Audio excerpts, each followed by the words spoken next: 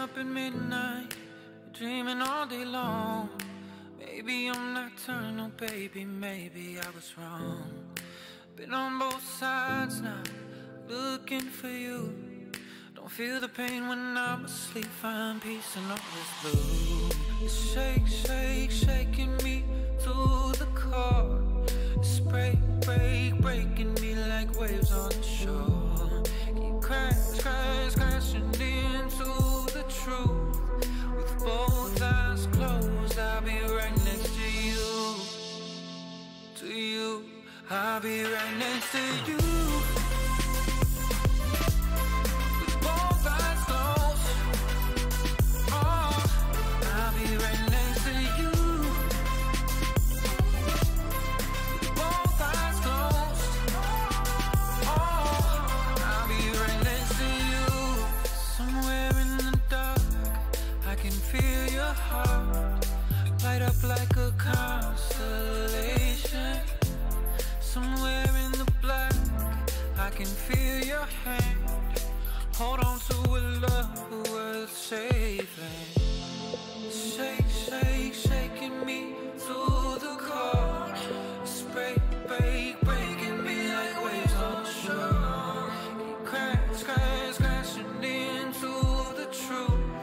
With both eyes closed, I'll be right next to you. To you, I'll be right next to you.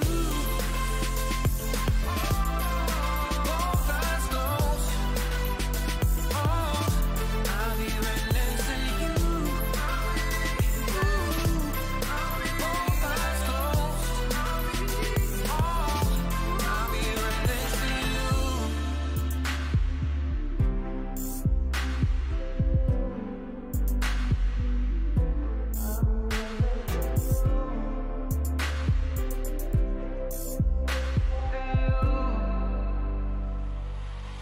I'll be right next to you. I'll be there. Both eyes closed, oh, right next to you. Oh, both eyes closed, oh, yeah.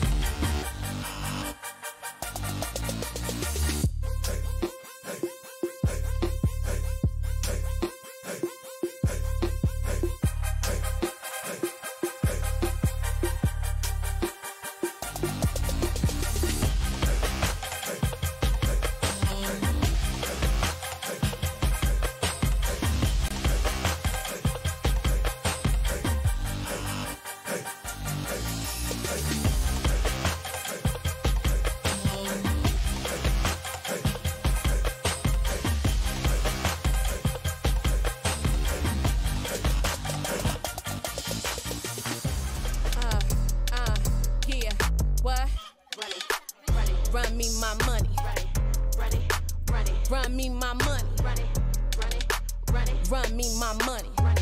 Yeah, yeah, yeah. Big bad money maker, working hard for all this paper. Check my stats, I'm kinda major. Can't nobody do it greater. I can make your body rock. I'm the boss, I call the shots. Doesn't matter what it costs, baby. No, I got it. I'm forever popping like the hot grease in the pan. Gotta make them understand. I don't never need no man. I'm a INDEPENDENT chick. Yeah, you haters think you slick. Got it all, never fall. I'm the one they always call. Spend a stack up at the mall. They say I'm the greatest, y'all. I bring all the flavor, yeah. I bring all the heat. If you ain't trying to get money, baby, you can have a seat, yeah. Run me my money. Yeah, run me my money. Run me my money. Run me my money. Run me my money. Run me my money. Run me my money. Yeah, look, they don't want no smoke cause they know I got the vapor. Keeping all my jewelry on me tighter than the taper. I be on my ballin' tip harder than the Lakers. Do nothing for low, I don't do no favors. Came from the bottom, busting out the bag. I'm the girl you never had, never will and never have. All these suckers know I'm bad, know I'm lit. Make these haters wanna quit. I don't want no things you got, not even a little bit. Face pretty, game tight, make you get some act right. Play me once I catch a flight, money Himalaya height. Got no time to be polite, get these broke men out my sight. If you got the cash, baby, we can leave tonight, alright? Run me my money. Yeah, run me my money. Run me my money. Run me my money. Run me my money. Run me my money. Run me my money.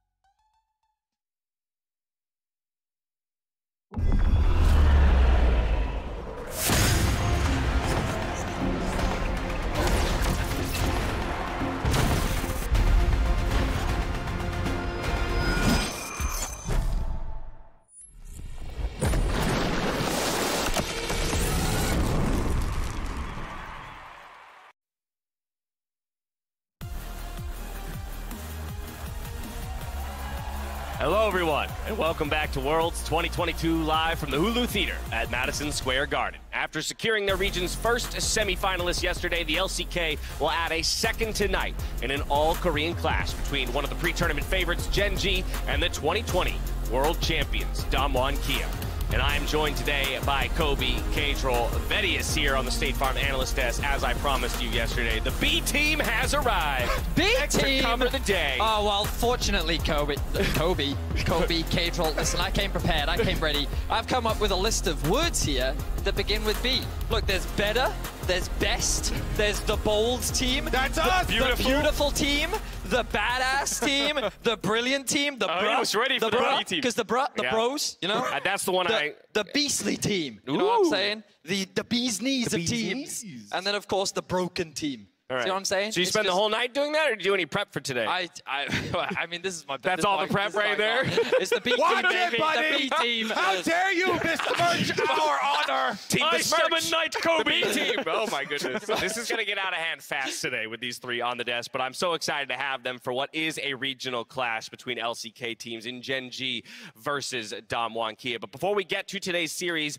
one of our final two remaining quarterfinals, we have to recap what we saw take place on stage just yesterday. T1 versus RNG. It was a 3-0 finish for the most decorated org in League of Legends history, as Faker once again makes it to a semifinal. Oh, and that was one of the most fun 3-0s that I've watched in a long time. T1 on point. It was so cool how they had so many of these little moments of sidestepping key abilities, really making them look like the gods they are. Yeah, I think the current meta can just give you so much individual skill expression. Keria, even on the Tamken, just making fun of kids, right, with his sidesteps, with his movements.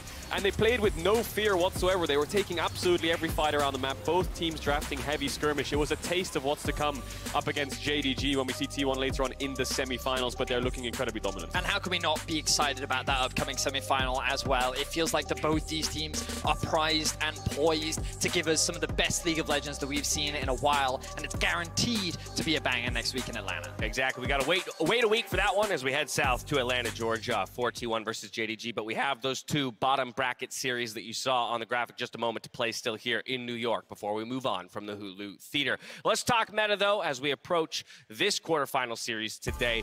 All worlds long, we've been tracking different priorities of champions, but wanted to isolate to the top 5 champions in presence. Get your thoughts on how things have broken down over the tournament so far. Yeah, I think in the start of playing, I think things like Kalista and Maokai were just so prevalent and just so high priority and pick. That's carrying over a little bit here with Maokai. We didn't see him much in yesterday's series with T1 RNG. Aatrox, though, 100% pick ban. Teams have tried answers, and some of them have succeeded in the T1 series, but still such a strong champion. Yeah, only one of them has really succeeded, I feel like. It was that Zeus answer. The Maokai, I especially like bringing this one up because Maokai has a terrible win rate here, has been kind of stomped and surpassed in a lot of the meta. I like how it is evolving, and I expect this to further evolve in this series because Yuumi is 6-0 undefeated, but Gen.G is the team that is well equipped to actually deal with the Yuumi in Champ Select. They defeated it multiple times in LCK. They've got Lehens down there in the support role to counter it with Singed and whatever he feels like. And yes, we got a little taste of the Singed when they played up against RNG, but they were playing Singed against Aphelios Leona. That wasn't the plan.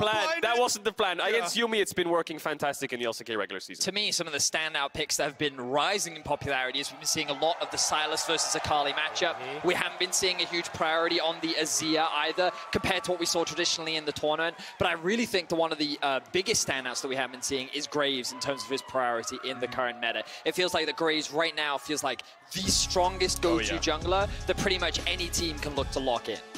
Yeah, speaking of, while Graves has risen in priority, a notable lack of Azir more recently for being a power pick. Didn't see that at all yesterday. And of course, still wondering who's going to maybe unseat Aatrox at the top of the presence table, or who will be the best answer to Aatrox in the future. I want to dive deeper into that, Graves, though, with a little bit of State Farm neighborhood tactics. So I'm going to hand things back over to these gents here in the middle of the table to talk through some Graves. Yeah, I think jungle has really risen to the forefront of the discussion here because simply Graves. This champion first picked in both previous quarterfinals in game number 1, and then proceeds to get perma-banned because of this right here, the exact same invade route taken by both. So let's run this through, and you can see how easy it is for Graves to systematically remove jungle pathing options for the opponent.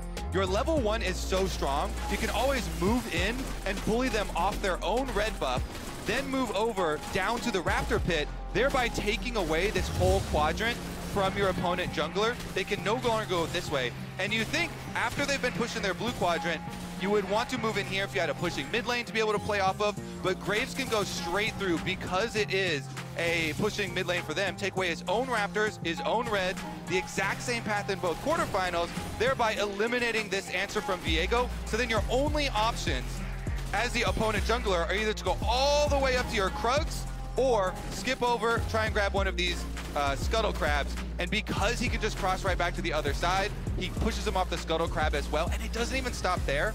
2:15 the respawn timer for every mini camp, and so owner here, Graves, will be able to return for second respawn of those Raptors as well. It is a way for Graves players to deterministically increase their chances of winning the game by guaranteeing an early game jungle camp lead. Yeah, and we saw Kanavi do the exact same thing against Rogue, where you get the Graves and you invade. And I think there's two main things here. One is you have push and priority. Priority is almost like a given. You know, at the start of the game, your jungler asks you, do you have prio in this lane? You say yes or no. Push is almost like something that's given to you in a sense where it's like, oh, I have push on this wave, I can move. When you invade like that, I feel like the Graves can guarantee mid-push no matter what the priority lane state is. And he can also guarantee top push when he backtracks up towards top side, because the enemy jungler only has one quadrant. So I think it guarantees push in lanes that don't have prio. I'm especially curious, given the junglers on each of these squads, to see how the two teams decide to play around the Graves pick today. And we'll talk more about the nitty-gritty as we get closer to the series itself. First, I wanted to take kind of a macro look at both of these squads, these organizations, rather, because yesterday we had our most decorated team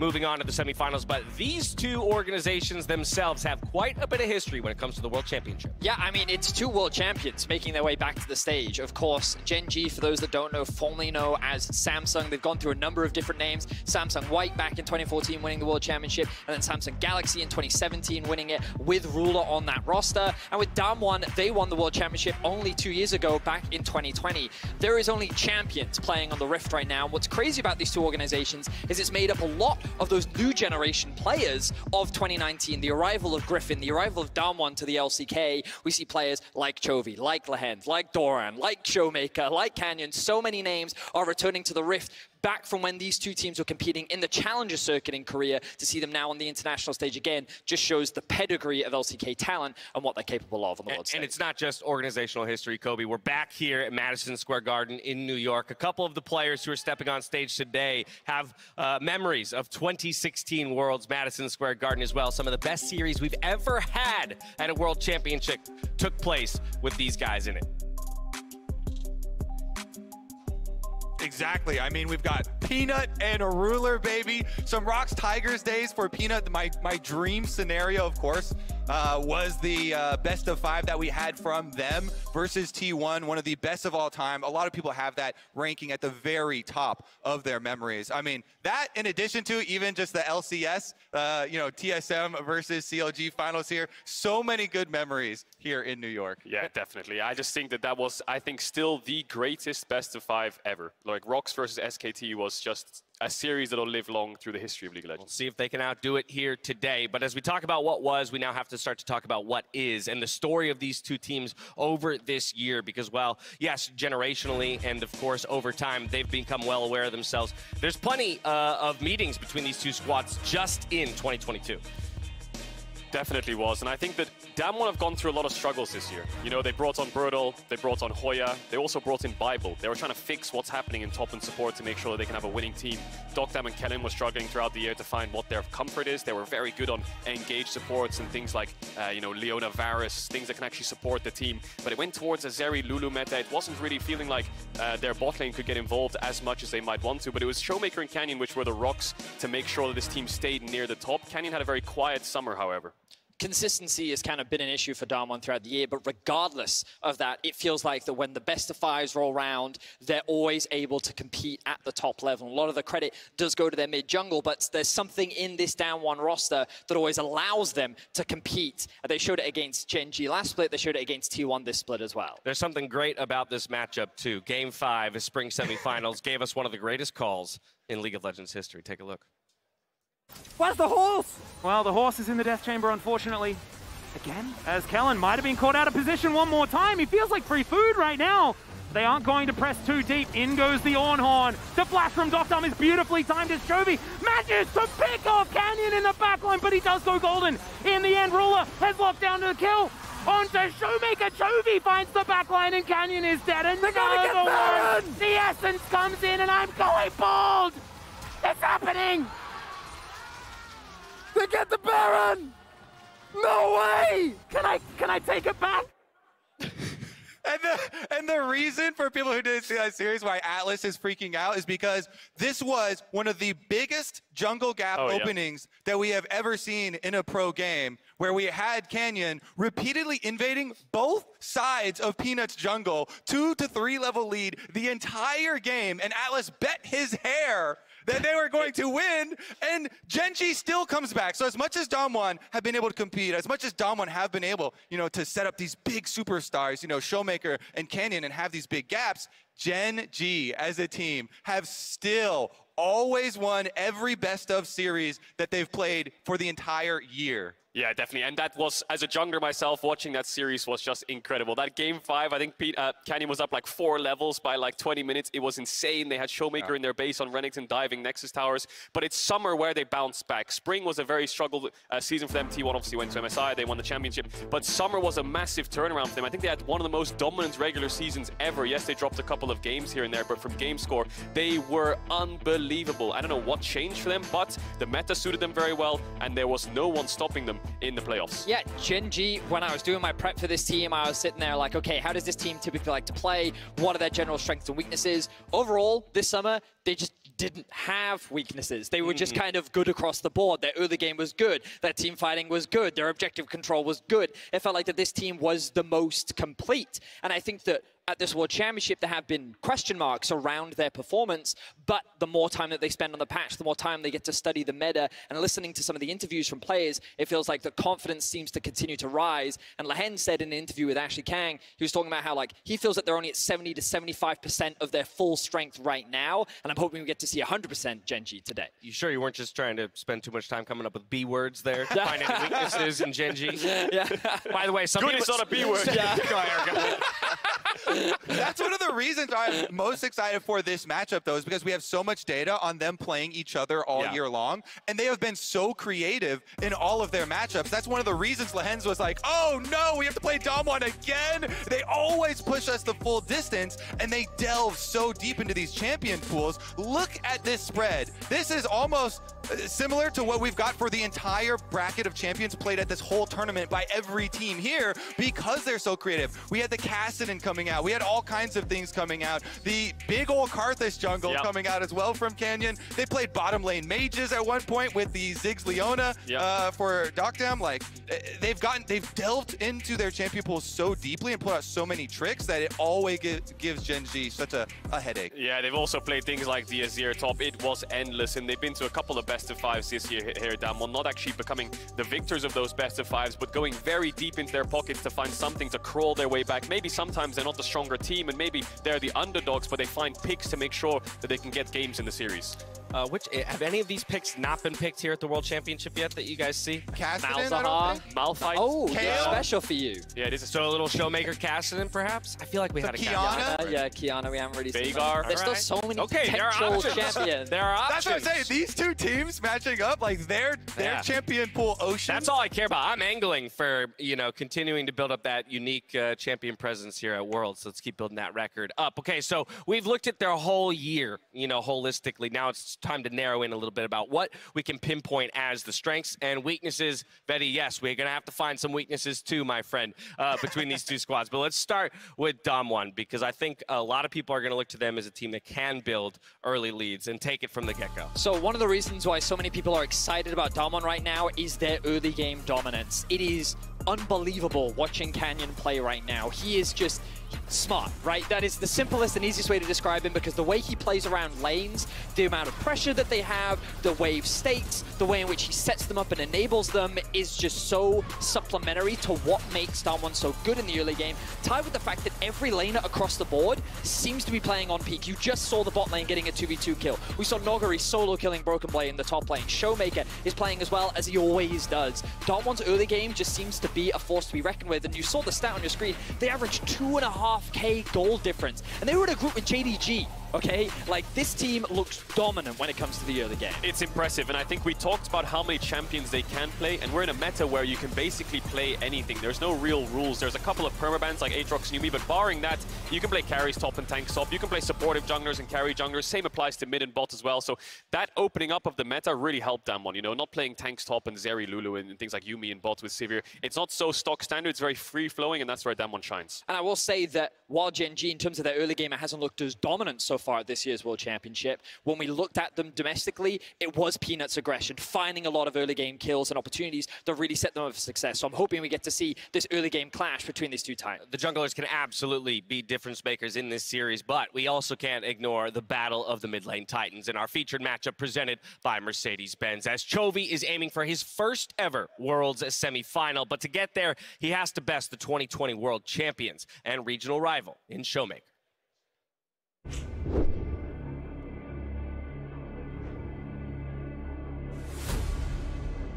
The LCK mid lane lineup for this Worlds is stacked, with Showmaker and Chovy already proving that they can challenge the greatest of all time. But the scoop, the dupe, the dunk, down one Kia, destroy G2. Showmaker, playmaker, my goodness, with the Azir sweep, they wipe them off the map. Tonight, these two superstars face off in our featured matchup, presented by Mercedes-Benz, in a series we were denied in the LCK Summer Playoffs. Peanut will live. Can they win the rest of the fight, though? Oh, the hostile takeover is fantastic. Gala, he rocket jumps, but can he live? It looks like the answer is no, as it's a double kill for Chovy. Chovy has never made it past quarterfinals at Worlds. This will be his 4th attempt on 4 different teams. Showmaker has made it to the finals twice and has lifted the coveted Summoners Cup. In this LCK civil war, all our eyes are on the mid lane as these LCK Titans battle for a spot in the semi-finals.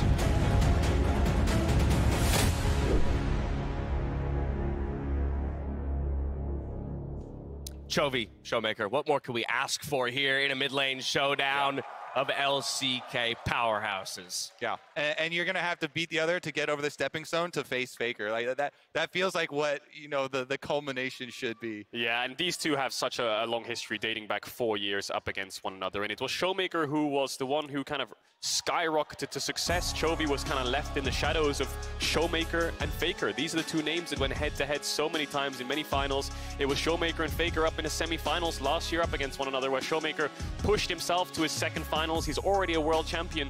Chovy's never gotten past quarters. He's always regarded by analysts and players that he's one of the best laning mid laners. Even Dopa was saying that this is the next coming of one of the best mids ever. But he never found the transition or the team. First it was DRX and it was Hanwha Life. Now on Gen.G, it really looks like the team that's helping him push himself to a champion. He's already got the LCK title, but he's looking for a world title, which Showmaker will try to stop him from achieving. And the last time they met was internationally. The last time they met was 2 years ago, Damwon versus DRX, when Chovy was alongside Deft. They were 3-0'd, and it's just kind of the difference in terms of their historical success. You can see that Damwon as a team have kind of always made a name for themselves internationally. Even in their first year, they were turning heads, they were drawing people's attention, whereas Griffin for Chovy, no one really batted an eye. They were going up against Invictus Gaming, the reigning world champions, and then they were just kind of left to the side, and that's kind of been Chovy's story. While I think domestically, he and Showmaker have had these heated battles and rivalries, and this year, Chovy's been able to get the better of Showmaker. On the international stage, this is Showmaker's playground. Now, granted, you did drop to the eventual world champion, so that's a tough quarterfinal draw. When we just talk about the fact that he hasn't had the opportunity, or rather, well, he's had the opportunity, hasn't succeeded in making it to a world semifinal just yet. But what sweet revenge it would be then for him to get it done here today. And he's set up to do it. That's the thing. All signs are pointing towards, you know, with summer dominance for Gen.G, the revenge here for Chovy to actually take the stage and push Showmaker off. So here's the deal. Given that we have so much data around these two teams, the way they match up, the players as individuals, as we've kind of talked about over the last 20 minutes, I wanted to approach dissecting this matchup here today a little differently than we have many in the past. Instead of going necessarily lane by lane, I wanted to challenge each of you to explain to me and the audience at home which lane you think will be the deciding factor in this series, one way or the other. And while we do this, we'd like for you in Twitch chat to spam as well which lane you think will be the most important to deciding the results of this Are we writing series. it down, are we? Each of these guys, I mean, go. You make your Hey case man, however you I made want. my pitch. You're just copying me right here's now. the deal. All I'm saying is already. The rules Calm down, Calm down. Chill out, bro. the rules are simple. You're each going to get 90 seconds to make your case. And in the meantime, chat will be spamming along to see what they think as well. Velius, I believe we are going to start with you, my Hell friend. yeah, man. Start with me. Here we are. Chat, you all know it. It's the jungle roll. Okay, cringe. jungle roll is broken, and we get to see two of the world's best junglers going up against each other. It's Canyon versus Peanut. Peanut. I already talked earlier about Canyon's unbelievable early game dominance, but Peanut, I feel like we haven't really had the opportunity to see his full strength yet. When you pair him alongside reliable laners in the form of Chovy and Ruler, how can you not sit there and see jungle being the key matchup that's going to determine everything? Peanut is about efficiency. He might not gank often, but when he does, he's guaranteed to get a kill. Whereas for Canyon, it's all about control. It's about making sure that the game is going in a way that he decides it is going. These junglers are so important to the success of their rosters. There is no universe where the jungle role will not decide the outcome of this game. So jungle diff, you mean kind of like the one where Canyon invaded Peanut repeatedly, had a 3-level lead. The biggest jungle diff that we've seen in pro play, and then they lost that game? Okay, you think so that's the most important role? Useless role. They lost that game. No, you know you watched that one, But you right? know that determined everything. That was everything, bro. I'm telling you, it's jungle role. Jungle role is the role. Not a chance. Not a chance. We've seen how big of a gap they can create, and it still doesn't mean you're going to win the game. Kobe's going, by the way, in case you weren't sure. It's Kobe's turn. It's going to be a bot lane diff. Bot lane is so incredibly OP right now at this tournament. Did you know these two bot laners are the highest DPM bot laners of the entire tournament? Did you know these two teams have played around Dragon the most, the highest Drake control percentage of all teams in the group stage at Worlds? You cannot stack those Dragons without bot lane dominance, and you get a 2-for-1. Also, support role is OP. It completely changes the way that your team gets vision and wards in the game if your bot lane loses. Then you can't roam as much. Kobe, how do you swipe the dragon, Kobe? How do you swipe the dragon, Kobe? Objection, he chose 2 roles. What about? I get 2-for-1. There's 2 people in bottom lane, That's 4 summoner baby. spells. It's also the biggest impact on draft right now. The Lucian Nami, 1,200 DPM Lucian. There's no way that Ruler. Lucian Nami just goes up and gets 2v2 kills. The jungle comes and ganks with the push, bro. Plus Heimerdinger, it does so much. And Gen.G, they don't have to ban Yuumi because teams have had the blue side ban Yuumi against them because of Lehen's. I lost control. I was taking bets. He must be out of time. He's got to be out of time. No, actually, you know what's funny? He's not. He still has 15 seconds. And y'all just decided to jump in on him. That's right. Allow me to dispatch them now if your they time's interrupt up. again. Now your time's up. Okay. Cajal, you're up next. I took bets earlier with people about how long it would take for me to lose control of this desk. I thought I'd at least make it through the pre-show. Didn't happen. Go ahead, my friend. Jungle and bot lane, cringe roles. Top lane is where the real Giga champs are at. You saw it in the last series yesterday, T1 versus JDG, how important top lane can be. Those are different top laners. Fiora, Jace, Gangplank, Jax, all of these champs banned away. Aatrox being such high prio. If you get your top laner ahead, split push is not so much the meta right now, but getting side lane push into mid is, so you can get to objectives first. And we were talking about Gen.G and what their weaknesses are.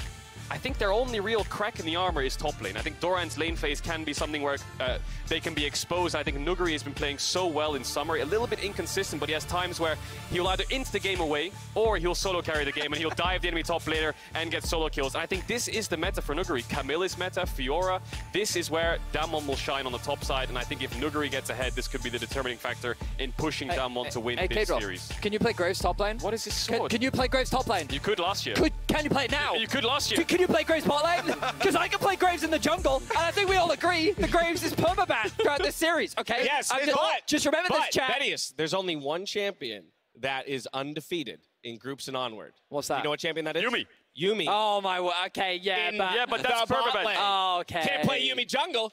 Can't play Yuumi top lane. Dude, Dopa even takes my agreement as well. He had a big post where he's talking about bottom lane OP. CV Max also agreeing with me. Hey, you don't have the sword of speaking, okay? You don't get to talk right now, So okay? I'm sure that everything that these guys just said made a whole lot of sense to them. Might have sounded like gibberish to you as it did to me in all of the chaos. But I am curious what our audience at home ended up thinking. Top lane. See if we It's can get jungle those roll. results We all up. know it's jungle roll. Jungle roll! Why are top laners so Everyone knows. Classic. Everyone hates junglers. Everyone hates top laners too. No, you know. Look at 11%. Graves is OP. Thank you, Everyone chat. said Good jungle job, is chat. OP. We all know that jungle roll is broken. At least we can all agree Cagel's the loser. That is Hell true. yeah. That's very clear. Well, I've That been is playing very top clear lane here. for the last year, so yeah, I'm losing it. All right, so we know what the fans think about the roles that will make a difference in today's series. Let's see who they think will actually take the best of 5 between Damwon Kia and Gen.G. Our MasterCard fan prediction for the day, as they sit at a 75% prediction rate, by the way, the fans as a whole. Wow. But they are giving it fairly fairly squarely in favor of Gen.G, 61% of the vote. I mean, how can you not, right? Gen.G is the first seed coming out of the LCK. Knowing what's to come? Yeah. Oh, that's going to come back to bite you. Listen up, Fred. Listen up. Just get ready. Listen up. Why is he talking smack? Look at these NA guys. They're the same team. The camera wasn't on us. No one saw that. Hey, it's understandable why they would say that, but it's ignorance, okay? It's foolish ignorance by the fans. I got you, buddy. We'll be divided on predictions later on, I'm sure. Please explain it to us ignorant fellows over here why Gen.G, who has won every series that they've played against Dom1 this whole year, best of 3s or best of 5s, are not going to win. Gen.G have had a fantastic year. Yes. I will not dispute you on that. Agreed. Gen.G beat them in the best of 5. I will not dispute on that. I love your point so far. It's good because if you did dispute me on that, but you'd be wrong. The meta shifted so much to the point where Damwon, I think, is the stronger team right now. So as much as I love those fan predictions, Damwon having a 38% chance, I can kind of see it. I mean, Gen.G are the favorites coming into this, but Damwon in best of 5s never fail to impress. Let's get the predictions up. Come on. They're not the favorites. Oh, yeah? They always pull You want to something get the out. predictions up? I'm ready to get the predictions up. Thaddeus wants the predictions. I want the predictions. Who's going to start? Well, I'll start over here. Oh, I'll start over there. Kobe, give I it. think it sounds natural. I'm erasing. To start. We're going to start with Kobe. He's going to write it down. But you can start making your case, Kobe, for your prediction here. I am going to go Gen.G. Gen.G have beaten Dom1 in every single series that they've played this year. They have the most reliable carries in the entire world, Chovy and Ruler.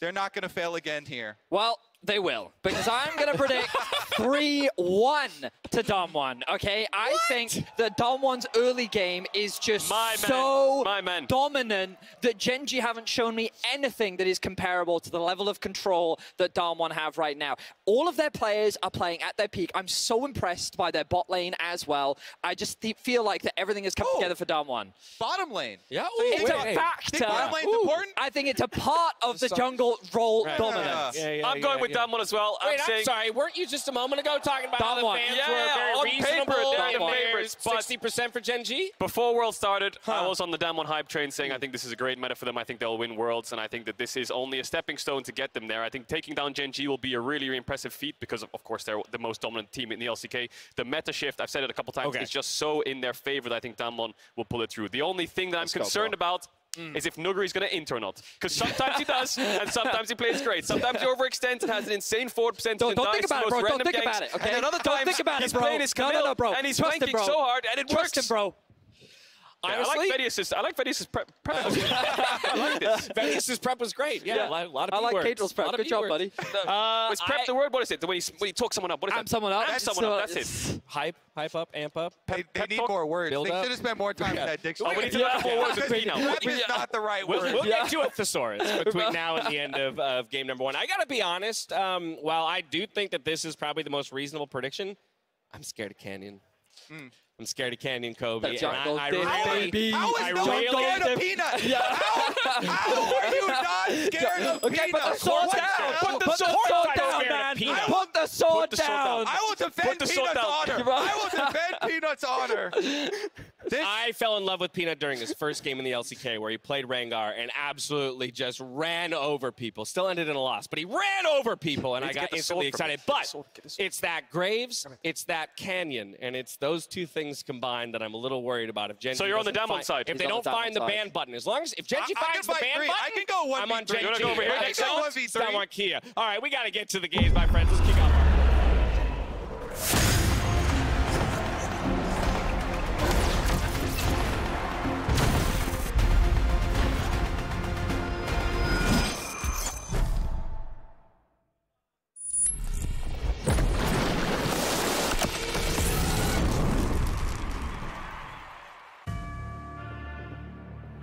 한국 내에서 비욘드 더 월 벽을 넘어 한계를 넘어 올해 젠지와 젠지 선수들이 걸어온 길입니다. 롤드컵이라고 해도 서머 스플릿과 다를것없어요. 저희가 LCK 최강의 팀입니다. 다시 한번 저를 증명해 보겠습니다. 담원이 또 한 번 롤드컵에 우승한다면 이건 담원의 시대라는 명백한 증거가 아닐까요? 휴식기를 통해서 좀 더 마음의 여유를 찾고 다시 해봐야겠다 해서 다시 담원 기아에서 다시 도전하게 됐습니다. 이번 월드의 목표는 가장 잘하는 탑으로 다시 한번 우승을 하고 싶습니다. 20 너구리의 재림이 현실화된다면 LCK 넘버 3에서 세계 1위로의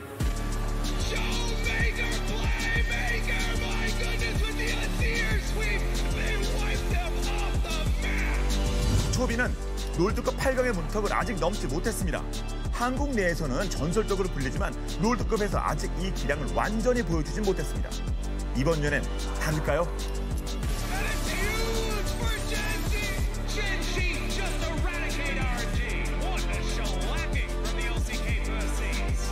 라인전에 초비는 불, 쇼메이커는 물이란 말이 있습니다. 초비 선수는 일단 약점도 없는 것 같고 좀 되게 라인전을 정말 기계적으로 잘 해가지고 여론은 이제 라이벌 의식하지만 저는 쇼메이커 선수 한 명만이 아니라 모든 선수를 경계하고 있기 때문에 물은 생명의 근원입니다. 정말 대단한 선수인 것 같아요. 뭐 저도 항상 보고 배우려고 하고 있고 물은 모든 생명, 문명을 파괴합니다. 결국에 제가 이겨야 할 상대일 뿐 절대 양립할 수 없는 둘의 대결. Gen.G supremacy here. Someone key are slaughtering. Poised to fight for first place. 초비와 쇼메이커가 만들어갈 물과 불의 노래.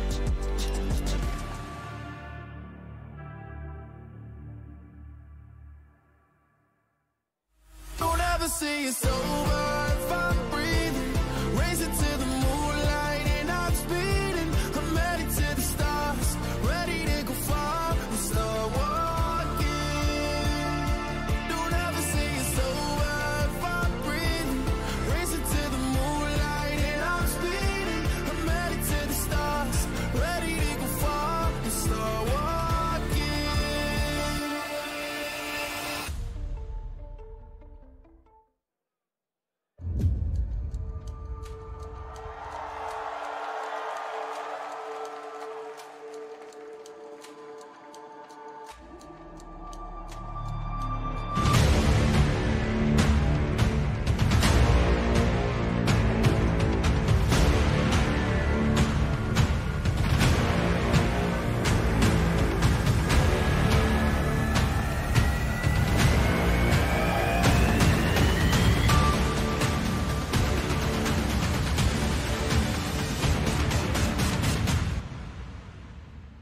Welcome, everyone, to the Hulu Theater at Madison Square Garden. Today, we settle a matchup that has kept us on the edge of our seats all year. A battle between former world champions and reigning regional titans. First, help me welcome to the stage your LCK Summer Champions, Gen.G!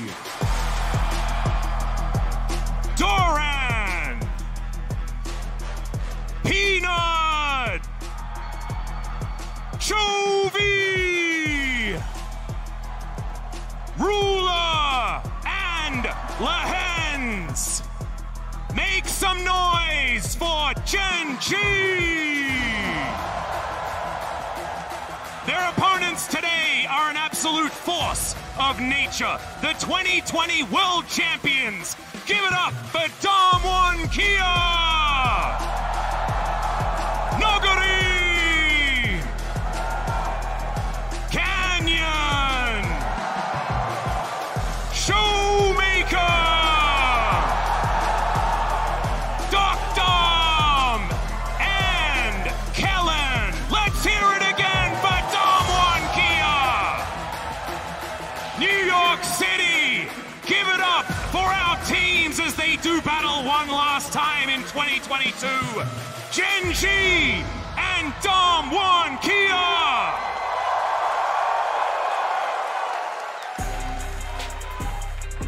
Welcome to the caster desk, ladies and gentlemen, and everyone here at New York. It is time for a rematch of a series that has gone the distance all year long, gentlemen. Do you think it's going to happen again, Isaac? Have we cursed it enough? Well, I will say Chronicler has told me probably 20 separate times that it's guaranteed to go to best of 5. Yes. So if I've learned anything, It's a quick 3-0. I have been very accurate in my predictions thus far, so I have faith. I'm trying to reverse Cursa here, you know, to guarantee the banger. I'm actually off the hype train of the 3-2. It's not happening. Guaranteed 3-0. Guaranteed. There is no way that we're going to have an interesting 3-2 series. It's not going to happen. And I've been anti-cursing this entire Worlds, so I'm hoping that that is going to mean that we actually have a banger. And I just hope that we get some of the spicy picks, some of the really cool stuff that we've seen coming out from both of these teams. Because that has been the story all year. Even when Damwon Kia had issues with working in Berto and Hoya at the beginning of the year, Dogdon and Callan took a while to really get going, and even when Noguri came back, it wasn't until they found their creativity that they were able to stand up to Gen.G. I have so many questions going into this first draft, right? Because so many teams, I think, in the individual groups had different reads on the meta. And with these two teams coming together here, what will be their read in the quarterfinals? Will we actually see Ruler getting something like the Lucian? Will we see the answer on the other side from Dokdom of that Aphelios, right? If the Aphelios gets banned out, can you still actually let that Lucian through, or do both have to become banned? And then that opens up other potential things. So I think there's so many interesting questions here for game 1. And we have seen that both of these teams, even Gen.G, a team that used to be known for being very stock standard, have embraced finding different solutions, and especially in a best of 5s. Of course, it's an LCK, and they will start it off with a little bit of a delay. So double the chance. Sorry, we want to make sure you all feel at home. Yeah, we do. Thank you. Thank you. So we're apologies to you. I think Noguri says it all with his facial expression there. Very quizzical about the whole situation. Like, even in America? Even here? We can't escape the whole it. time? Always. Yeah. Thanks, Azale. No problem. I got you. That's what I got you guys for Christmas. It's an early gift. Yeah, there we go. We just get to podcast with you. And I podcasted with you the other day. Twice. And it was the longest one in history. And I'm hoping that doesn't carry on. That's fine.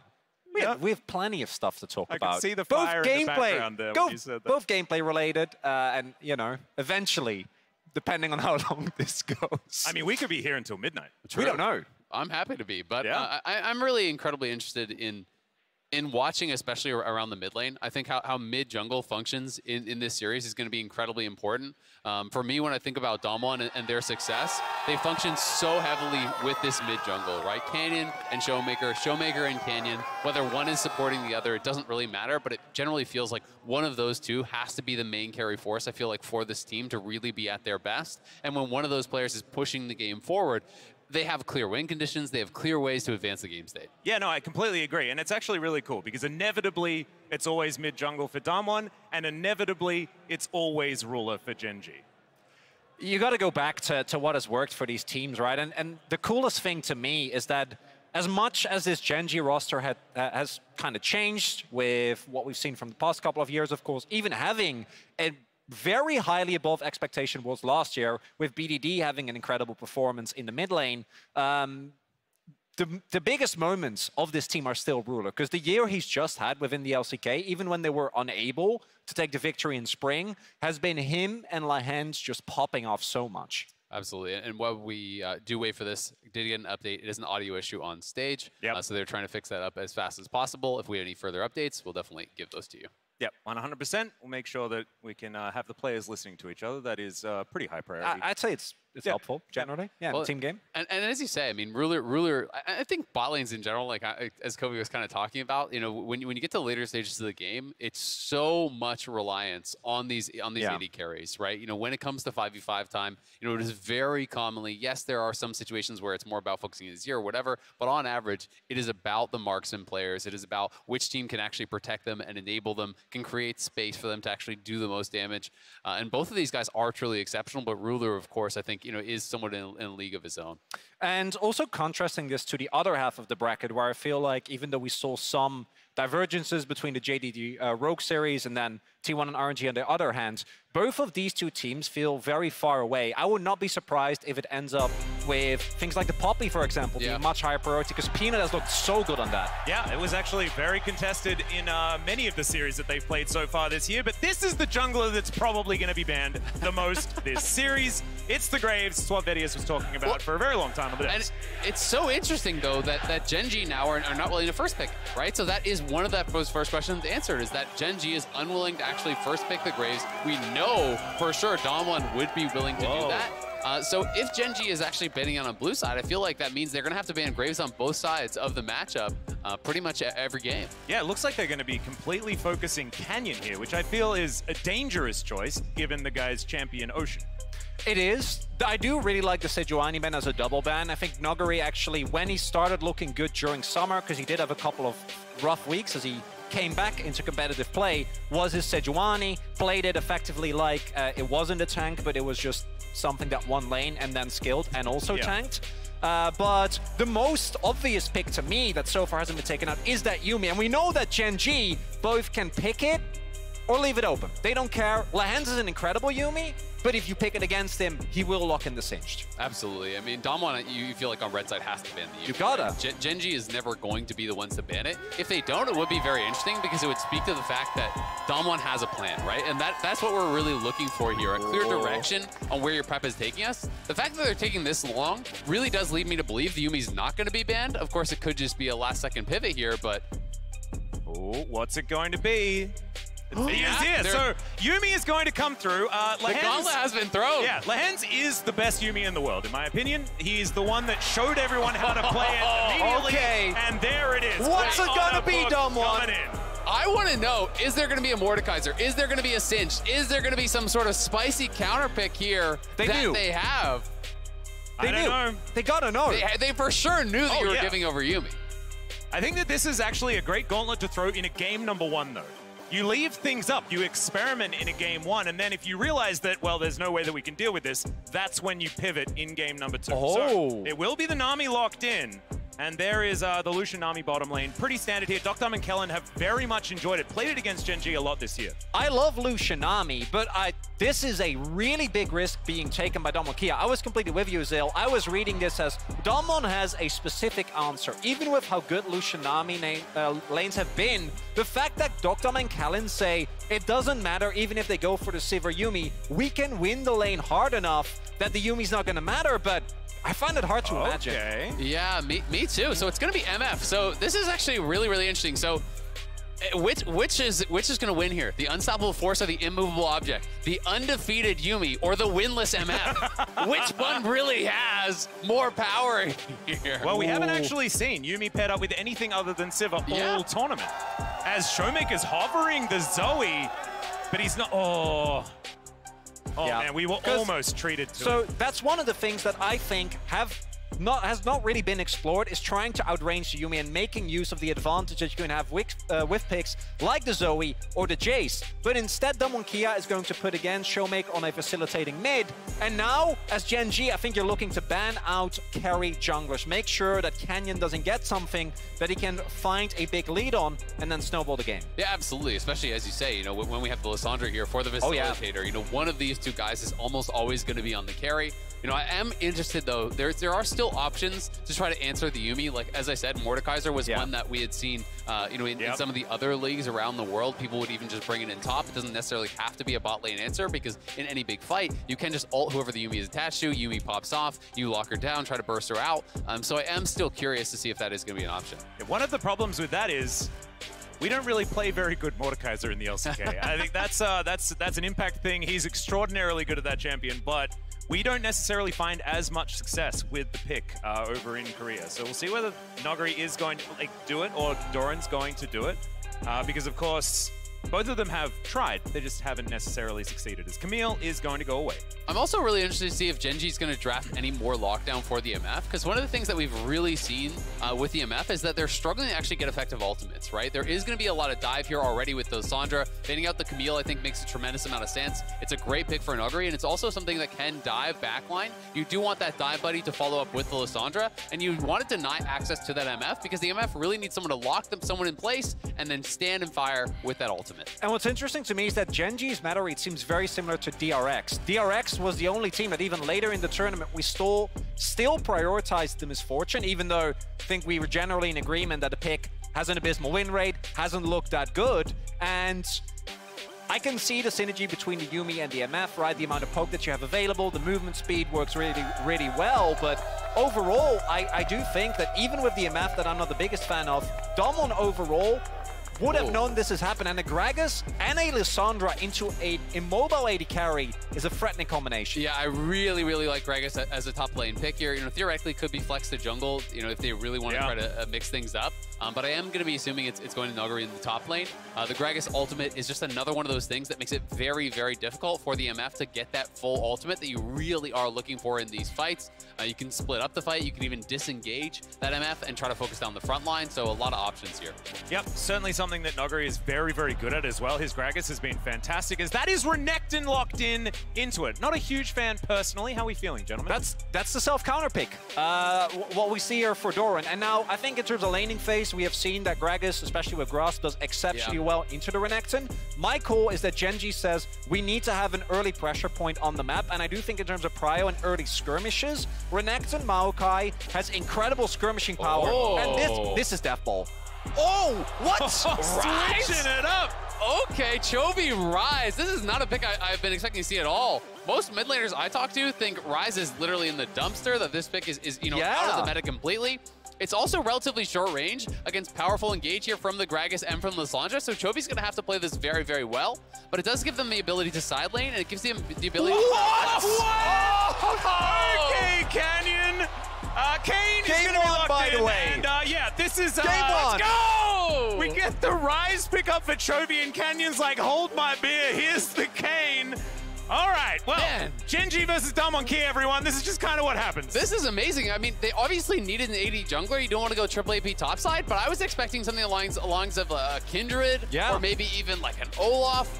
But the Kane here is going to be incredibly exciting, and to me, so much of the Kane depends on your early game. How quickly can you actually get the transform? When you're against a Maokai jungle, I do like this pick especially because when you're against tank junglers as the Kane, you can invade heavily and scrap with them non-stop to really farm those souls to get an early transform. And if you can get an early transform on Canyon, this is one of those power farming junglers that really can take over the game. It feels like it fits his style conceptually. I love it, and I also think that the Kane specifically into Maokai, especially if it does end up being the red Kane, has so much innate power, and this is what we've been treated with in the LCK for the entire. Every time these two teams face off, they make reads that no other team does, and this is the perfect way to start this series. I don't know what to expect, but I'm very, very excited to see who's going to come out on top. We have to remember that Canyon versus Peanut has often been extraordinarily Canyon favored in the early game. Peanut is certainly able to turn it around, largely due to the fact that they have that rock on the bottom side of the map in Ruler. And we also have to add, there's a Yuumi next to him as well, piloted by Lehens. What an absurd start to this series, and here we are on to Summoner's Rift for game one. I mean, this is going to be so exciting. I will say there is an enormous amount of CC here on the Gen.G side to get lockdown for Ruler's ultimates, right? Everyone else on the team here has roots, has CC to try to get that ideal ulti, and Damwon looking for something a little bit sneaky here. And also with the relative lack of range of both these compositions, whoever... he doesn't know. Canyon. I think he's just going to start enemy wolves. He's actually looking just for a level 1 start, because based on the mini-map, no one else is actually moving over here to assist him, right?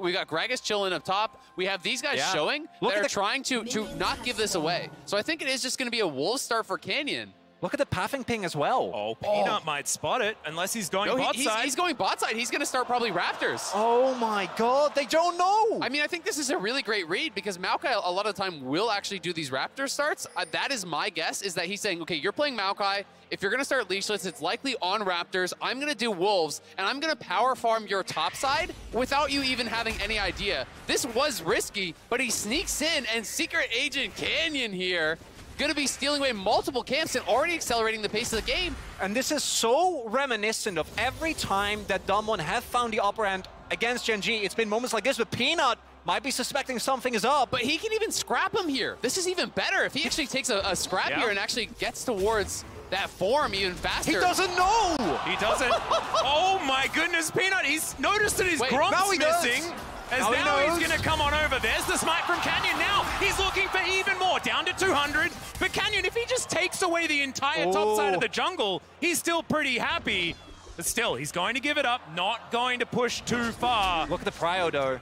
Yeah, he's got to back off. But this is perfect. He already took 2 camps away, right? Now he can just go Raptors. He can even go Raptors down to his bot side if he's worried about a counter evade. But, like, he can even do Raptors red. He can go anywhere on the map from that. He's already taken 2 camps away from the enemy jungle. He's gotten a little way towards his transform. This is a brilliant level 1 here from Canyon. It also refers to what you were saying earlier with Ken. You want to try, especially, I think, into the Renex and into the Maokai, fight with them early on, get as many orbs as you can, and rush towards that form. Overall, though, when we look at the rest of the map, and I think the reason why Canyon couldn't really continue to keep going is that, as I think expected, both of his solo lanes did get pushed out. Yeah, absolutely. Doran was even cheating down, you know, threatening that he could move down, so you wouldn't want to stay around and actually fight to the death or anything.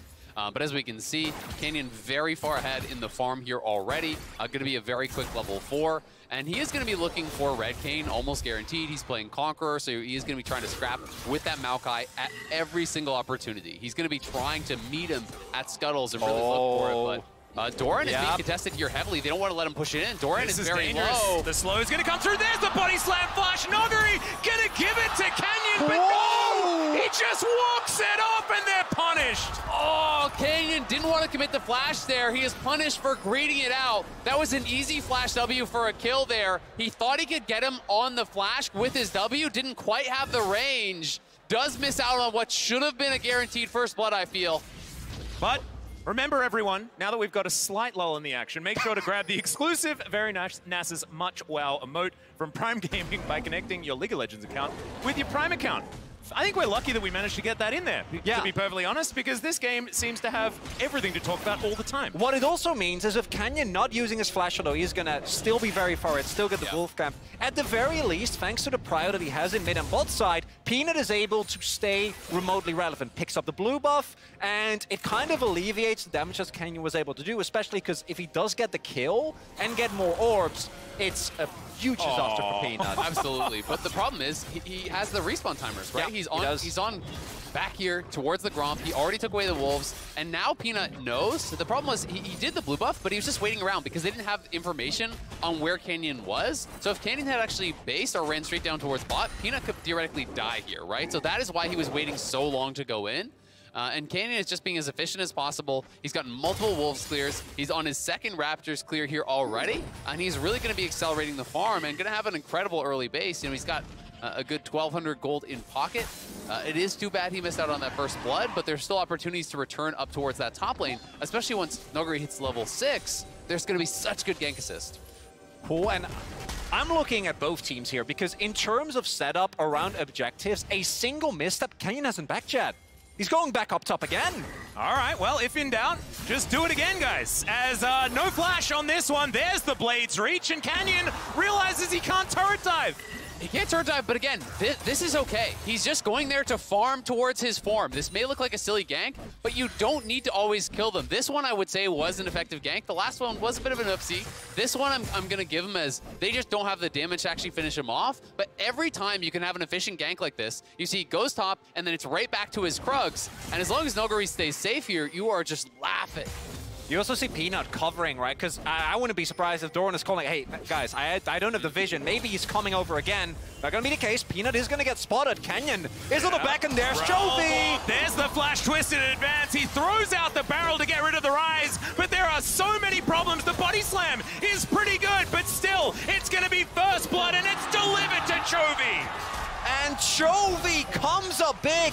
We have not seen this rise. It's been a pick that, I think justifiably so, has fallen down the ladder. Nerfed time after time for its immense impact. But Chovy, a guy literally known for just being in lane, finds the first blood. I mean, it's a great roam, alleviating the pressure there onto Doran.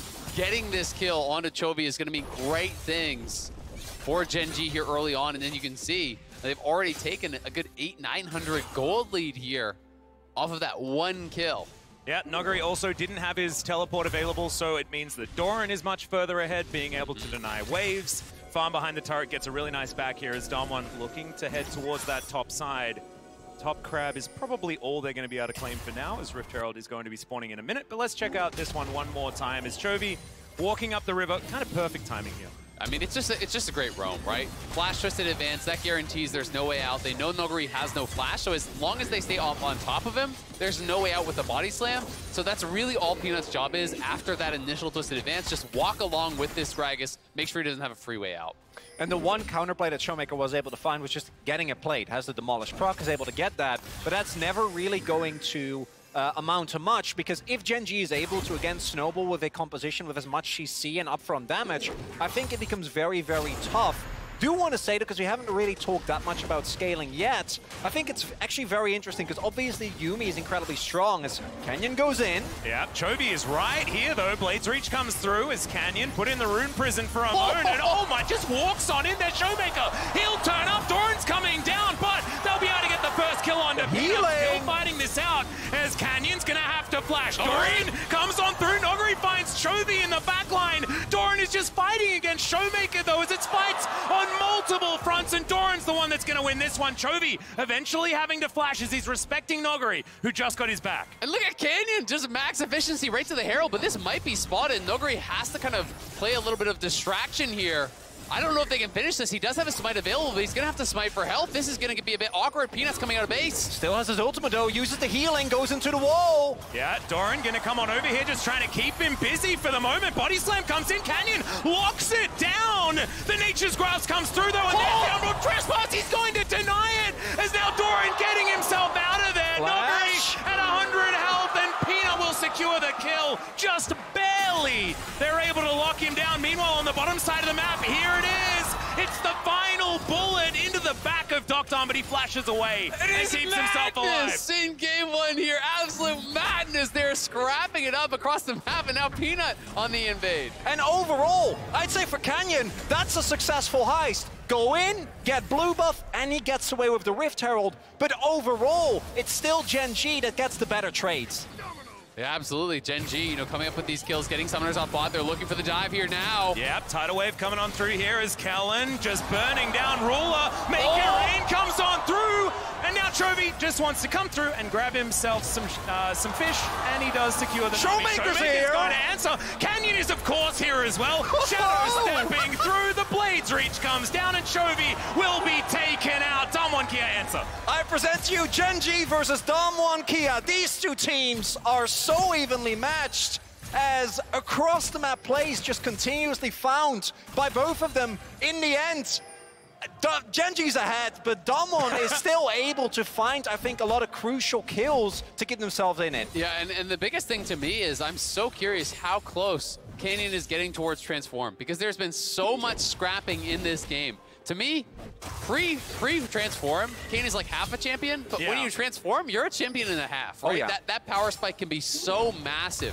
If he can find the correct fights, especially against these multiple melee scraps on the top side, it is going to be huge. Yeah, certainly pretty clear that there we go. wants to be heading towards that top side as there's Gore Drinker completed.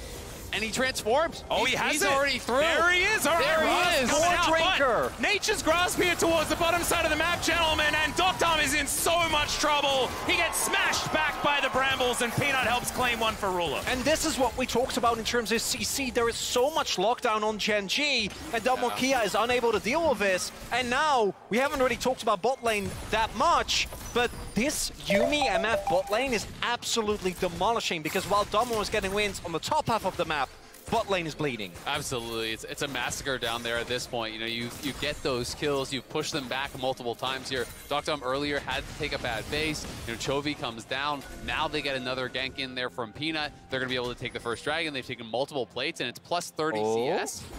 Massive goal difference, but they are looking for Chovy. Yep, there's the Frozen Tomb. Chovy's going to get knocked up. The Blades Reach as well. Now has that added CC. Goes golden, but that is just going to buy a few seconds and not delay the inevitable enough, as now they're going to be able to hopefully take down this turret, but no teleport to come through. Can they actually get this off in time? Yes. Yeah, the tower very tanky here on that last plate, and Doran's just going to pop ulti here to try to clear it out. Canyon, though, really, really strong. I mean, he got about a 10-30 transform and his Gore Drinker completed, so he just wants to fight constantly. His job now is find this Maokai, scrap, and just don't stop. Try to really limit Spina's effectiveness here. And as much flack as Doran, I think, justifiably so, is hold up. Yeah, Doran might be in a bit of trouble here, and indeed he is. There's the Umbral Trespass to come out. He does manage to slice his way over, and Canyon going to be interrupted by Peanut. The Bramble Smash is fantastic as well, as now Chovy comes in, but it's a double knock-up. Kellen turns up. Oh, Nogari just securing it, and now another bubble to come through. A double kill for the Gragas. The bot lane may not be going well, but Kellen's not bot anymore. Now they're going to try to die. Yeah, here's the final chapter. The bullet time, the cleanse is good. Doctor will barely survive, but he's walking the wrong direction, gentlemen. Some Alcove Gaming may need to come in, and there's no safety here. There is a turret, so he's definitely going to die. There it is, double up secures it. But look at mid lane, right? They're just non-stop pushing here, and Canyon again is just invading. He wants to scrap these melee champions the rest of the game. Because with what has happened on top side, Gen.G, who were 1.5k gold behind, ahead, are now behind Damonkia. Damonkia with the first turbot and the skirmishes that they found on top side that Gen.G opted into actually have now swung back the gold lead. You had a follow-up, I think. I'm trying, but it's so hard to keep up with this game because everyone is fighting everywhere all of the time, and we can see the lopsidedness with Gen.G pulling ahead so far in bot side, but then Damonkia with this Kane pick coming up huge. Absolutely, and I think Canyon's playing it incredibly smart, right? He just has to maximize efficiency, and honestly, he doesn't really want to fight Ruler or Lehens until it's overwhelming amounts of power. He just wants to be tracking Peanut, scrapping against Peanut and Doran non-stop here with this Conqueror, red form Kane here, early Gore Drinker. He's just got to keep finding them. They knew that Doran had popped his ulti mid lane to actually try to clear out that wave, so they're going to immediately go back towards top and look to punish. And just Doran dying here would have been okay. I think that you can come back from. It's unfortunate, but it happens. But instead what happens is they go in as the explosion from the cask, more than enough to set it up. And that was sexy. If that doesn't happen, for real, if that doesn't happen, Damonkia is probably still overall behind in gold. Absolutely, but I don't think they thought Kellen would be up there still. Right, like he stayed up top for so long, the wave was crashing bot, so my assumption is Gen.G's saying, all right, Kellen will be heading down towards bot to try to cover Docdom, and at worst we have a 3v3, and Chovy's coming out of base, Chovy's pretty strong, like we can fight. But when that extra man is there, the CC coming through from the Nami was massive because they're in that tight corridor, they both get caught by the Nami ult, they both get caught by Nami bubble. And as much as I like the scaling of Yuumi, and as much of a blight has been on this tournament, MF, to me, has had one big problem, that she's unable to deal with very tanky front lines. And if we look across the board, for Gen.G, there is an Everfrost Rise, there is Ruler who went for BT Rush, which is very high on the utility and the sustain, but in terms of damage, might not be enough. You're playing against a fed tank Gragas and a monstrously fed Red Kane that is what I assume will be building either a Black Cleaver or a Death Stance next. Going to be so hard to chew through those health bars. It will, but it looks like there may be another contest here. Gen.G is moving up, but Damwon is more established for this, so I think Gen.G will have to back up, give it up. There is a bit of an X factor in this one, though, and that really is the Realm Warp, right? Because I do think being able to Realm Warp Doran into that back line makes the fights very, very complicated for Damwon, right? Because if they're trying to send all of their kind of front line forward towards Ruler, and all of a sudden a very angry Crocodile shows up on top of Docdom's head, that becomes a difficult fight. There is also the amount of lockdown that we keep going back to for Gen.G because a single misposition from anyone on Damwon spells big trouble. Yeah, getting to 5v5s is exactly what Gen.G are trying to do this game. So far, Canyon has made sure that that is very, very difficult, as he's going to be splitting here towards the bottom side. Level 11. Yeah, he's absolutely... I mean, I feel like Nogari is actually kind of playing Jungle Gragas this game, and it's top lane Kane, as Canyon's being given... Gragas. Yeah, River Gragas, and just any side lane with farm Kane, as Canyon is ahead of him. I think that they have a lot of experience playing with Canyon these days. Oh, this is absolutely normal. Oh, yeah.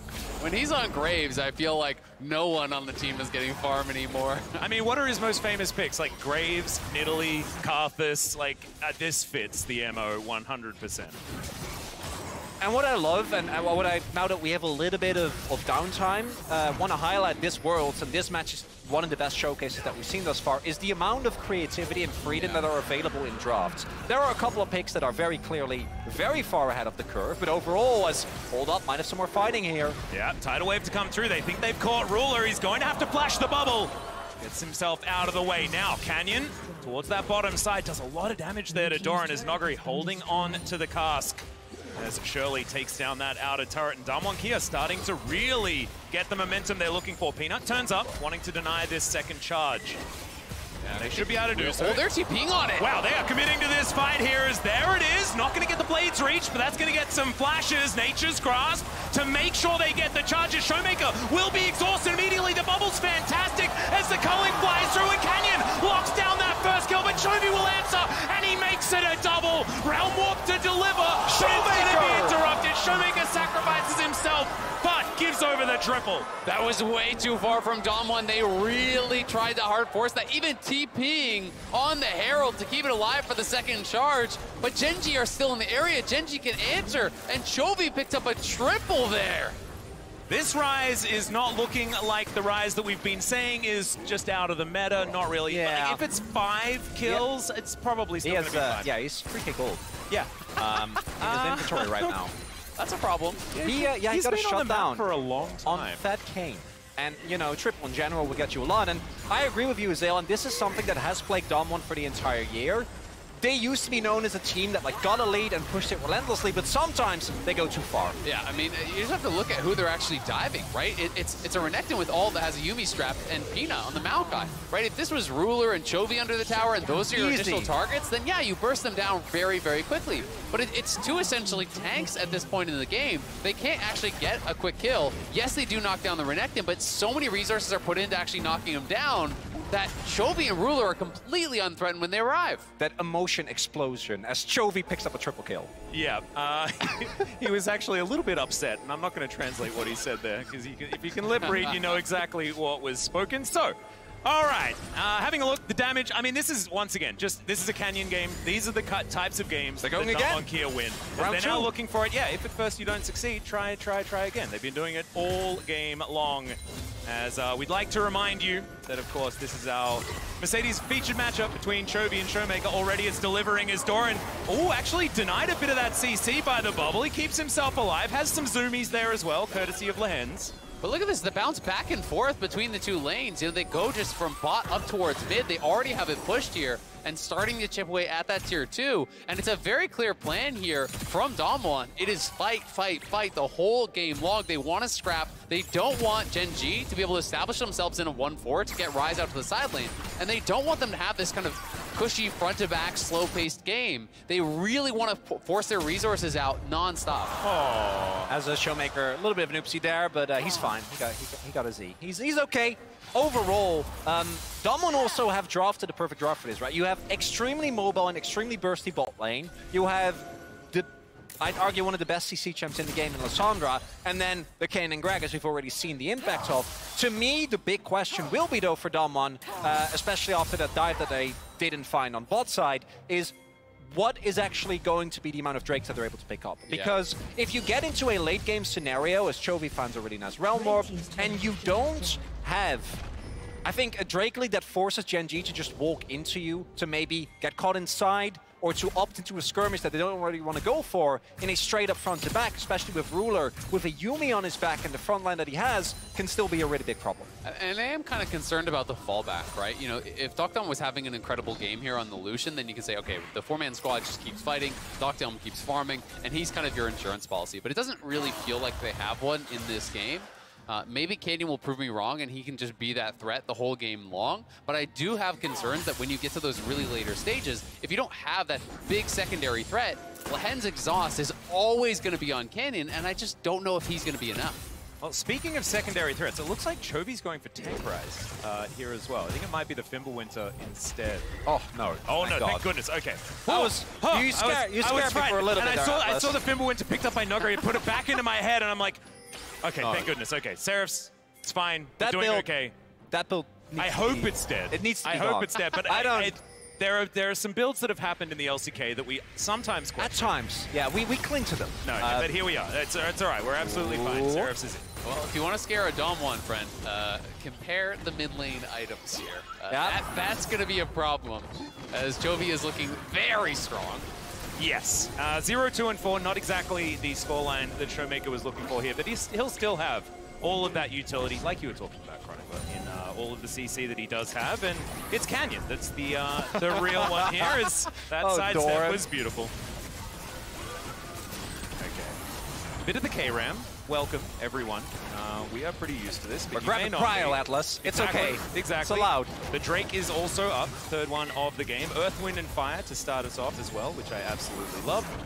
Another knockup to come through, but Doran pretty tanky is okay. Peanut's going to dive forward. They're looking for Noguri, but he's very tanky. Blade Reach once again landing onto Peanut this time as they get the Nature's Grasp out, and there's the final chapter. They think they've locked down the Gragas. He's super tanky, but he's still going to be taken down. Now Showmaker has to go into his ultimate. Doran's going to be taken here, and Gen.G looking for more. Umbral Trespass to come forward. Peanut relatively low. Knock up is oh my goodness. Can he actually make it happen? The answer's no, as Chovy is taking matters into his own hands yet again. Another Realm Warp is going to come through, but they just walk away, and it looks like Gen.G are looking for a Baron. Yeah, they're going to go straight for it here. Showmaker really mispositioning in that fight, walked too far forward, lost almost all of his health to Ruler's ultimate, and they didn't have that secondary bit of damage, that follow-through that Canyon needed to really run over the fight. So it is Gen.G coming up massive in the mid lane and grabbing a Baron, taking full control of this game. And Ruler also able to channel what I think was almost a full bullet time. Generally, against the Damwon comp, that should be very hard to do, but they're able to get it, and all that Damwon is getting as a trade is not even a soul point, it's just a single Infernal Drake. And initially, this fight looks very underwhelming because a lot of tankiness, a lot of health bars, but as you pointed out, Azil, it's when the ultimate from Peanut comes down, and they go in here on top of Noguri with the ultimate, trouble arises for Dom. And watch Showmaker. Showmaker just walking forward here. You know, I think just losing track of the EMF ultimate, lost about 90% of his health there. He actually started when the ultimate was being cast. He was out of it. Imagine if he's full health with his flash now. The follow-up there that could be there with Canyon. If Canyon had a flashing Lissandra coming in with that ultimate at this point, they run over the fight. It is Damwon's Baron, and it's that mispositioning, it's that misexecution that is all the difference in this fight. And you also see Dokdam there. If he's not as far behind as he is, you win that fight, right? He has the burst necessary, he gets to take him down, but in these longer team fights, even in spring, when Gen.G was not the best team in the LCK, this is where they excelled, and they're showing it again here. Well, let's see whether they can continue it, because of course, Ruler is definitely one of those quantities that does turn up at around this time of the game. And he was given an early game to do whatever the heck he wanted. Of course, Canyon needing to get towards Red Cane as quickly as he can, as he is actually doing some roaming here behind Gen.G, looking for the flank. Here's the teleport to come forward. Final chapter, meanwhile, and this ultimate not quite as good, although Canyon does dive in front of it. Noguri now just getting autoed down by Ruler, and now he's out of position. Has to flash to get himself out, but it's another kill for Chovy. Showmaker once again extraordinarily low as the turret will be taken down. Bramble Smash is amazing. It's another triple kill for Chovy, and now Kellen is going to be locked down. Realm Warp to confirm it, and Gen.G will destroy Damwon and possibly their base. That might just be the game, right? Damwon Kia again try to go for a Hail Mary fight, but the Yuumi is fully online. You call them the best Yuumi, and I've seen Lehans win games far harder than this one. Well, they're pushing towards it now. Canyon is alive, but he might just be taken down. Goes Golden to try and buy as much time as he possibly can. Lehans gets out of turret range, and the Kane is now dead. There's the ace, once again confirmed for Gen.G, and they will be taking game number 1 in this best-of-5 series. Unless Damwon can make something happen. Doran slicing, dicing, and that is going to be the end of the Nexus. That is your game 1, and if we have more of that, gentlemen, I think we're going to be happy with the series. What a treat game number 1 was. We got the Kane, we got the MF Yuumi, we got Chovy with 11 kills on Rise here. Such a back and forth, scrappy game. But Gen.G really showing their class, as always, in the 5v5. When it comes team fight time, they just seem to never put a foot wrong.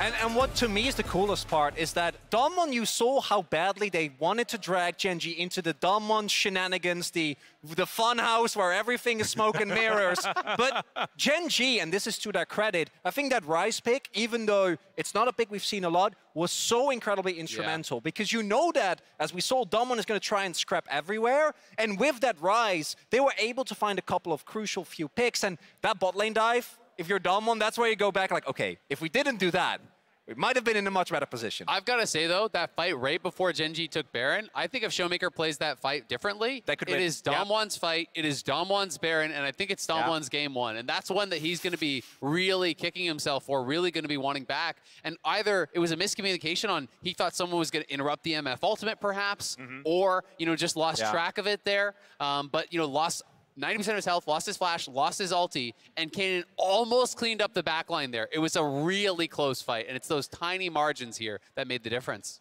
Also the respect from Gen.G towards Damwon, because Lehens went Moonstone. That's how you. That's actually true. how you know. That is a lot of respect from Lehens. Because generally Lehens doesn't care. You could have 3 AP carries on his team. He'd be like, it's a Luden's angle. He would do it.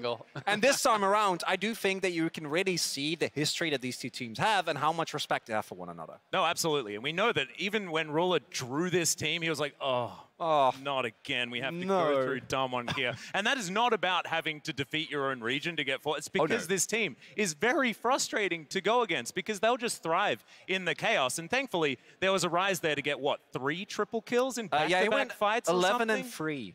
Insane. Yeah, that pick is much better than I initially thought. But with Gen.G landing the first blow, we're breaking down their win at the State Farm Analyst Desk. Take it away, guys. Thank you very much, Atlas. What was that again? Gen.G taking the first win, huh? Excuse me. One win is a lot for an One win, okay. One win. Funny that would be the case. I predicted 3-1. Funny that a couple of us on the desk might have seen this coming. You didn't even have a prediction, did you? I did at the end. I literally said, I think Damwon wins unless Gen.G finds the ban. So now you're on both sides. All about Gen.G finds the ban button for Graves. And go ahead and take a look at that first ban there on Gen.G's side. No, but talking about the draft, I really love this Kayn pick. It's such, even though they lost the game, I think in a meta where you've got Maokai and Sejuani, all these bruiser top laners, melee junglers like Vi, Kayn has a really good spot. Not so much into the Yuumi. If it was a melee support, I'd have liked it a lot more. I guess this is one of those drafts where Damwon were very aware that they were giving over Yuumi, and we're like, we'll play Kayn into it, and we'll, you know, play through top side, have a tank top like the Gragas early rotation, deny it from Doran. But ban Yuumi, I think, is the takeaway here for Damwon. Or pick blue side to force the Yuumi ban. Depends, though, if they have to ban Singe or something like that. Bring in some German to the international broadcast. You mean 9. You coming over to the bottom lane, important lane camp? Yeah. Or I think that this champion is unfair. Okay, I believe that it is not fair. I think we can all agree on that. Everybody is on board. Now 7-0 with the group stage and onward, but I do want to push us forward. You mentioned the Kayn came out. We also got our first picked Rise, while it has been banned so far in the tournament. Vetti, I want to hand things over to you because this Kayn pick not only is interesting in the fact that it was brought out, but how it was played from the very early levels. Break it down for me. Neighborhood Tactics presented by State Farm. So what's clever here is how Canyon uses his lack of, or the lack of vision that Doran has to be able to move back. And what was clever about that little play was they leveraged the fact that the Gragas had information on what he could see and where the Renekton was, which means the moment the Renekton moved out of the bush, he could then move in. He had this very clever path all the way through here, and then he just sat on the walls the entire time, unbeknownst to the Maokai, who thought that he was covering his top side of the jungle. And then what was very clever was Canyon not only clears this, but he's then going to move up from the walls up towards the Gromp, and he's going to keep the Gromp outside of vision. And Cadril, this is something you were talking about backstage that can just make sure the Canyon stays out of Poggle. Yeah, it's much better to do Gromp here because of the Blast Cone and Maokai E. It gives you more time to secure it, and the ward on that bush means that Canyon can dictate the pace of this fight. If Peanut sees it, he can always smite it away because he knows he's coming close, and then he can farm him for stacks, push him out of his jungle. Has no smite now, though, so he doesn't want to waste too much time, you know, wasting farming time. Just give it up, go back towards his Raptors. He's already wasted enough time and taken the camps away. And plus, on top of that, he also got the attack off on the Maokai, so you start generating those souls for Kayn to transform into red really early, and it was a really smart plan from him. He kept visiting top lane, getting more red souls so he could transform instantly in this game. But this was a big misplay by Canyon, you have to admit. Even here, flash auto, flash W, flash Q, anything gets that kill, but he just screwed both of the combos up so that Doran got away. Now this will come back to bite them because Nuguri invests his flash there. That should be a kill, a push out, Renekton TP's out, Nuguri gets a free base, but what eventually happens is they eventually 3-man top themselves here, Gen.G, and Nuguri investing that flash, not getting a kill, makes it so it just stings to give over first blood when it should have been yours. Yeah, so I'll be honest, I know we joke between the NA and the EU side of this whole thing, but I have to wonder how impactful the missed kill there early on in the game was because of the return here in the overall outcome of the game. I think what was crucial is how Chovy picked up that kill, right? And we start to see Chovy slowly taking control over this game. And what we saw was relentless aggression from Damwon. Typically, we see Canyon being very controlled at this World Championship in terms of how he plays around his lane. But on the Kane, he wanted to be in the face of Maokai as much as possible. But Gen.G, knowing that they had a Ryzen or an Renekton, were willing to fight them in the early skirmishes, and they were often coming out on top. And Kane as a champion wants to be skirmish heavy. You want to force fights in the enemy jungle. Level 1's a very common one, is going over Raptors and taking it away, and then Eing over and smiting the red. Any early game action is great. This play from Damwon, I was just sitting there thinking, how the hell is this going to work out? The Renekton can 1v2. Canyon just sticks it. He has no E, no Q, no flash. He's just standing right next to the Herald, gets it, somehow doesn't die because Doran's already used his combo on Nuguri, uses the ult to go back towards the wall, and then as Doran flashes away, they make it a 1-for-0 in favor of Gen.G, but they get the Herald. Like, what the hell? How did they come out? Pretty sure that's how League of Legends is supposed to be played. All gas, no breaks, fighting all the time. But Kobe,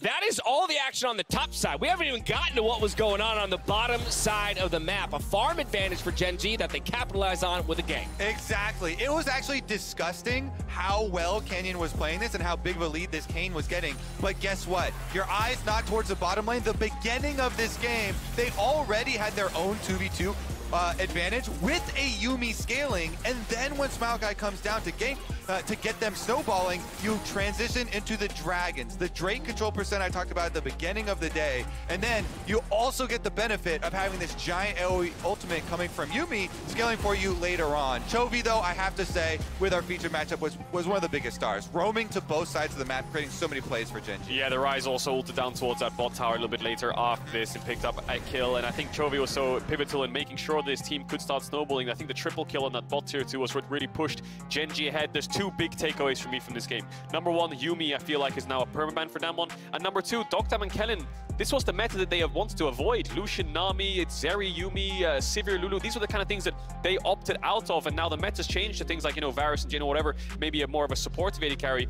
I think this is not something they look very comfortable on. No, definitely not. Bottom lane, so important for this and so important for Gen.G. I think the one champion I do want Dokdam to go towards is the Aphelios. Yes. He's his most played champion by far, and he has over a 71% win rate on it. I think that should be the next direction for them. Yeah, the Aphelios Lulu has looked incredible. Even yesterday, it was one of his best champs diving bots, but here we see the difference in mid. Chovy really getting a big lead from that triple kill on bot tier 2. Yeah, something none of my analysts said mid lane would matter at the beginning of the day. Hey, still had most damage done bottom lane. Bottom lane, most damage done. Okay, listen. We can all acknowledge that Chovy had an impressive game on the Ryze. What's he gonna do with it? Chovy really He's gonna hurt himself probably. Shut up. Give me the speaking sword. No speaking.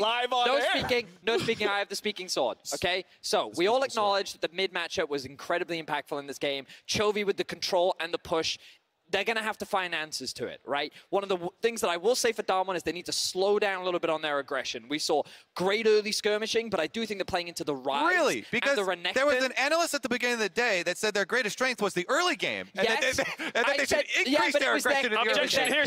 Hang on. Do you have the sword of speaking? No, you do not. It's the controlled aggression. This time around, I feel like Damwon pushed the button, and that bot lane dive is really the beginning of the end for them. All right, we talked about, thank you so much for the speaking sword back. I appreciate it.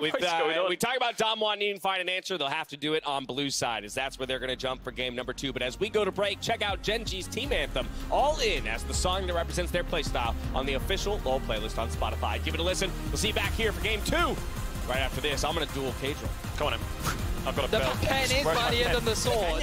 Here's on the back, and there's Chovy. There's the flash twist in advance. He throws out the barrel to get rid of the Ryze, but there are so many problems. The body slam is pretty good, but still, it's going to be first blood, and it's delivered to Chovy. 야, 남이도 높여. 나이스. 야, 루시안 해볼게. 나이스. 야, 바텀 끝났어. 나이스. 야, 바텀 끝났다, 얘들아. 천천히 해봐. Once again, extraordinarily low as the turret will be taken down. Bramble Tap is amazing. It's another triple kill for Chovy, and now Kellen is going to be locked down. Realm Warp to confirm it, and Gen.G will destroy Damwon.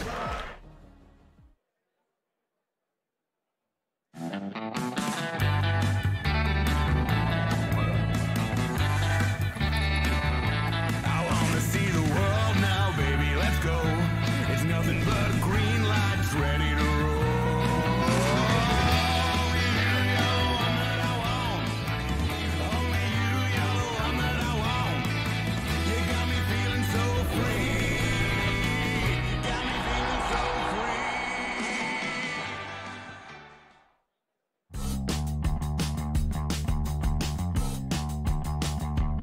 bring me the next shiny new thing. Bring me the next shiny new thing. Bring me the next shiny new thing. Bring me the next shiny new thing. I strike gold, yeah, I strike lightning. Oh, bring me the next, oh, bring me the next.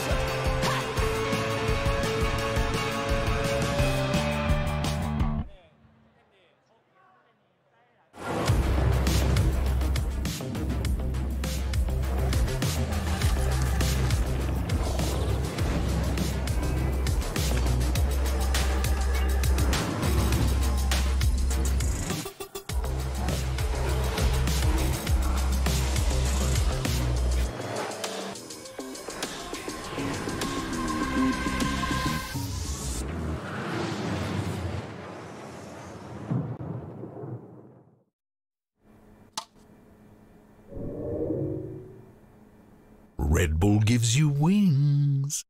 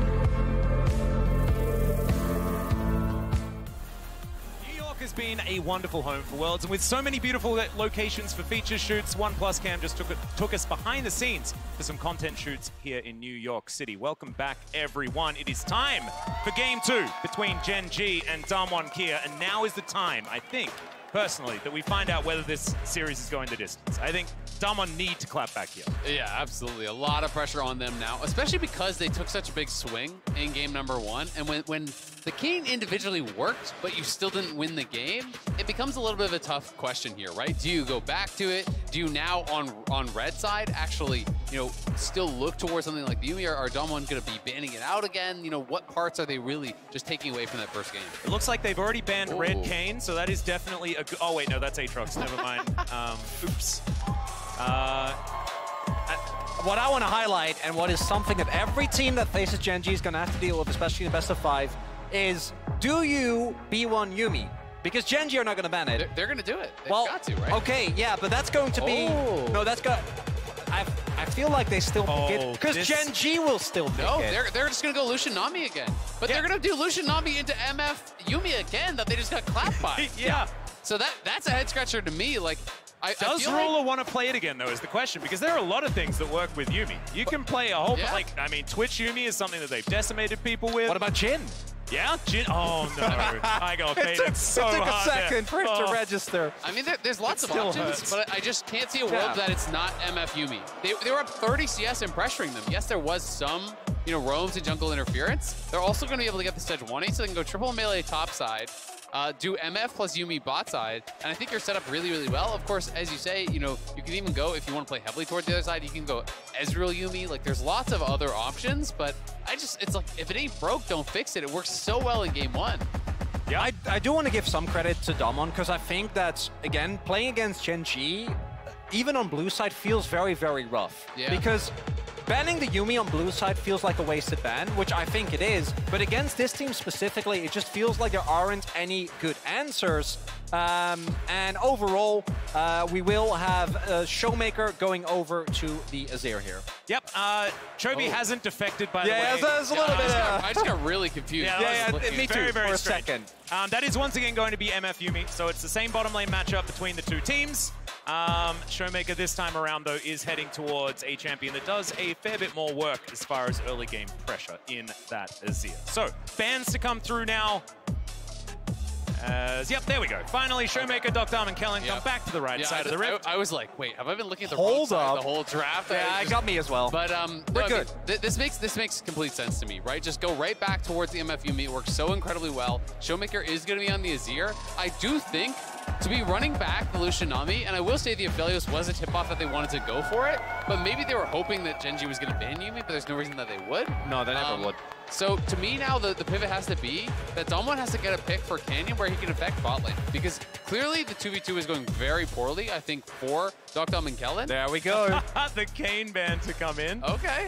I think it makes complete sense. We don't know yet where the Sejuani is going to go. It has mostly been going towards the jungle, combined with a double melee top and mid lane, but I do think that overall there is still some flex potential there, and especially to pick up a mid laner here on R4 into what will be Showmaker's Azir, then you don't give anything away. Gen.G keeps their flex potential, and overall, it's feeling like a tough draft to recover from, I think, from Damwon. I mean, I feel like you could just go Akali. Like, I think you could go Akali. 100%. I don't know if Chovy has a Yone in his bag of tricks, but that is... Don't you worry. Actually, that's way better. About that one. Pick it up. Great suggestion. That, to me, is also a really strong answer into Azir and does pair well with the Sejuani. Oh! So instead, if they're going Camille, so they're going to grab Dorian's pick here. Very interesting. Atlas, what if it's mid Sejuani? This is Chovy we're talking about. Oh, God. Little AP pick? No, he'll play it full the Scara special from, what, 8 years ago or something? Yeah, exactly. Yeah, love it. I'm looking to see what Damwon actually rounds out the composition with, because I agree with you, Azil. In isolation, the bot lane matchup was horrible. I still love this Gragas pick. I think that Gragas into MF remains good. Into Camille, fantastic as well. Actually able to cancel the Hextech ultimatum, so overall I like this round out, but the Canyon pick for me is going to be the big one. Yeah, this is so interesting. I wonder if he's just going to go towards like a Lee Sin or some sort of just ganking jungler where he can, put pressure on. Yeah. I'm not really sure, what the thought process is here. He has to go towards an AD jungler. Viego's banned out. Graves is obviously banned out. The Kayn has been taken away. You could look to something I was talking about last game, something like a Kindred or even an Olaf. Hecarim can work. Wukong is a bit of a throwback. We haven't been seeing much Wukong at all. But this is very heavy dive here now. it's going to be on the Monkey and the Fat Man in the top lane to really be stopping these MF ults. Yeah, a lot of knockups available, but this is certainly a blast from the past. Let's see what Gen.G do to round out their composition as we're looking for Chovy's pick, potentially, unless he's playing Camille mid, but we've seen that do not so well. Yeah, we don't know yet. Wondering what the final round is going to be, or there is still so many weird different directions. Oh, yes, Azil! Thank you very much! Do you know what's the beauty of this? It is Lahen's solo AP on the Yuumi. And a lot of people might be saying, oh, there's no magic damage. Believe me, there is way too much magic damage. Well, and especially since the Yuumi changes, most players are doing Qmax Lumens, right? So it's not atypical anymore.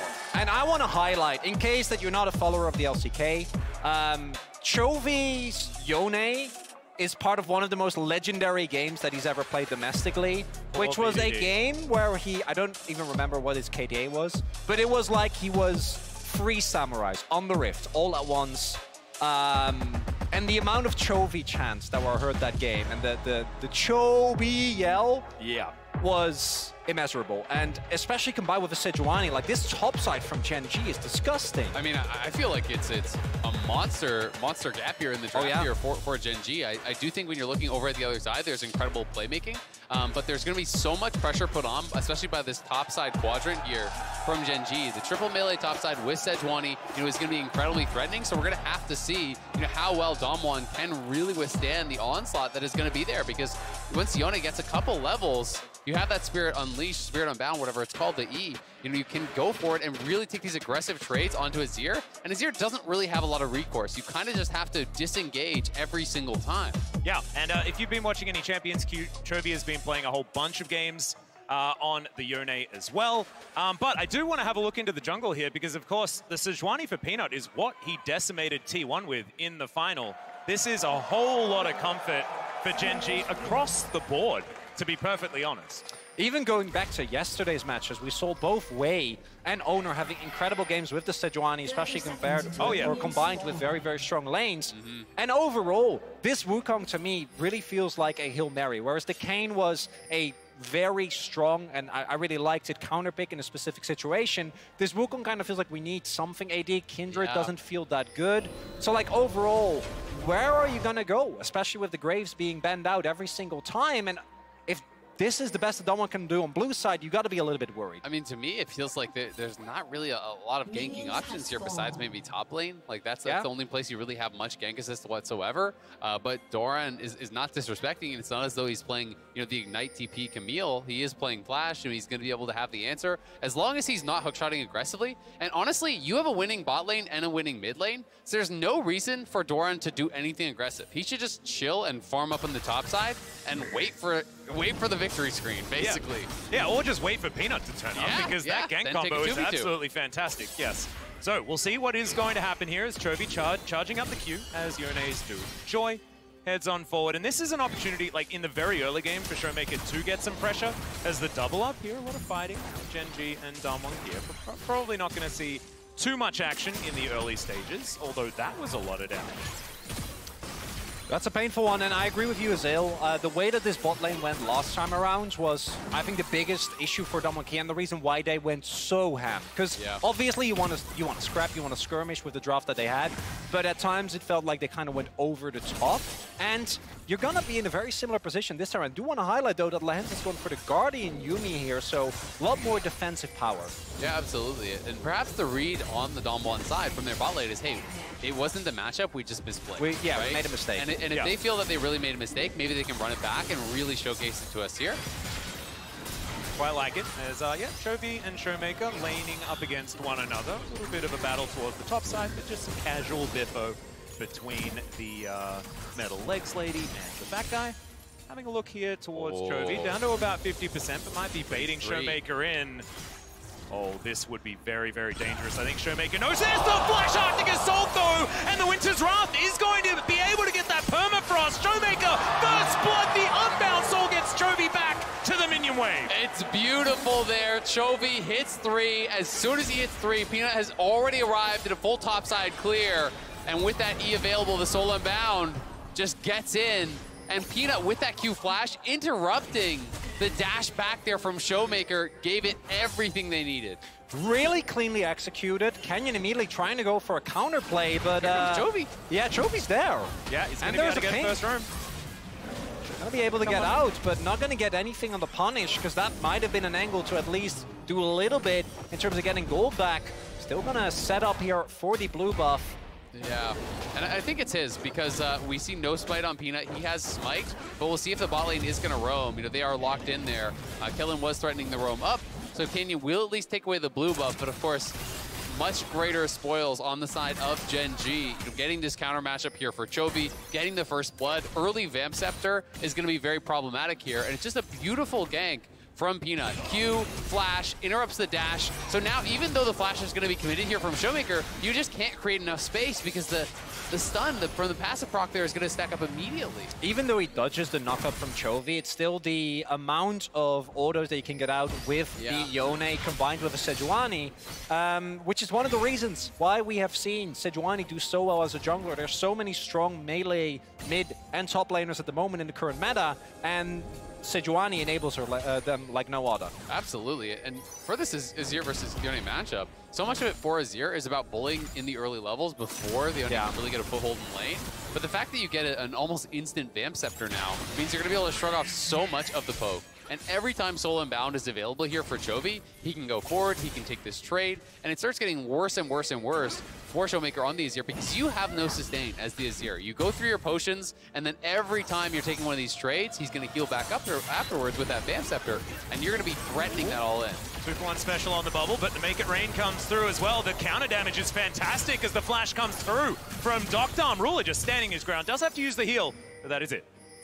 And this is the power, as, it does get tagged, but there's no burst available of Yuumi. This is why this pick is so highly coveted. If you can win all-ins like that, what do you do? Absolutely. It's incredibly difficult. And to me, that just shows the mastery of this bottom lane that Ruler and Lehends have. They understood that, yes, they are at lower health, but Doctorm has spent all his spells there. There was no more damage remaining. Canyon!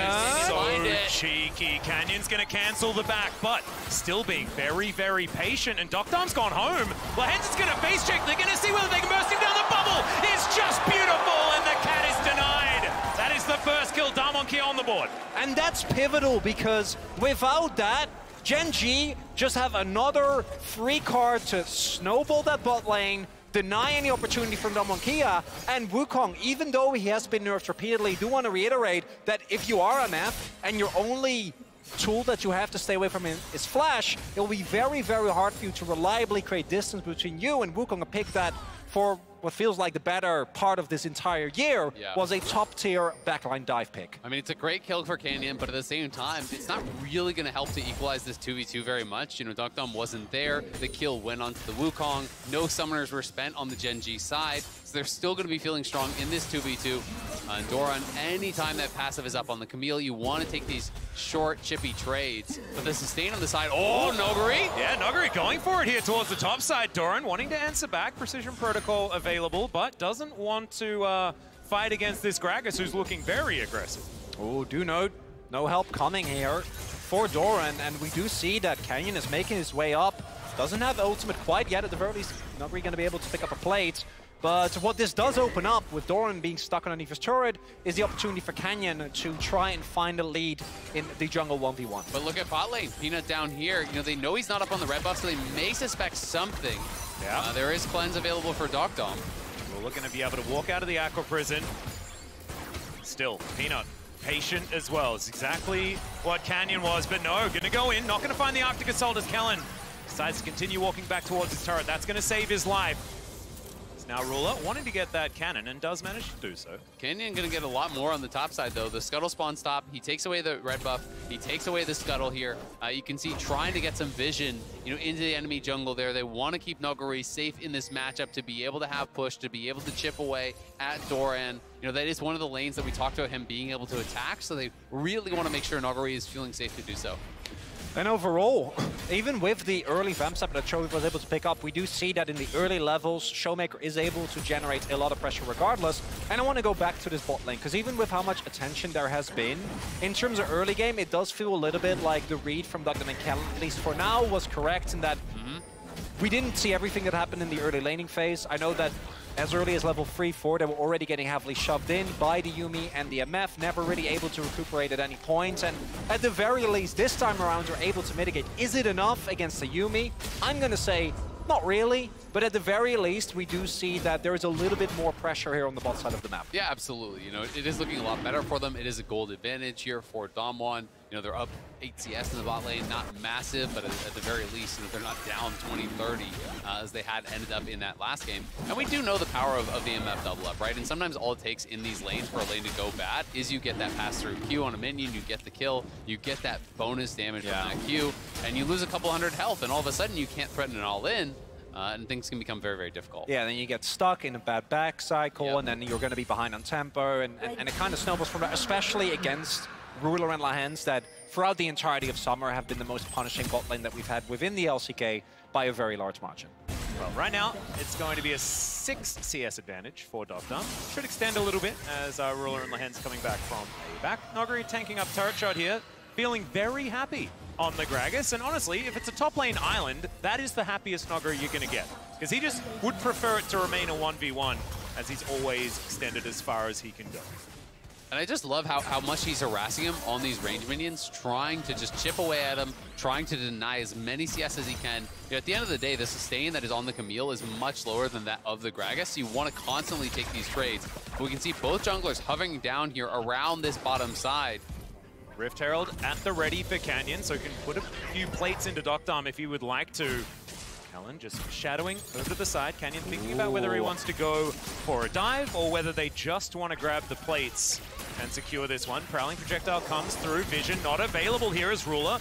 Slightly aggressive, but does manage to land that double up. That is a lot onto Doctarm. And I wonder whether the read from Damwon is, as Canyon is spending so much time in this bot lane here, that they expected Peanut to be here immediately. Peanut now has gone through a back, now making his way back over and is ready here to defend the turret. Yep, Rift Herald to come down. Peanut's going to turn up. There is the Glacial Prison. Kellen getting taken down very, very low, but does have the heal and is able to keep himself alive. There is the charge from Shelly as Gen.G just back themselves away. They do manage to get the cleanse and the heal. And in the end, much ado about nothing. Neither of these teams want to take the risk, and I think from Damwon just getting the charge in is quite nice. Able to get even though it's a shared gold, give over gold towards that bot side of the map, as unsurprisingly, Chovy with the kill, currently leading in terms of gold on the map. Yeah, and it's about a 600 gold advantage for Doctarm there. They're looking here for Chovy. Yeah, Chovy's going to get thrown back as Empress Divine is flashed by Chovy there. He's going to get the knock-up as well. Permafrost is going to come through, but Canyon flashes out of the way. Now Peanut wanting to get the flash with the Winter's Wrath, but Canyon's not going to be going down here. And again, another scuffle, but no kills as Doran wants to change this one. Noguri was not the target he was looking for, but he's going to accept it, at least for now, and Chovy gets his second. Chovy's cancel there on that CC chain. Beautifully done. Noguri tries to use the defensive ultimate from the Gragas. Very strong against the Camille, but he doesn't get the opportunity. Yeah, absolutely. Just locked down, and then even when he gets the ulti out there, Chovy just uses the Soul Unbound to immune it on the snapback. Yeah. Really, really well played here. Gen.G coming out on top in that skirmish and taking plates back here in that mid lane. Gonna cancel Canyon's back here, as that is the decoy version. Noguri's here. Does have flash, but no cask. Denies at least that plate.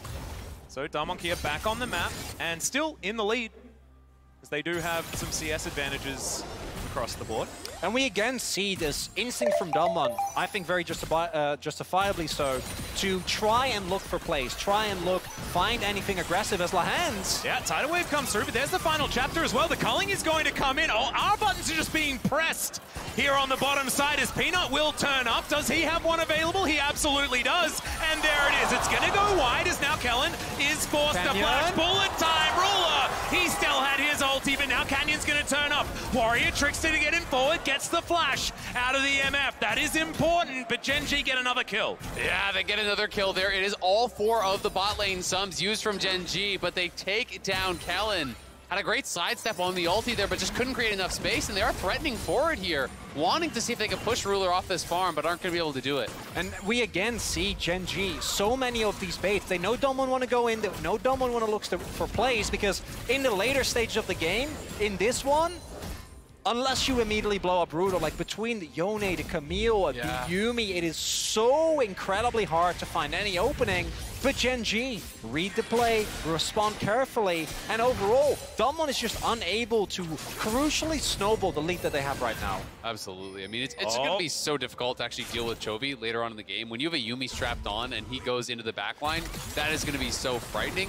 There are some X factors that we can talk about, but a great sidestep here from Lehens, uses the heal, sidesteps to the side of that, and then Doctom is able to get a good culling down onto Ruler to chunk him down, and that's really what kicks off the fight. But then the follow-up is, again, Peanut is early to the play.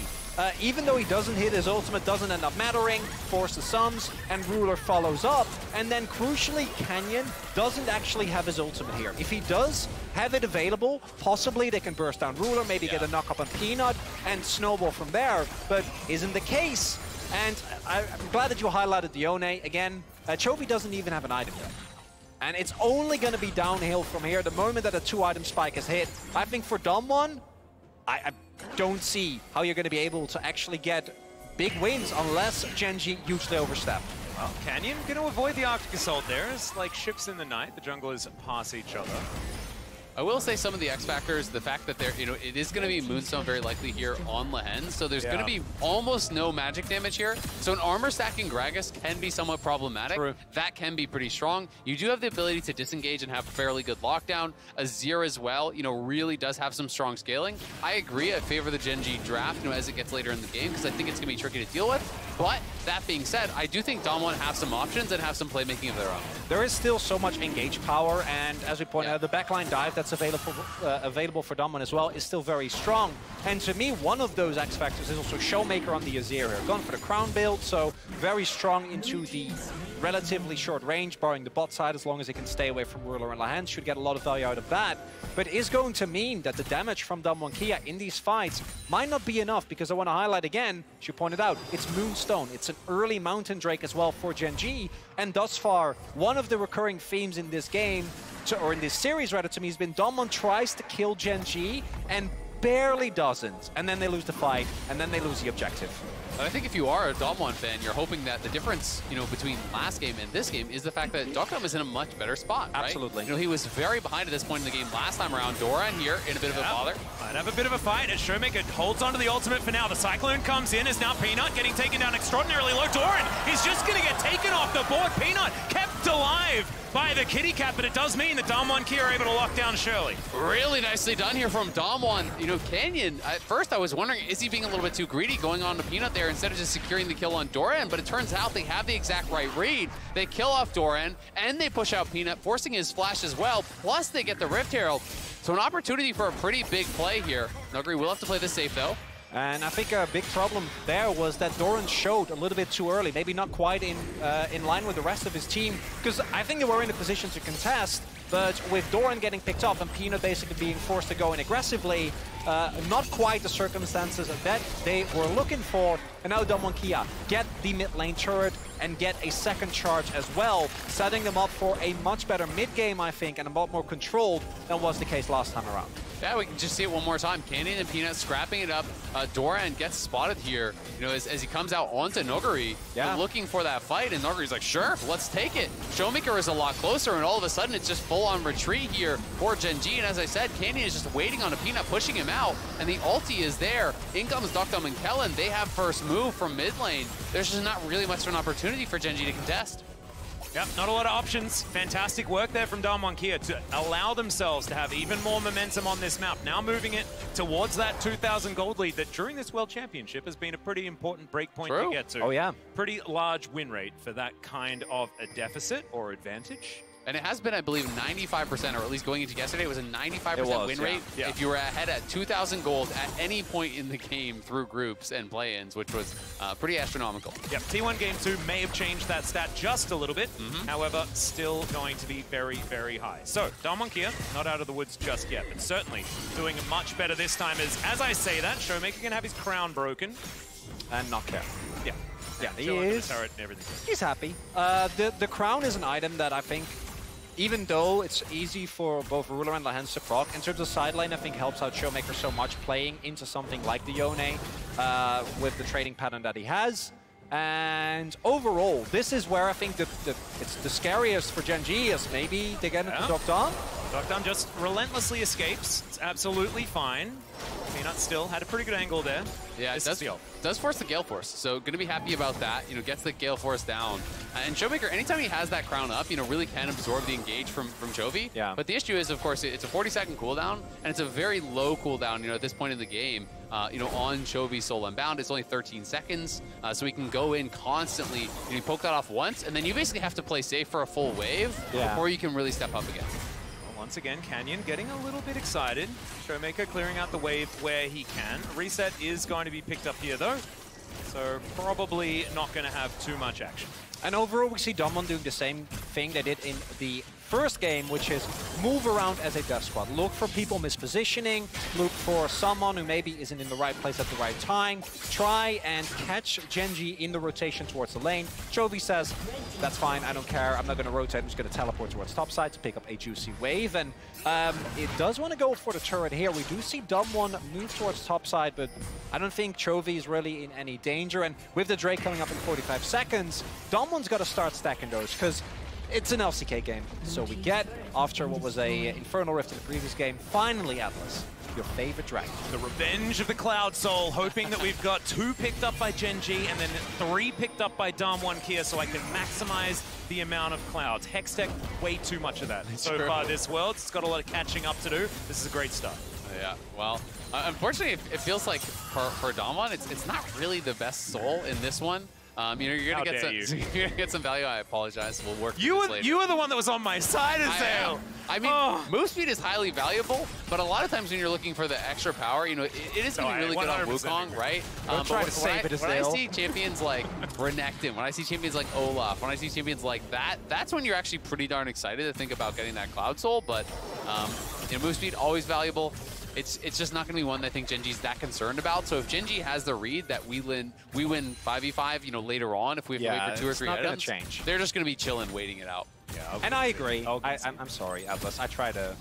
It's okay. No, I agree. The only one that I think have really or relatively high value would be Dokdam and Canyon, but compare that to the raw attack power that you'd get from, I think, the Infernal Rift in particular, we saw didn't even get close to getting picked up last time around. Or even Mountain Soul, right? Like if you get something like a Mountain Soul against Yone, as well as this Camille, as they're just pushing very heavily. They really want to force a response because Gen.G's been playing heavily towards sides. We can see Doran, again, up in that top lane, you know, just pushing out top lane, looking for that tier 2. So you need to now move towards Dragon or get something done here to really respond and force a response from your opponents. Well, now it's coming through. As you can see, Damwon Kia slink off into the Fog of War, looking to clear out some vision here where they can, but the Camille is absolutely fine. Chovy on the bottom side of the map could go for a dragon if he would like to, but instead there is a juicy turret. He wants the money. He'll pick that one up.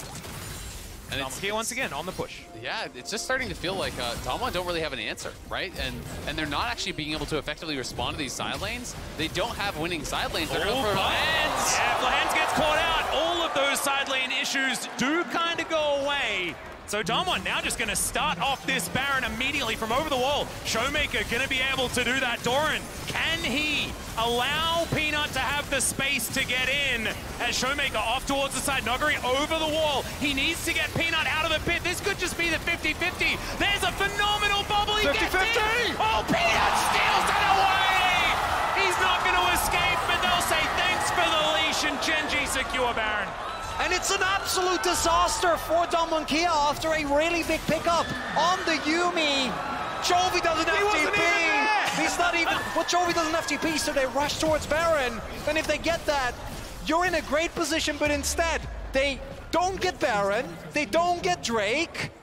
What do you do? It's the backbreaker there from Gen.G. It started to feel like Damwon just didn't have an answer to the side lanes. There was these heavily pushing side lanes from the Yone and the Camille just dominating that shove. And it felt like Damwon are just grouped up looking for a 5v5 that was never going to happen. So they get one pick and they say, all right, we've got the one pick. It's time to go towards Baron. And while Damwon decides to try to look and turn and fight, this is actually a brilliant ulti from Ruler that forces the 50-50. Ruler comes in, just drops the ulti, and now it doesn't matter that you're not hitting the Baron. The MF ulti is enough 939 there. I think that was an auto plus the smite coming through is enough to secure it, and that's just a beautiful play between Peanut and Ruler. Because you can see that the entirety of Damwon knows this as well, and drop aggro. As Peanut's like, that's a happy Peanut. He's like, oh yeah. Oh, like, it's just like, sorry guys. Yeah, he's like, for saving me. Perfect.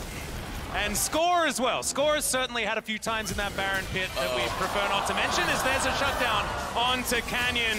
Chovy picks that one up. That's his third of the game. And that is Gen.G now with a gold lead. It is all going wrong, and when you look at the items, it even gets worse. Final chapter is invested in as well here, as that's a phenomenal bubble, but not going to be followed up upon. As Damwon now backing away. Ruler, a lot of damage to this turret now as he has those two items put together. Peanut, Arctic Assault, but Nuggery with a very well-placed Blast Cone. Well, not well-placed, but well-used. And will be able to get himself out. This turret, not long for the world though, and Gen.G just starting to stack up this Red Bull Baron power play. Almost 3k now. Hextech Ultimatum towards the bottom side. Cask is going to be used to try and get him out of there, as now Doran still underneath this turret. Chovy does lock down the kills. Now Doran's just going to walk it out. Hookshot going to be enough.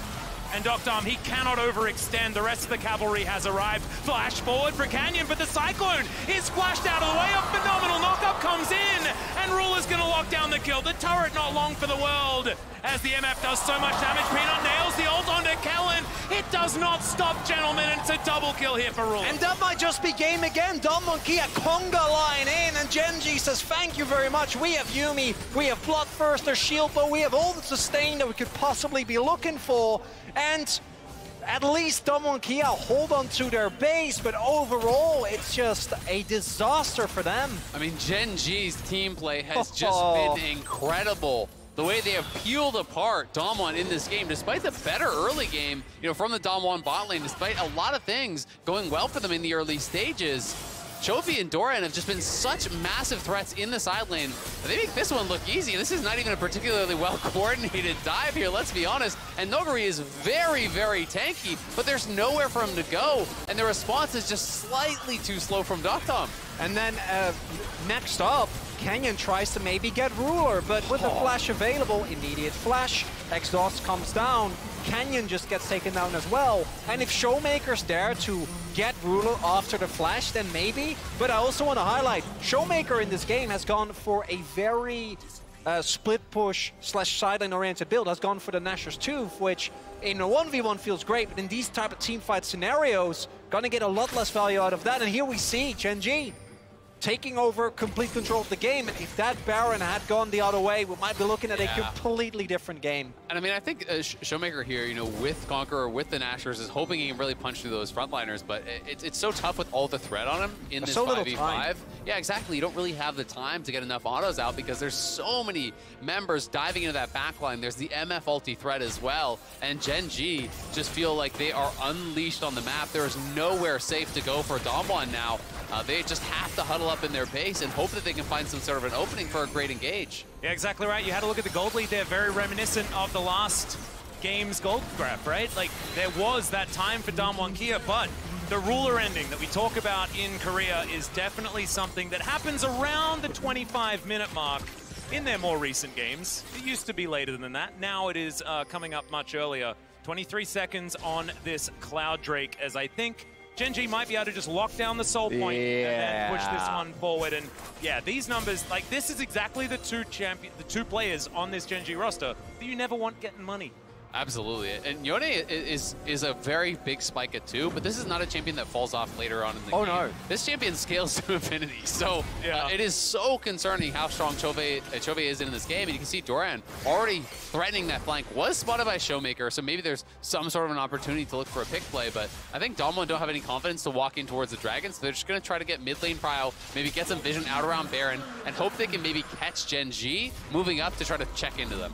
Yeah, and Peanut, he can face check. He's so extraordinarily tanky, so Canyon not going to be able to start anything, but Damwon do have them by the short hairs a little as they push up. They should be able to take this inhibitor turret. I like it. Bounty they set up this Sun Disc, exactly right. Bounty Gold is going to come through. Teleport to come forward as Peanut over to the side. He can Arctic Assault, but he's going to do that more defensively here as Damwon looking for an inhibitor. Sort of turning the play on Gen.G here for a moment. And what a wonderful move here by Gen.G. Get themselves an inhibitor effectively for free. Still need to actually get the exit, but it looks like they will be able to. And even though, well, I mean, even they're though gonna bait. They're gonna bait. Oh my God. Are they, yeah, there's a blue trinket available for Ruler though. Gen.G just sort of caught off tempo here a little bit. Gen.G do try to attack the Sejuani though, and that is definitely the target that can survive that. Peanut is going to face check once again as Canyon not wanting to ulti or anything like that. Oh. Still not the target that they want to go into. And I think Peanut was just sort of auto-attacking while he was walking away, and Canyon took more damage than the Sejuani. As yes, there's a large minion wave now breaking the bottom side of their base. Side lanes have been given up on here by Gen.G. They did get an inhibitor though. I mean, I think it's 100% the correct choice, right? You know, people are going to make fun of you for not playing sides, but they cannot match sides here at all. They've got to find a 5v5. They're going to get outscaled. Got to look for it now. Yeah, well, there's the Glacial Prison. It's going to slow them up as Unbound Soul pulls Chovy back.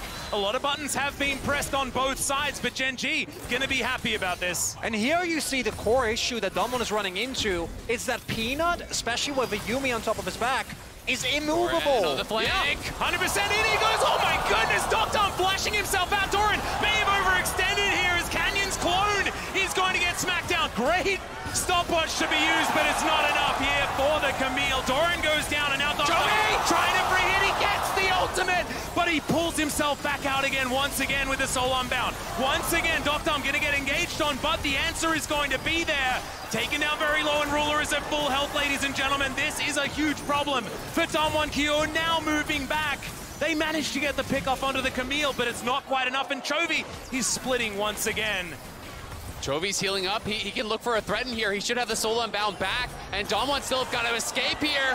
Yep, he's now looking for the blast. Gets himself out of the way. All right, Canyon now trying to escape, but it's the Yumi that locks him down of all people. Showmaker standing his ground, moving forward. A lot of damage here. Locks down Ruler. How the heck does he do it? It's turn it around.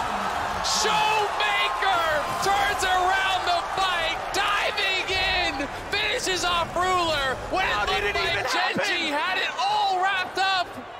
Because in these longer fights, that's where the sustain comes in. That's where the Yumi is most powerful. That's where you see Chovy be able to sustain off of a single wave. But they make one misstep, and Gen.G at the very least keep himself in the game. Overall game state, I think, still very rough for them, but the fact that they keep themselves alive here, absolutely insane. It was massive, and I've got, oh my God, again. All right, well, now we're going to look for Nuggery, who is now in the pen. Doesn't necessarily want to be there. Chovy exits.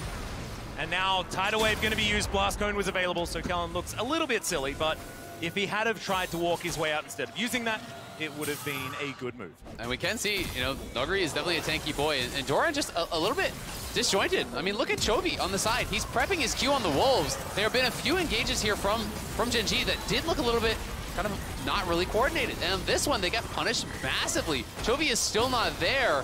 Even in the 4v5, it's still close as Chovy finds a massive ult turnaround. And at this point, it looks like a disaster for Gen.G, right? Because they go in immediately, really nicely done, exhaust on Duckdom so he doesn't burst down Ruler. We see that in addition to that, Peanut using his flash to keep the Lucian down. You see these health bars, you see Chovy sustaining, you're like, what can they do? Yeah. Like how are they going to get out here? But look at this blast cone. The timing on the blast cone from Showmaker was beautiful. That's one board back to live as it's looking for an engager from Peanut. Nuggery is going to have to back it up. Yep, not going to be able to find the Glacial Prison there as Peanut has thrown a few of them around, but honestly, it's non-committal CC. Doesn't need to worry about it too much because this inhibitor still dead for another 50 seconds, but that should be coming back up pretty soon for Gen.G as Ruler taking a lot of damage. He's gonna have to be careful as the ulti comes through from Chovy. Bullet time comes in as well. Not as high value as it could have otherwise been as Chovy gets himself out. His soul rebound once again. As Gen.G should be able to deny the soul here. Yeah, it's gonna be their Dragon. Gen.G are not able to find the engage there. It only connects on Canyon. The MF ulti not very effective, and they're trying to mark the Baron as well, making sure that Gen.G are not rushing it. They still have bounties, right? They're still getting gold. Gen.G have been making these plays while behind in gold, and overall, we see, even with Gen.G getting leads in terms of itemization, some of the engages not quite working out, and maybe Gen.G getting a little bit nervous because once you make a second, third play and they don't work out, the momentum swing can be absolutely huge. And we have to remember, despite the fact that Gen.G was so dominant this year, it hasn't always been smooth sailing for these players in their careers. Chovy has yet to actually advance past the quarterfinals. Peanut has been a part of many incredible teams that haven't quite lived up to the expectations. And this is something that can really weigh on your minds in these moments. If something starts to go a little bit wrong, you can really feel the pressure in these situations. So many of these players only very recently claimed their first domestic title. Chovy, Ruler, he became a world champion, and then for years wasn't able to domestically secure it. I know, it's absolutely insane. Yeah. And so, Gen.G, let's see whether they can hold on to this one. And to your point, Azael, it's Gen.G versus Damwon Kia. Gen.G gapped the entire LCK, but it was always very close against Damwon. Even when Noguri wasn't there, even in spring, it still went the distance. Even with Hoya and Bertel, two players that had a lot more faults. Noguri, especially once he really got more comfortable within the team, has been very, very successful. Do love this. Goes back to what you were saying earlier, Zil. Draw open the map, avoid these 5v5s, and use your 1v1 and your side laning power. I mean, they're just not even playing sides at all, right? They've completely given up on side lanes. They're going to group 5. Now, as soon as Doran shows bot, they have got to pull back and respond, or they've got to flip Baron, right? So you've got to make your choices. And they decide they're at least going to push out sides again. And then I think it's just right back, rinse and repeat. They push out the sides. They're going to group 5. They're going to try to deny vision, look for picks here. That is the game plan. And for Gen.G, it's about establishing enough vision that you know that they can't actually get a major objective, and then slowing down the game so you can draw them apart and really deny that 5v5 death ball that it feels like Damwon is looking for. Yep, Doran doing a great job here towards the bottom side, making sure that Noguri has to try and answer him in the 1v1. This is the point of the game that Gen.G are very strong. Like you were talking about, Canyon facing down Peanut once again, who is extraordinarily tanky, finds the point-blank ult, but it's just the clone. Canyon gets himself out. He's absolutely fine with the Warrior Trickster availability. Peanut can probably just rinse and repeat on that particular play, buying space for his team. But overall, Dokkan goes forward. We do see that Damwon, even though there is still a slight gold lead for Gen.G, it's basically become irrelevant. It's all about execution here. So we're getting deeper and deeper into the game, and Gen.G just doesn't seem to be able, even with the power that they have, to crucially crack open Damwon Kia. Yeah, crazy thing as well is Dokdom has an item lead over Ruler right now. He's sitting on 4, Ruler wanting to go for that reset so he can retain parity in the items. Will be able to go back and now has that Infinity Edge complete, has the rapid fire done as well.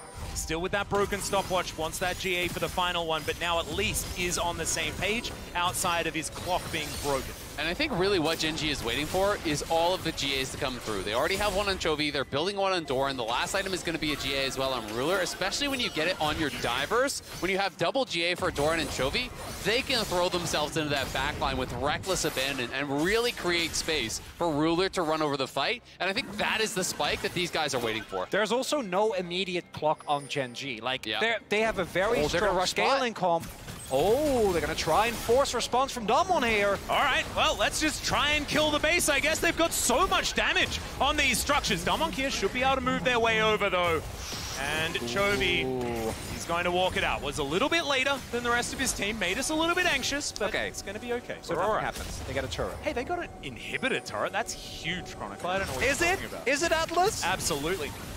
We really went from one of the most chaotic games I've seen to 16 kills at 37 minutes. Remember, just the way we like it. I'm pretty sure Damwon Kia had the longest game in the LCK this year. They did. I think it was against Fred at Brion, a team that did not necessarily perform the best.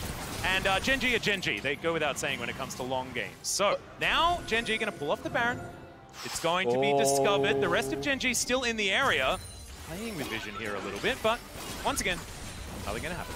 And Doran did finish his GA, so this is that spike that I was talking about where I think Gen.G now will feel more confident to take some risks on the map. You can see, again, it's back to the side lanes. You know, I'm kind of becoming a bit of a broken record, but Damwon have no options to answer it, so now they're just going to say it, all right, it's time to flip Baron. Flip it again! Yeah, You have to force the flip. Chovy just going to try and walk his way over, but realizes that's not going to get him there soon enough. Glacial Prism with the fadeaway does a fair bit of work here for Peanut, but they're not wanting to commit to it just yet. This pincer maneuver from Gen.G could be terrifying. Canyon still trying to keep himself safe, and they have the phalanx built up. Doran spots out Noguri there with his sweeper available, and they've held on to the Baron. Now it's Gen.G in the pit. Can Showmaker make it happen as Chovy gets in, gets immediately out again. Now Peanut trying to protect his carries. Doran hook-shotting. Noguri goes in. There's the body slam. Showmaker. Oh my God! The 3-man Empress Divide. The shutdown to come through as well immediately. Nocturne's going to die. And now it's Chovy's turn, but is it going to be enough? Is the question. Doran flashes the double knock-up. Oh no, it's not enough. And now Canyon coming through. Doran still has his. And that is going to be, I believe, the ace now completed for Gen.G. Teleporting towards spots. Oh my goodness, no, Showmaker is still, sorry, Noguri is still alive. And Chovy not going to be able to spot him, so they can't end. Back towards it, gentlemen. It's just a calm LCK versus LCK. They may not be able to end, but they can get Soul here. Doran is heading there, so is Chovy. It was the GAs that made the difference in that one. They had the double GA. Chovy's able to come back alive. Noguri knows that he's going to be back up, so he can't actually continue the fight. Showmaker very nearly took over the game there. So close to being able to turn that one around, but Nocturne was killed off on the other side. The Lucian could not survive the fight. And you also see that even though Gen.G have multiple extremely strong late-game damage threats, for Damwon, it's much harder. Yeah.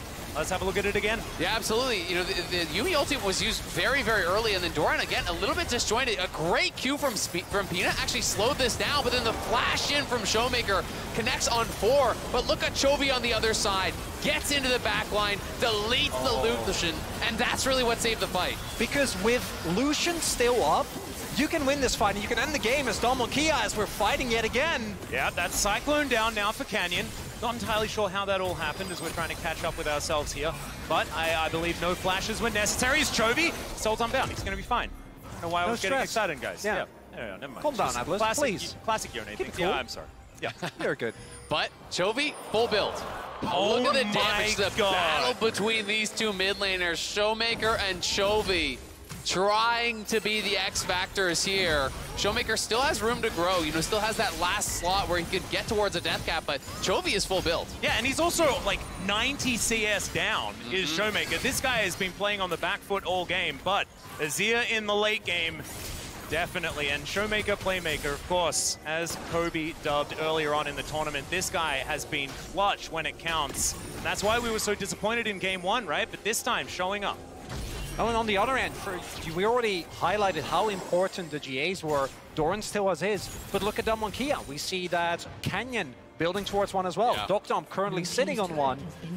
And with everything that has happened, yeah, Baron's still alive. Like, well, Baron's alive. We might even get a opportunity as oh my God. Yeah, that's revolting. Yeah, that's a very strong unit. Who cares? Yeah, we'll just take the leash, I guess, says Damwon Kia. Peanut says, I'm here, I'm the jungler. By the way, please stop. And Damwon say no. Now Chovy gets the knock-up on Noguri, who body slams to get himself out. Chovy now has to get back. Doctom thinks it's his angle to get on in, but the GA that he recently purchased is just going to get smacked down. Now Canyon trying to turn it, but Chovy just hits him. And that is going to be the play. The top side is being taken down now. Doran trying to dive forward. He's still got the GA. Empress Divide defensive, but not enough as Ruler just says goodbye to Showmaker, and Gen.G will claim the ace. The triple kill for the MF, and this should be game 2. And it might have been so close for so long, but in the end, it is a clean ace for Gen.G. An overstep from Damwon Kia, trying to find an angle. They need to take risks in this later stage of the game, and it doesn't work out. God. The damage from Showmaker not going to be enough here, as Gen.G will break open the base. Their composition, fantastic. And now, a celebratory MF ult as the bullet time flies through. The Nexus will go down now. Match point for Gen.G. What a battle, though, between these two teams here.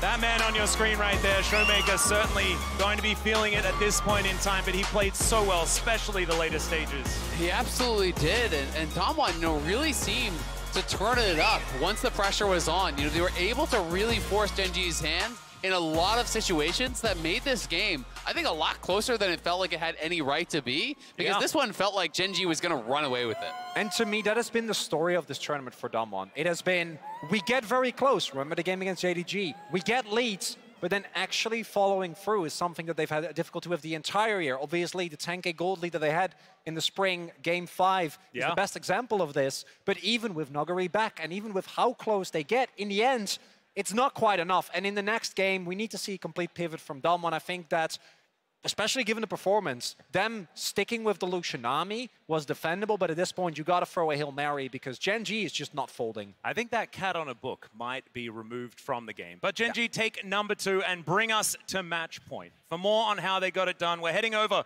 to the State Farm Analyst Desk, and we're taking a break, so we're going to need it. Thank you so much, Atlas. But I'm not sure how I feel about you stealing our analysis with the whole ban the cat on the book thing, because that feels like what should be the approach here for Damwon. Now letting it through 2 times in a row. I will admit, you're such an artist. This was a much closer game. Damwon had many opportunities, I think, within this one, even with the fact that they decided to leave the Yuumi up once again. What do we make of that, Kadril? 2 games in a row now. Yeah, but bot lane was a lot more stable this time around. True. Dogtime actually had a pretty decent lead coming out of the lane phase, and despite Ruler getting all of those kills, I think it was 3-0 at one point, Dogtime was ahead in items. He was still waiting to finish the IE Ruler. That's when Damwon was really capitalizing on the 3-item Lucian spike, but it just wasn't enough. Chovy on this Yone just picked up so many kills in the early stages that this champ just scales so infinitely well that he was just dominating the fight. Showmaker just some incredible plays to try to bring it back, but Damwon, huge mistake on the Baron. And then you get to see the power of a Yuumi on an assassin champion, right? When you slap the Yuumi on top of the Yone, that's when it becomes God comp. The thing I liked most about the Gen.G draft was the fact that they decided to go for a Yone last pick. Because one of the scary things about Yone is that while he does have a very difficult early laning phase, which is where we kind of saw Gen.G falling short, the reality is that they will always have that scaling late game option. And I think that what we've been continuously seeing from Damwon are these small fumbles in the mid game, where regardless of the early game advantages that they can get, there's always a window with which Gen.G are able to come back. And I thought that we consistently saw Chovy just playing these fights beautifully. And it's even better in this case because against the Azir, you don't even have a bad lane phase. It was actually a pretty common counter pick to Azir in North America. CLG using it a whole bunch really successfully, having kill threat on the Azir, you know, for the early lane phase as well. So this game extended quite a bit. We're actually going to jump over the early game and get into some of the mid game and the team fights that ended up breaking down. But before we get to that, of course, we got to talk about how every second counts. And thanks to the reliable Cisco network, Peanut comes up big for the team in a clutch Baron flip situation, getting the smite. It was Damwon who had the early game advantage, and this is where I felt like we were getting to see some of what I think makes Damwon so good, and then they decided to flip the Baron. You can understand why they go for this, the idea behind trying to use Baron to force a fight, but I do not think that they were prepared to handle the onslaught that was coming through. The MF ultimate combined with the smite steal from Peanut was just beautiful, and the execution was flawless as well. It was such mayhem in that pit. You can see the idea from Damwon. Send Nuguri over the wall, Nagragas, send Showmaker over, push the Sejuani as far back as possible so they can finish, but Dogtime has to dash out of the pit because of the MF ult, otherwise he's going to die. And then it's just literally 2 junglers and a support in a pit. That's the most high-pressure situation I feel like you can have in League of Legends. 2 junglers in a pit, extraneous damage all over the place, and you can see when the pressure is on, these are 2 of the best junglers in the entire world, but Canyon with the early Q on the Wukong there couldn't combo with his own damage. And this is where we start to talk a little bit more about the effort that Showmaker put up. This is a very extended replay, so stick with us. Some intelligent macro moves by DK to kind of wrestle control, and it'll end with some real heroics out of the mid lane for Damwon. What I think was great here was how Damwon recognized the teleports were unavailable for Gen.G, so they couldn't leverage their split pushing power. So by trying to force them into this 5v5, there was a window where they saw an opportunity, and this was a great one. They convert this into an overextension from Doran, who tried to force something when it looked like that Damwon were in a more favorable position, and we continue to see these incredibly close team fights throughout the game. Yeah, and the problem that Damwon have is Gen.G's comp relies on getting on top of you. Camille, Sejuani, Yone. 3 melee top sides really just want to jump in. The Yuumi can kind of play with the divers or play with the MF on the peel. And Damwon need to peel as much as possible. But sometimes Showmaker, I think, in situations like this, realizes there's no more peel left. There's no flash ult on Canyon. There's no flash ult on Nuguri. He is the peel. And at times like that, he just decides to go in and push them into his team so they can actually gap close and get some damage down on things like the Lucian, burst them out, get them low enough so that they can be the ones chasing on the Gen.G. It's two incredible plays, but his health bar was so low when he commits to this. And he just about wins it. It's just such a miracle play here by Showmaker, just keep them alive in a game. To make the decision with that much health is, one, astronomical to begin with. Number two, if this fight happens anywhere else on the map, it's probably game winning. It's just the fact that it happens so close to their own base. It's just game saving at that point and not game ending. The amount of heroics that Showmaker pulled out in this game, and they still don't lose, is mind-boggling. Yeah, this is gonna. I feel like that's one of those games that breaks you. We saw it yesterday with T1 RNG, where RNG is so close to winning a game 2, they throw it all away, and then the game 3 is just such a stomp because you're just so mentally out of it. You're like, wow, we're actually have to reverse sweep them now despite getting such a good lead. We are eerily following the trend of some of the series we've already seen, but Vedius, it did not end there. As I mentioned, it took us going back to the Baron pit to really have things decided. Please move the speaking sword so that Vedius so I can just have wanted the draw to keep track of Chovy in this fight. The two solo laners came up massive because you can see Doran on the flank and Chovy on the flank as well. And this is really the best case scenario for Gen.G to really find a fight. Canyon gets incredibly low in the team fight and they're kind of forced up into this choke point on the top side. And then Gen.G are waiting for their opportunity to strike. Nogari is doing a good job of keeping Doran under control. And then Gen.G see a window to start this because of how low Canyon is on the top side. But then watch what Chovy's doing. He's trying to force the initial fight and to separate or split up Damwon rather, and then just watch what he does on the backline here. The ultimate comes through, Damwon gets split up, Showmaker with an incredible engage, makes it look like the team fight is won, but the rest of the team is so far away that Damwon can't really follow up on this. You can see that Ruler does get taken out of the fight, but look at Chovy here on the backline, eviscerates the bot lane. 1 versus 2, and the second that he removes that obstacle, and the fact that Showmaker committed his life to making that play, the two solo laners are then able to clean up the end of that fight. These fights are just so fantastic to watch. Just skill expression across the board. Nuguri there actually finishing off Ruler and finishing off Lehens, who wasn't even on Chovy during that fight. You know, if Chovy had a Yuumi on top of him, that would have been even more of a disaster. It doesn't actually stop Nuguri from getting the base, the TP off to defend the base. And while I would probably label that as the game breaker, Kobe, it wasn't quite the game ender. Damwon would require Gen.G to come away with one more team fight win again, right around this Baron pit and the top side of the map to bring it to a 2-0 series score. Oh my god, they keep coming back to the Baron for these flips, and this one right there, you see it. Doran immediately onto Docdam, and they take down this Lucian. They pop that GA so early on. They did get such a big health lead in this team fight. They do, and this is just where Gen.G kind of runs them over. There's nothing really left. Damwon just have to try to run, peel, cut the losses, but the chase and the gap close from these champs is too strong. Showmaker again trying to push them back to peel for his Lucian so that they can get some damage in, but it's just not enough. I feel like when I look at Damwon now going into game 3, I want to see a couple of changes. I want to see Nuguri on a carry. I'm tired of seeing this Gragas. He's really good on things like the Aatrox, the Camille, the Fiora. If he can get something that actually has carry potential in his hands, instead of relying so much on Showmaker and Doctam to carry all of this weight, they can play triple threat comps. And I think we can all agree, as we said at the beginning of the day, mid lane is such a broken role, man. Like, it's unplayable. Like, what are you supposed to do? Showmaker and Chovy just having like an incredible series so far. This mid lane role needs to be nerfed. Yeah, I'm glad we did that segment. Top of the day where everybody. Everyone agrees. Everyone agrees. The mid lane role. Yeah, true. It is our featured matchup. Oh, you see here, blue side for Damwon. Backs against the wall. They got to run 3 in a row, back to back to back. Cagel, you've given us some ideas, but as well, I still in the back of my head. The idea that they're leaving the Yuumi up, and that means they've got to trade a ban out, you know? So, like, which ban do you start dropping in this scenario? It gets really difficult when you drop that second game. It's so frustrating when you watch Damwon's regular season and you look at these drafts. This isn't really their bread and butter. Canyon's Wukong was maybe something that you can highlight, but this champ's kind of fallen out of the meta already. They just needed a team fighter in that case. Lucian Nami isn't it for Doctam Kellen. I think Varus, something along those lines, supportive engage on the bot lane, carry top for Nuguri is more of their kind of playstyle at this World Championship. I think they blind picked Camille. and Nuguri is going Gragas into it. It's great. He gets to push, you know, he's a front line and he can peel and all that stuff, but he needs more playmaking ability in terms of being able to deal the damage in the fights. Things are looking good for Gen.G. You want to hold that sign up, Kobe, as I throw to commercial break? I feel so bad because they're already so sad. You know, I'm not sad. Don't feel bad. Because I know that the reverse sweep is coming. Wait, sleep in it. Usually you let them flip. Do you want to flip your prediction? No.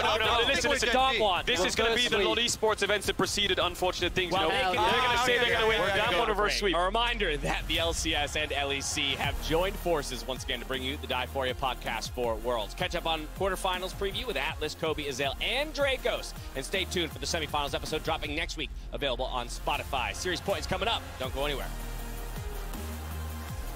여기 보자. 나봐. 나이스. 라인도 오늘. Showmaker off towards the side. Nuguri over the wall. He needs to get Peanut out of the pit. This could just be the 50-50. There's a phenomenal bubble. He 50-50. gets in. Oh, Peanut steals it away. He's not going to escape, but they'll say thanks for the leash and Gen.G secure Baron. How is no scared of Peanut? How are you not scared of Peanut? Okay, put the sword down. Put the sword down, man. Put the sword down. I will defend Peanut's honor. Behind 21 epic days of epicness. Behind 1 billion hours of dropped jaws. Behind every match, every broadcast, every moment at League of Legends World Championship 2022 is the network capable of making it all happen. The Cisco Network, aka The Realm. Cisco, powering the future of esports.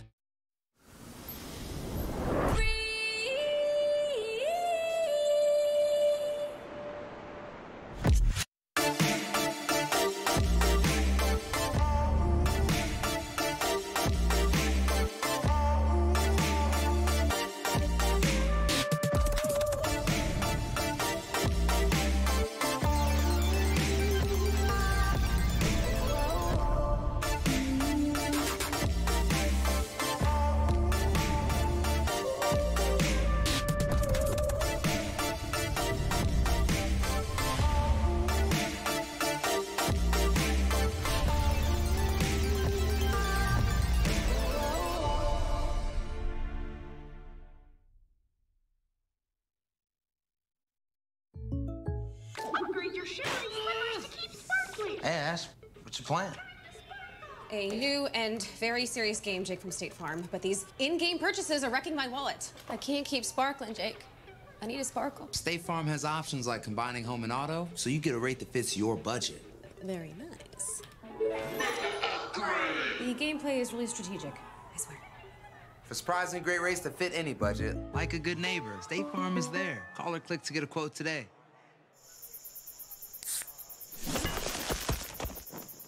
Red Bull gives you wings.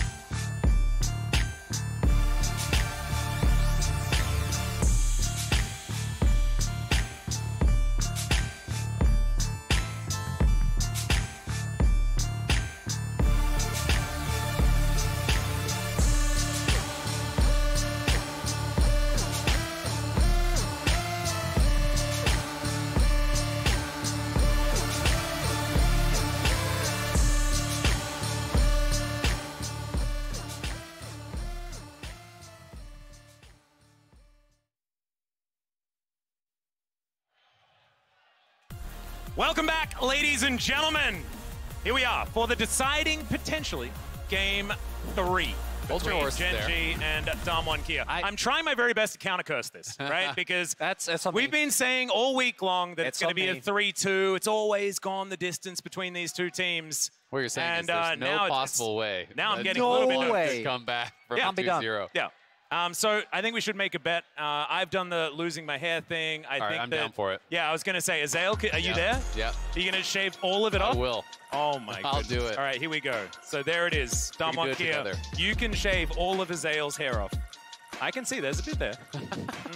I'm not going to make that bet again. I'm just not doing it. But welcome back to Worlds, and as we continue our battle between Gen.G and Damwon for their spot at the semifinals, we've got a reminder for you. If you can't make it to San Francisco for the finals, you can watch on the big screen with friends and family at one of the 600 theaters and counting near you. Use the QR code below that I'm not going to try and indicate to It's on your side, so you can do it. It's like right here. Too late. They took it away. It left as I did. Yeah, you would have had it. Very, very too sad. slow, Atlas. I know. I am definitely too slow because here we are. The Yumi has finally been banned. Justice for New York. And the final ban to come through here for Gen.G. We'll see what it's going to be. As, you know, guys, Kane's still available. True. Question number 2 for me is, do they just go Lucian Nami again now? I hope so. Yumi is banned out, so they could just go towards it. Aphelios is up. So I do always love Aphelios and Lulu as the answer to it. I like this a lot more. I mean, I just think Sejuani has just been running rampant over these last couple days. So there's a lot of elements to this. The Aphelios is by far Dom's best champion, so Gen.G is going to feel, I think, forced to now pick it away on the first rotation. And Noguri, as we already pointed out, his Sejuani has been incredible. Now, you can, of course, still flex it. We saw Peanut showcase how strong the pick truly is. But at the very least, Damwon, much stronger opening. And if a Lucian Nami actually does come through here, as good as Brutal and Lahans are, if there is a bot lane that can match it with an Aphelios pick, it will be Dr. McCallan. I mean, it just feels like the most obvious answer ever, right? Like this is exactly what Damwon would want to do. They have to pick it right here, or it's going to be banned away. It's got to be Aphelios Lulu. So let's go! This is already looking, I think, a lot better for Damwon in the first 3. Now, I mean, it's going to be about what Gen.G can set up in these next couple of bans, because anytime you have Sejuani, you generally want to go triple melee topside, so it's going to be about limiting some of those picks. Fiora, Sylas, Aatrox already banned away, but you're looking towards things like the Akali that we've already seen. You're looking towards things like the Yone, perhaps. You're looking towards Camille, you know, all of these options. Especially now you want to delete Akali, you want to delete potentially the Yone as well. Yep, well, Chovy is going to lock away the Azir. Now there are Wukong and a Gragas away from running back the Damwon Kia composition, and we'll see whether they do so as we hop into our second round of bans. The reason why I'm so excited about Dr. Aphelios, in case you're not a follower of the LCK, this man has played 65 games on Aphelios, and he won 71% of them. He also has a KDA of 5.5. And this also includes not just time on Damwon, but when he was on Nongshim Red Force. Yeah, a team that qualify and things like this last year. Well, so the level of expertise that this player has on this specific pick is insane. And I'm just hoping that we get a more competitive... Oh, actually, that's a little bit much to ask for. The games are very competitive. I take it back. Take it away, Azil. But I want more. I want more gameplay. You want more of these competitive games. Yes. I mean, There we go. Even this year alone, 21 games, 71% win rate as well. So the career stats mirrored by this year's stats. He has been excellent for it. To me, this is his signature champion. It right? is, absolutely. And you gave him his signature champion, and I would argue kind of like his signature matchup in this match, right? Yeah. You know, this is where you really want Aphelios. People love the polymorph from Lulu against this short-range marksman in Lucian. Makes it very difficult to actually look for these all-ins. And it is a bit of a focus on some of the melee picks, but they're not convinced that it's going to be Sejuani jungle, so they're banning away the Lissandra here as well. And you guys have mentioned, Noguri is someone who can definitely play that Sejuani in top lane. Yeah, he absolutely loves it. He was using this for the hard counter into Nah. I don't use the word hard counter all that often, but when Noguri plays it, it looks like that because he's so aggressive on the pick. Final ban, going to be the Vi here coming through from Damwon. Not going to allow Peanut to have that. And now Ruler, what is he going to be locking away? We're looking for top lane and jungle. It's got to be jungle, and then you fifth pick your top lane for sure, because you don't know certainly you know, if this Sejuani is going to go jungle or top, but instead, very interesting. So I mean, if you're worried about the potential flex, this gives you a really strong 5v5, but this makes more sense. Okay. And this is as Gen.G summer as it gets. The only thing that you need would be maybe an Ornn for Doran on the top half of the map. The Aatrox would be another one that obviously can't be taken away. Same for the Renekton, because Peanut's Poppy was one of the large reasons why it was so hard to draft against Gen.G, because you had to permaban it. You could never, in any given situation, leave open this pick. Oh, wow. Okay, the Swain is going to be locked in. Kellen, what do you have in store for us for either Canyon or for Noguri? As Viego is going to be locked in, so it will be confirmed. Top lane, Sejuani. And that means that when Canyon heads up there, it's going to be very dangerous for Doran. See what he's going to be playing into it. He can still just pick the Ornn and probably be okay. I feel like Damwon have got to have a read that Doran's going to play a diver, right? Because otherwise the Swain just doesn't really make that much sense to me, right? I do think you can kind of struggle sometimes into picks like Azir who can really outrange you. Swain, to me, succeeds best against hard commit dive. And Maokai is that, to be fair. You know, you can kind of fish with the ultimate a little bit, but once you're going in, you're not really getting out. So a bit of an interesting pick. You know, the Swain for me is a bit of a head scratcher against the Lucian Azir. So Swain has been a pick that's really big, not just for Damwon on this level, but even the Challenger team love this pick. Yeah. And I think that specifically when it comes to the top side plays that we've seen from Damwon Kia, feels like a lot of the games have been decided by, do Showmaker, Canyon, and Nuguri get to play the game early? And in the first game, they did, but the bot lane did. In the second game, it was kind of a mix-up. And this time around, I think this speaks to the faith that they have in Dr. Callan to be fine in the 2v2, while still having an incredibly strong top side that can run away with early skirmishes. Yeah, and we'll see if they're going to be able to do that. You know, my concern is if Showmaker gets locked in under his tower, you know, if you get that push over to Chovy, the cooldowns are fairly long for Swain, and in the later stages, it can be difficult to get that hard commit fight if you do get disengaged by things like the Azir ultimate, or if they can actually kite you out, knock the Swain out once he pops his ult with the Poppy ult. All of these things are big concerns for me with this pick. That being said, I am really interested to see if it's going to be Ignite Sejuani as well on the top side. I think against Maokai, especially when you have that pairing with Viego, it would make a lot of sense to really go for this aggressive summoner, and Noguri is going to do so. So, you know, there is going to be attention up towards Doran, who I think has been at times disjointed somewhat from his team, so they are going to really try to focus on this. Well, we'll see whether the tree can survive. Of course, burning down the tree certainly does make some sense in my mind. My immersion well and truly in place. But here we are, ladies and gentlemen.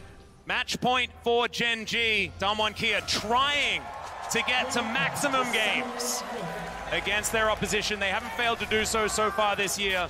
Should be a possibility. And Chronicler, I wanted to talk to you about this particular matchup, Swain versus Azir, because this is something we saw in the LCK a whole lot of times.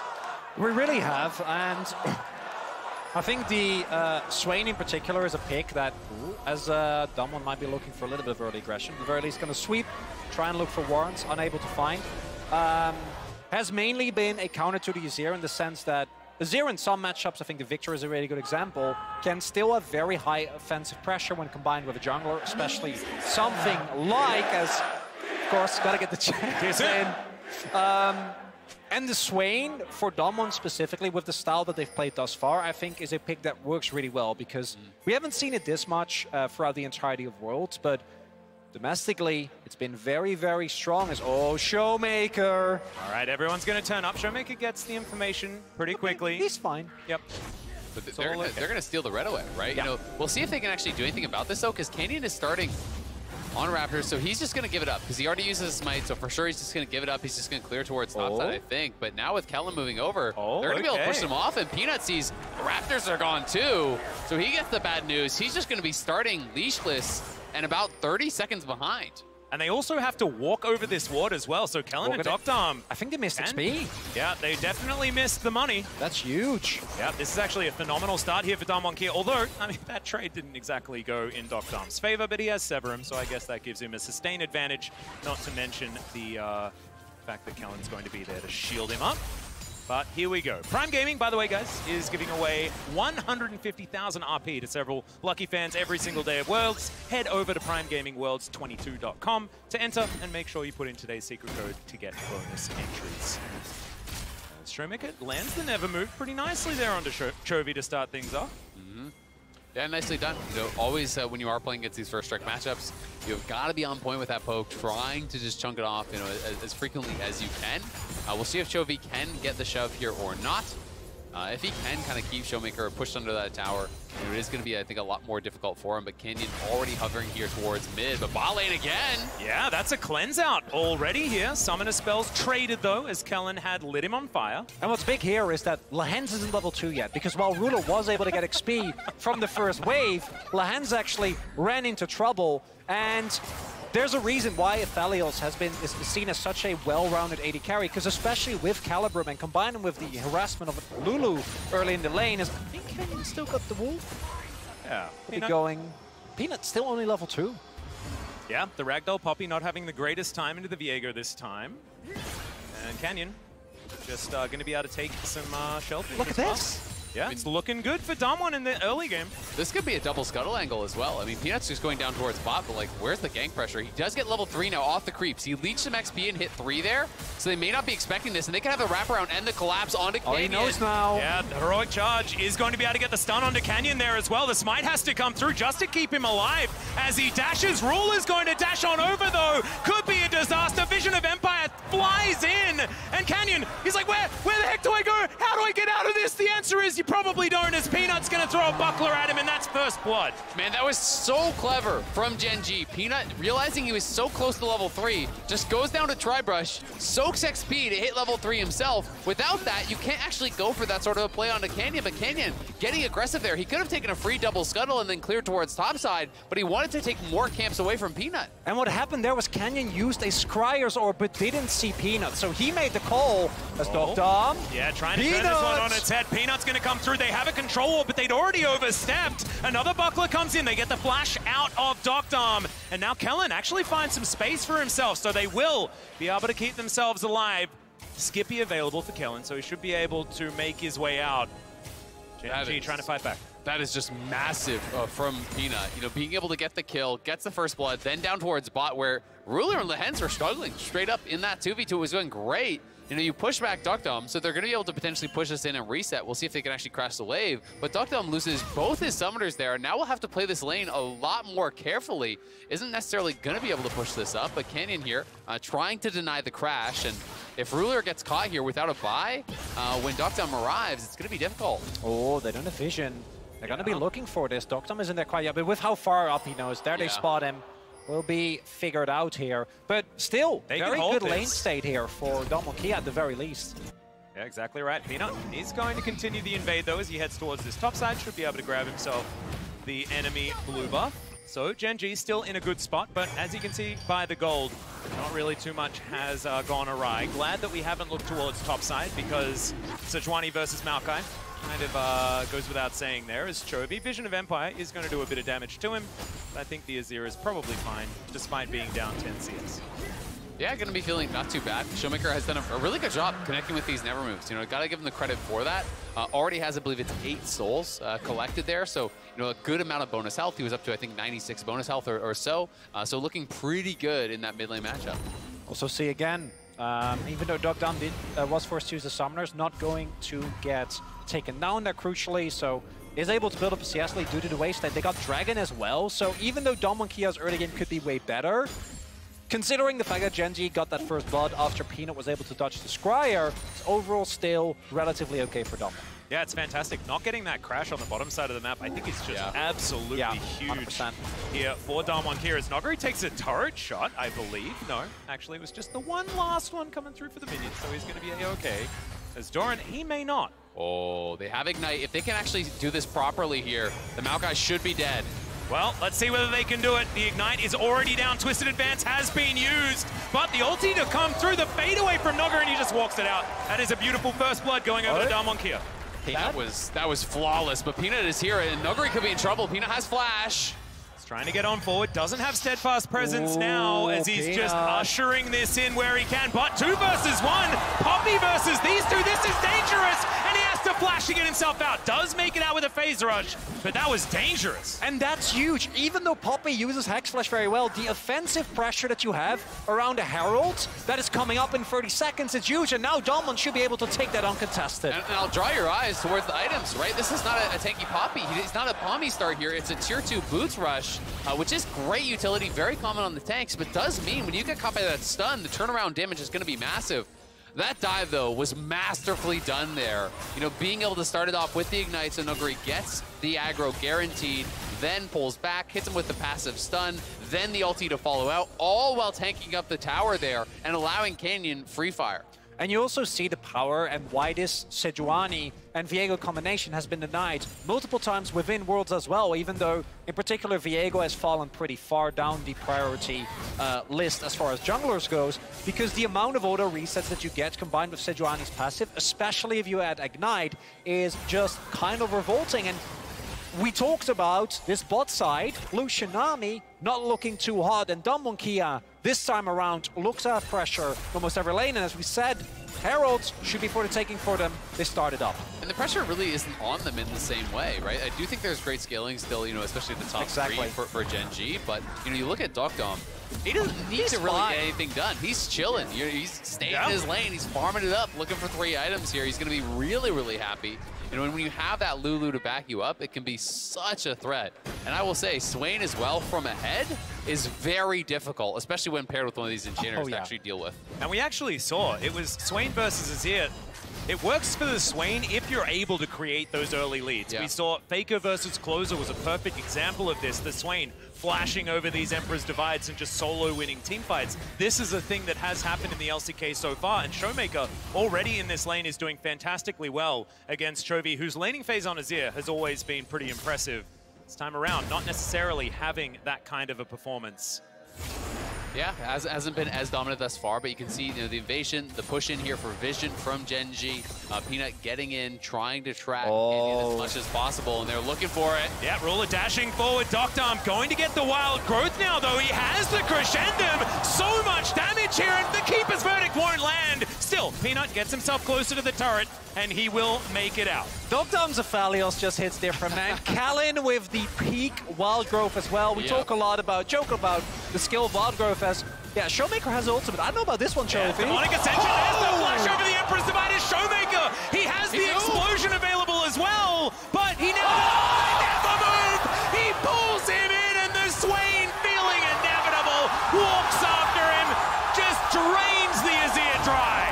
And that is exactly why we have faith in Domon when they go a little bit of meta. The amount of power that these laners individually have shown when they get their comfort is just on another level. And also, this is a Domon here that are down. It's match point for Gen.G, and they are making these aggressive plays. Kellen is emote spamming in the bottom lane. I mean, that backstep from Showmaker was so damn clean. Backstep on Chovy's ultimate there so he doesn't get knocked back. Then the flash in over the top. Hits another never move. The last one he needed to be able to finish it off.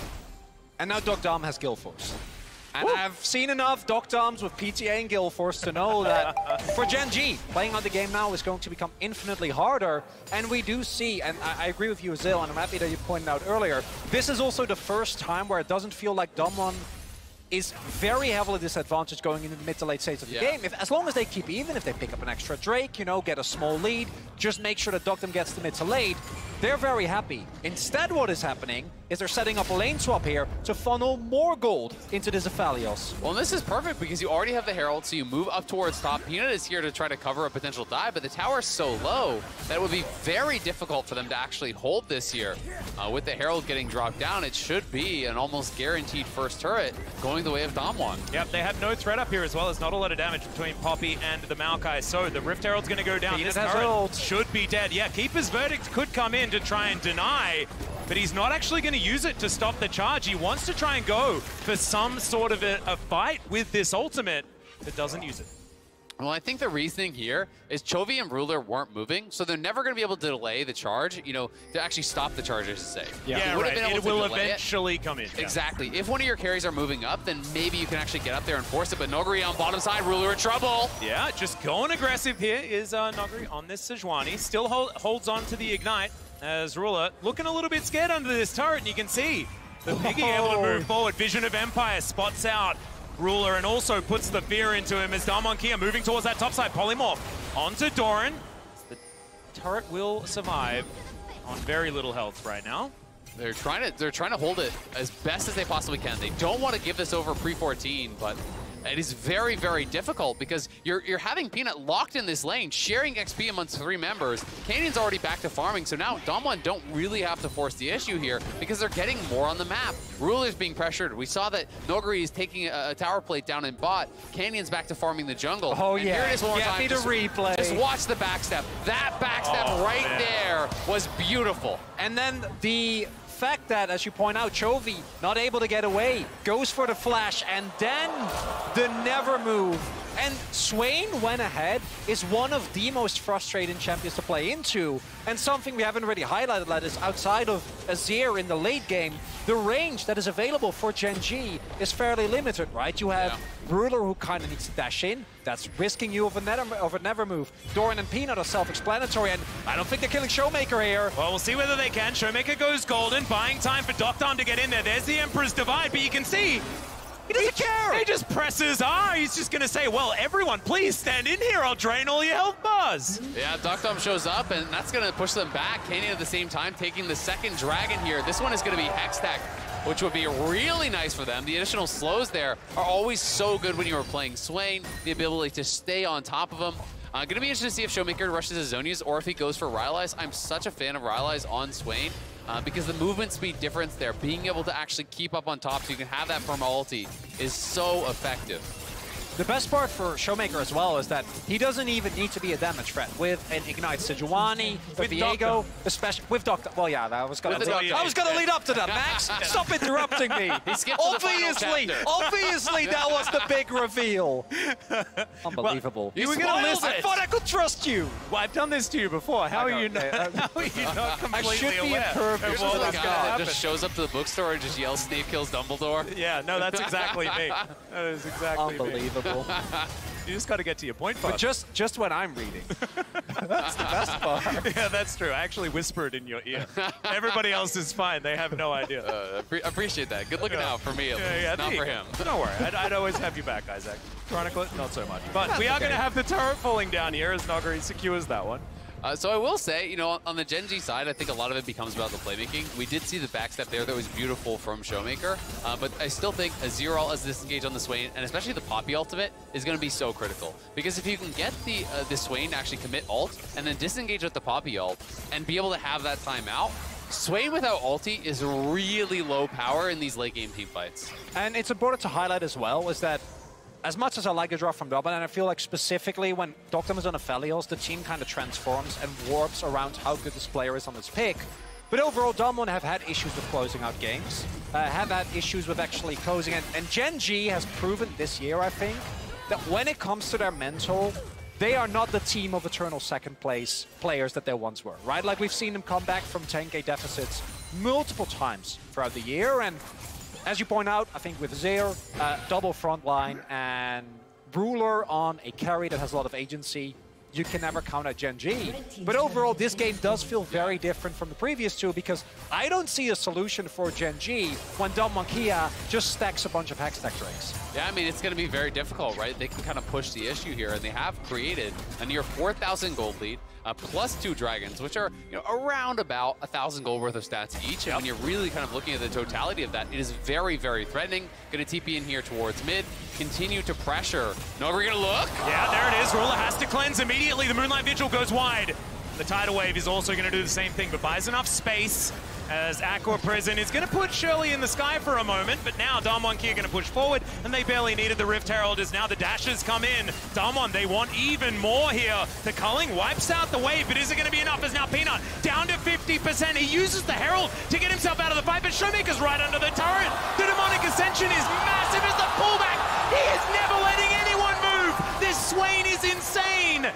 And Dom1 are still pushing forward. Another never move hits as Peanut. You should have got the message. He doesn't miss on these. It's never move, and it's never miss. Showmaker is going off. Oh, God, as we say it, he pulls all of Gen.G into a Game 4, gentlemen. Who is this guy? Showmaker going off, almost carries the last game, and in Game 3, match point for Gen.G. It is Showmaker refusing to lose. And you see that giggle from Lance? That's the, oh, we're going to Game 4 giggle right there, because I felt like this game might be still on the cusp of pullback for Gen.G, but now Dom1 needs to make a colossal mistake, because with this gold going over to Showmaker, Dom also picked up a bunch of kills, by the way. He's currently sitting on 2-0, and those Drakes are going to be stacked.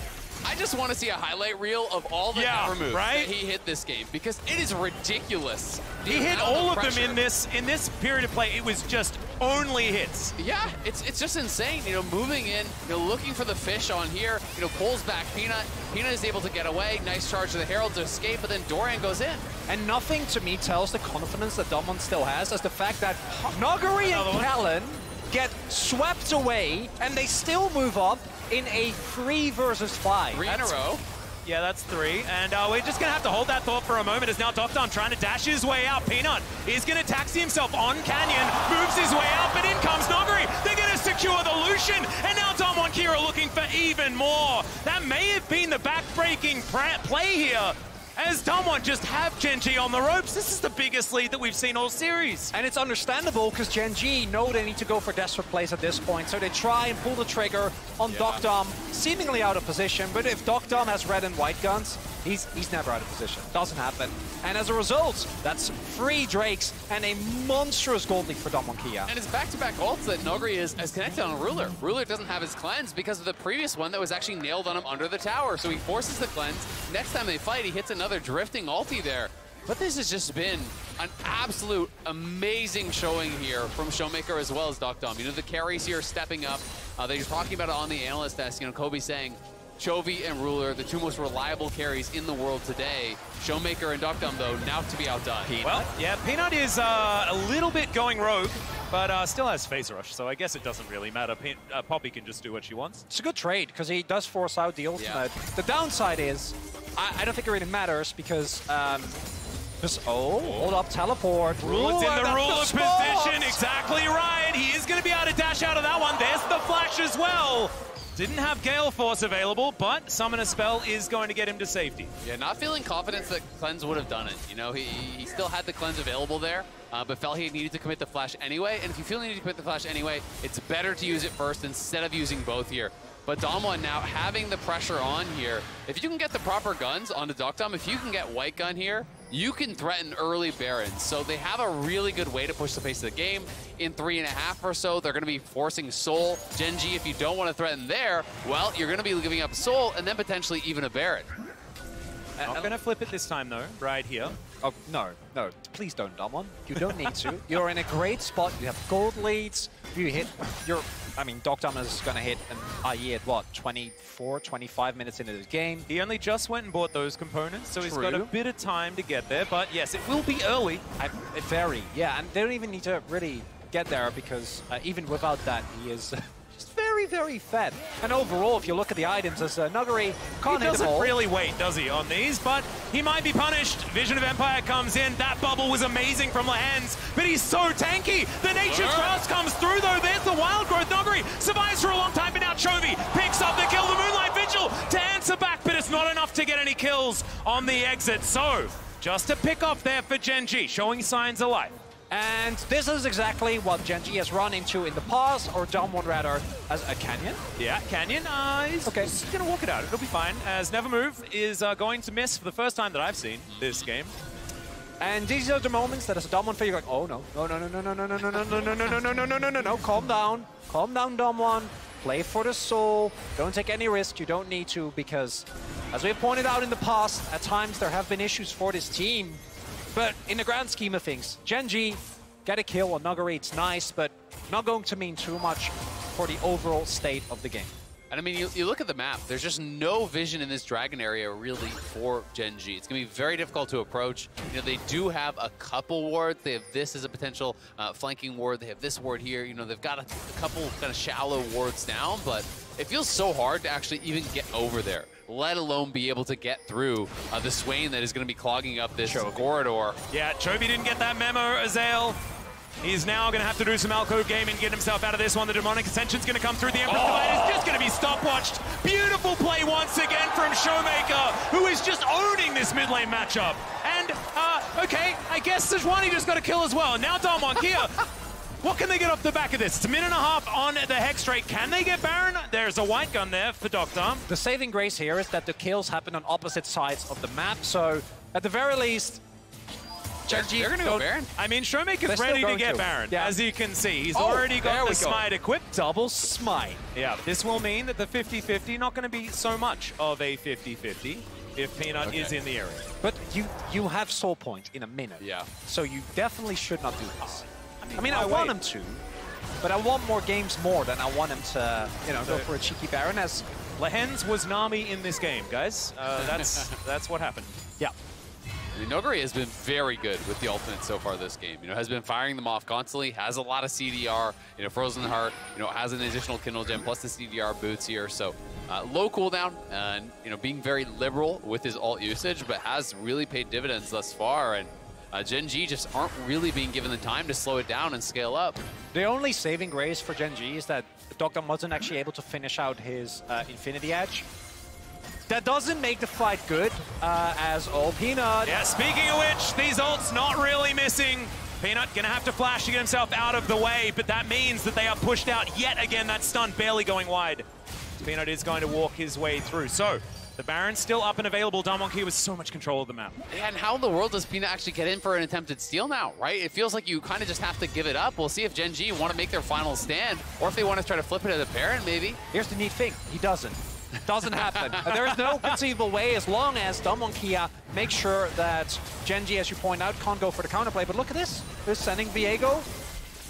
What can you do? Even with Hex Gates, there is no amount of gaming that's going to offset the gold that is currently available. Soul now for Gen.G, and no sweep in this quarterfinals, everyone. Absolutely not. Chovy is just going to get taken down under the enemy turret. That is going to remain alive, and Showmaker will be able to claim the kill. This is it, gentlemen. We are finally going to have a series that isn't just 3 games long. Although, I've said that in the past with these two, and maybe that was the ultimate curse as Gen.G looked down the Baron. No Renekton, no Nidalee. I'm feeling good, No, Atlas. I'm very scared. The better we feel, the more likely someone's going to lose their hair. At least this time it's Azael, but still. Damwon, they've started this one up. Peanut is at the back of the pit. Nature's Grasp to come forward. The culling does a fair bit of work here from Ruler, as there is the ult. The Keeper's Verdict going to get so many up. As he pulls back, Doctor, he flashes into the Baron pit, but he's now tanking it up.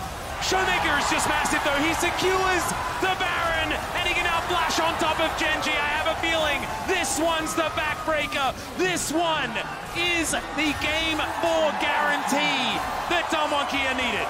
I think that should do it. Dom1 roar to life in this 3rd game here off the back of an amazing Showmaker performance, making his mark on this series. Just unbelievable. Absolutely unbelievable. This inhibitor will go down, and Gen.G, they looked completely unflappable this game. Often, teams would be down 0-2. That would make them play more nervous, more scared. Looks like Gen.G were just charging up, but they're going to have to win this last little skirmish. Canyon going down very low, but it's Doctor that's securing the kills. Chovy goes down first. Lehen's going to come through now, and the Nexus will go down. Here we are, game 4, ladies and gentlemen. And I want to highlight again, Gen.G down match point after a game 2 that looked winnable until the very end. A 40-minute slugfest. Come in, say, okay, we get it. We ban Yumi. It's fine. We tried working around it.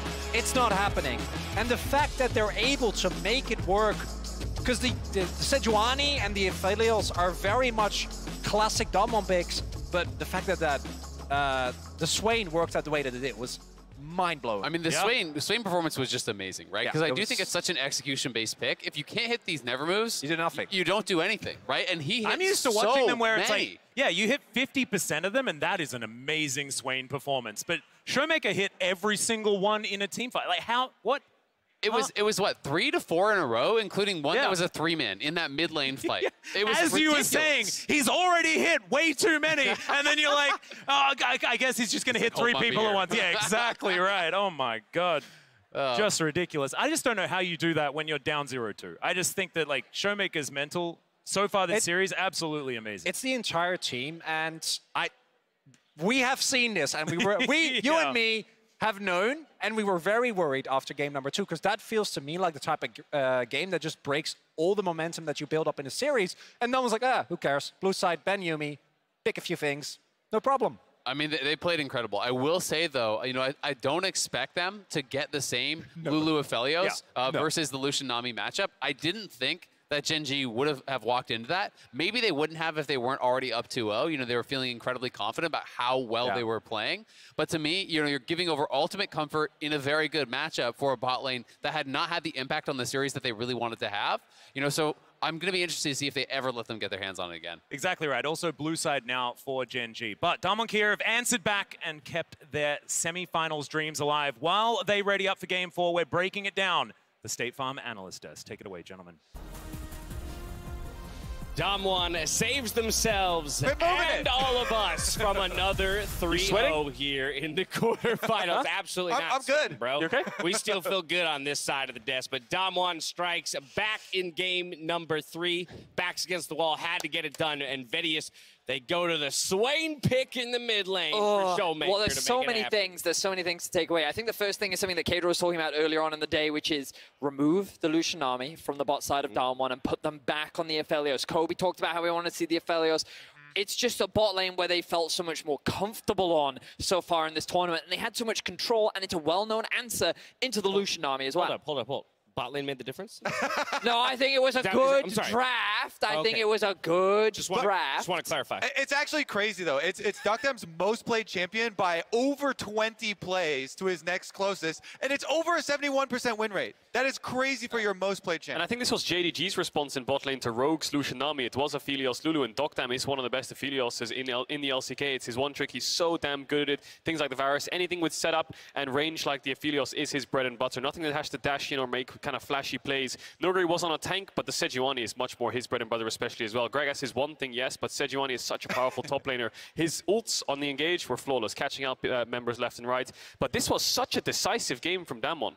One of the biggest differences I think we saw from Gen.G in this game compared to the other two was in game 1 they had Renekton and Ryze. A lot of early skirmishing power and an ability to match Damwon's early game. In game 2 we saw the Yone and the Camille, stronger scaling side lane threats where they had independent agency again. This is the first time where we actually saw them drafting more towards the 5v5 team fight, and all of the early game aggression from Damwon couldn't be controlled. There was nothing that they could actually contest. So the second they started losing a bit, they lost a lot more. Also, I have to criticize the Poppy here from Gen.G a little bit, just questioning what the value it brings, right? There's a Sejuani, okay, there's one dash, Aphelios, Lulu, Swain, and Swain was picked into Poppy later on, but you're picking it without seeing their mid-jungle. Poppy just feels like a bit of a weak pick there. Yeah, especially if your top is Maokai also. Poppy Maokai is not doing anything up there, so you're basically sacrificing half of the map early for where you're going to make some plays. Yeah, it's a good point, right? You're really relying on the Lucian Nami. Lucian Nami cursed! Lucian Nami is cursed in theory. 0-3 this series. No more Lucian Nami, but I tell you what, I do want to see more of Showmaker's Swain. He picks up the 1+ OP player of the game because he absolutely popped off. I would argue best performing member of the team through all 3 games, even in their losses, but here he drives it to a victory. Oh, that movement was crisp, but then he flashes back over. It was solo kills mid, and it was just a montage B-roll of plays in mid lane of just pulling members left and right. But I don't know if we'll see it on this highlights reel. The biggest thing was the Baron. It was really messy after they got the soul, but Showmaker actually swapped over to Smite and soloed down the Nash when Canyon got sent away. He was hesitant at the start of it because Peanut was around, but as Peanut disengaged, he finished it himself. But here is when we saw the big highlights and the big flashy moments from Showmaker, pulling back 3 members towards the end of this fight. And this is why the Swain pick was so good, and the outplays versus Chovy 1 versus 1 were necessary, because then Showmaker neutralizes everybody else possible on this team. Lucian being such short range, he absolutely just monsters on everyone, hits every single Q. The casters were talking about it, pulling them all back in. This one was just juicy. Ridiculous. All three of them, insane. Showmaker is just so good. The man don't miss. And even in game 2, he was the one who was trying to bring Damwon to a victory. Yeah, it's just, I mean, this is the Baron that you were talking about, right, Digital? This is the one where Canyon gets knocked away. Showmaker actually has Smite here. Peels off for now until he sees Peanut positioning. And as Dogtown flashes away, he realizes he's the one who needs to finish it. Canyon even coming in towards the end there to make sure it gets done. But yeah, just consistent factor. The rock for Damwon right now is Showmaker. And I feel like these early games have been going in favor of Damwon. Game 2, they threw it away around Baron. Game 3, incredible stomp from Damwon. It looks like it's a very Gen.G favorite series because of the 2-win scoreboard, but Damwon are putting up a hell of a fight. I mean, I'm not surprised, but I am impressed with what we're seeing from Showmaker because internationally, the story that we started the day off with was Chovy is yet to get past the quarterfinal throughout his career. Yet this man is a world champion and he's made a world finals the very next year. He and Canyon have been the core of what has made Damwon so good for so long, and to see him stepping up again is only a pleasure to watch. I mean, so many of the players on this stage are capable of brilliance, right? But it is about who shows up on the day and actually reaches kind of that pinnacle of performance and in the right moments here. With only 3 best of 5s between you and the Summoner's Cup, Showmaker's turning on at the right time. Yeah, his career is actually still so young, and he's so consistent. Winning and then being in the finals even over there. Year, so watch out! He's flanking you. That's a fight a fan. No, but I'm just saying. How we need this. Yeah, no. Just to keep the sword. Just this is really just protection against Showmaker. Yeah, that's what it is. What I was going to say is that Gen.G is going to move over to blue side now. Damwon need to ban Yuumi, and I feel like Aphelios is going to be a big pick. We'll see if Gen.G decide to deny it. Mid-matchup will be important. Maybe we'll see Doran back on a carry. I think this is the true test, right? Gen.G already proved they could win 1 game on red. Now it's time for Damwon to do the same before they can force it to a 5th and final game. Worlds is a gauntlet, and the best way to keep up with all the action on the go is Riot Mobile. It's home to all things League, Valorant, and more, where you can watch Worlds live, catch up on series scores, and chat about all the action with your friends. Check it out. We'll see you back here on the other side for match point in this back-and-forth battle. Showmaker is going off. Oh, God, as we say it, he pulled all of Gen.G into a game 4, gentlemen. Who is this guy, Showmaker? But the culling does a fair bit of work here from Ruler, as there is the ult to keep his verdict getting so many up. As he pulls back, Dogtown, he flashes into the Baron pit, but he's now tanking it up. Showmaker is just massive, though. He secures the Baron, and he can now flash on top of Gen.G. I have a feeling this one's the backbreaker. This one is the game 4 guarantee that Damwon Kia needed. Don't ever see it's over if I'm breathing. Racing to the moonlight and I'm speeding. I'm headed to the stars, ready to go far and start walking. Don't ever see it's over if I'm breathing. Racing to the moonlight and I'm speeding. I'm headed to the stars, ready to go far and start walking.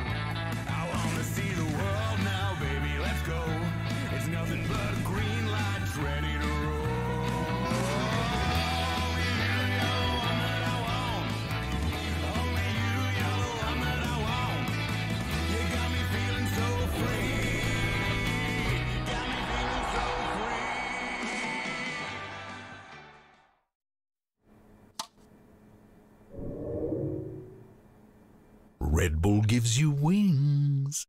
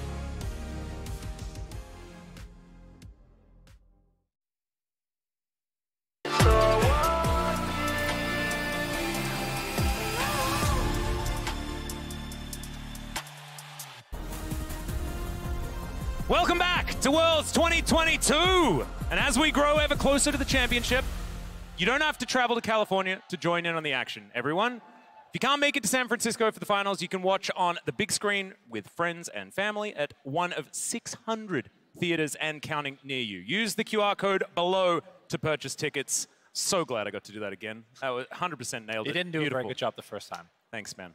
Gorgeous. Practicing. All right, well, we've got a game 4. Yep. It's the first time for the knockout stage. I actually, was starting to wonder whether game 4s were even possible here at the World Championship. Are they real? Yes, I don't because know. here we are. We are in one right now, unless this reality doesn't actually exist, and we can go for something like that. But we didn't have evidence beforehand. That's true, but we do now, because here we are. Well, and again, it's back to the draft adaptations, right? After a very dominant game 3 here from Damwon, it really feels like they're scaling into the series. Yeah. Game 1, Showmaker had quite a poor game, right? And overall, it didn't feel nearly as close. There was some great moments from the Kane, but it wasn't really a cohesive effort. Game 2, Showmaker was really playing well on the Azir, but compositionally, it didn't feel like they necessarily had the answers. Docdom on the Lucian, really wasn't able to get it done. Game 3 was a stomp, right? And Showmaker was still playing at that exceptional level. So now you have to feel like it's a confidence builder for Damwon, and Gen.G is the one that has to reevaluate a little bit. We'll see what they do as we are nearing champion select here for game number 4. Remember, Gen.G on the blue side. And gentlemen, that means a lot moving into this series. It's about who manages to get their hands on the Yuumi, whether or not that one's going to be banned away. And a lot of the champions that have been perma-banned now are on Damwon Kia to take away. I'm kind of with you, Azil. I think that the Yuumi, Aatrox, the usual suspect, the Graves are all going to be banned away. Yep. Neither team wants to give those up. So on the red side, you're going to have to accept that it's going to be an Aphelios first pick. And I want to reiterate that even this year, Damwon Kia have played Ziggs as an example, as an answer to the Aphelios. It would not be the first time around, although this frees up a ban for them, which I think is quite nice. That's cool from Gen.G, and the second time they've done this. And I mean, it is a little bit of a weakness showing, I think, in both teams, right? Because you're not willing to actually first pick the Graves, whereas Damwon is fully willing to do so. And on the other side, there's kind of that Yuumi weakness that has been exploited a little bit, where they aren't able to do the same counters. They aren't able to bring out the Singe and stuff. But Gen.G doesn't have to ban it. So it's a really interesting back and forth here. And I am very curious to see, if they are going to leave the Aphelios up and actually try to give that over and have a different answer, or if they're going to ban it away. Well, the Caitlyn ban on blue side here as well is another one that's a bit curious, but it's not really a ruler champion either. So banning both the Graves and the Caitlyn on blue side is a luxury that you only really get on blue side, as there's the Kane ban. Again, man. Wow. I mean, respect to Canyon. Gen.G realizes that Canyon was having a monster game. His teammates did not have a very good game, and that really was the difference. Come on, it was not the pick that was actually falling apart. It's got to be the Yuumi. There's no shot you give over the Yuumi and lose all 3 games with it. Yeah! There we go. There we go. The cat has been banned once again. Get it out of here. Let me remind you, gentlemen, in 100% of games, the Yuumi was banned, Damwon has won. Okay, so game 5 could come in, but there's the Sejuani first pick. So now, do they actually grab the Aphelios? Are they willing to play Aphelios into just anything, right? Yes. It is extreme comfort, and I feel like they should grab the Aphelios here. You don't necessarily need to grab the Lulu Ray immediately as a pairing, because I don't think Gen.G would then steal it away. It doesn't feel as high prio outside of this pairing specifically. But they're thinking about it down to the last second here. Yeah, I think so. 100%. Not surprising. I do agree with you. Now the question becomes, what is the read from Damwon Kia? Do they read into this that this is going to be what has been most of the case, which is a Sejuani for Peanut? And do you then maybe take away something like the Akali to prevent these extremely strong topside melee compositions with Sejuani to roll you over? You can. It's also interesting because, for a lot of teams, I'd be saying, okay, you grab Trundle, right? But because it's Canyon, it's just not really stylistically his thing. Okay. And I think getting him on the Viego really does make sense. Viego, it feels like it has been getting banned out more in the second phase of bans. So they're going to prioritize it a lot. This does very likely mean Lulu on 3. So, like, the first phase is already kind of done. Whoa. For Damwon. Oh, you could go Jinx Soraka potentially, or even Jinx Lulu and take away the Lulu. I mean, it's the classic Jinx into Aphelios, and this is Gen.G, ladies and gentlemen. Welcome to the combo that has been part of this team for so incredibly long. And Showmaker, he wants to run it back. Look at the smile on his face here. He's just having a bit of a giggle. He wanted to activate the crowd. And thank you, New York. You were fantastic. but he's going to lock down the bottom lane, it looks. Okay, I have to say, Renata into Jinx is terrifying. Very likely this will force the cleanse.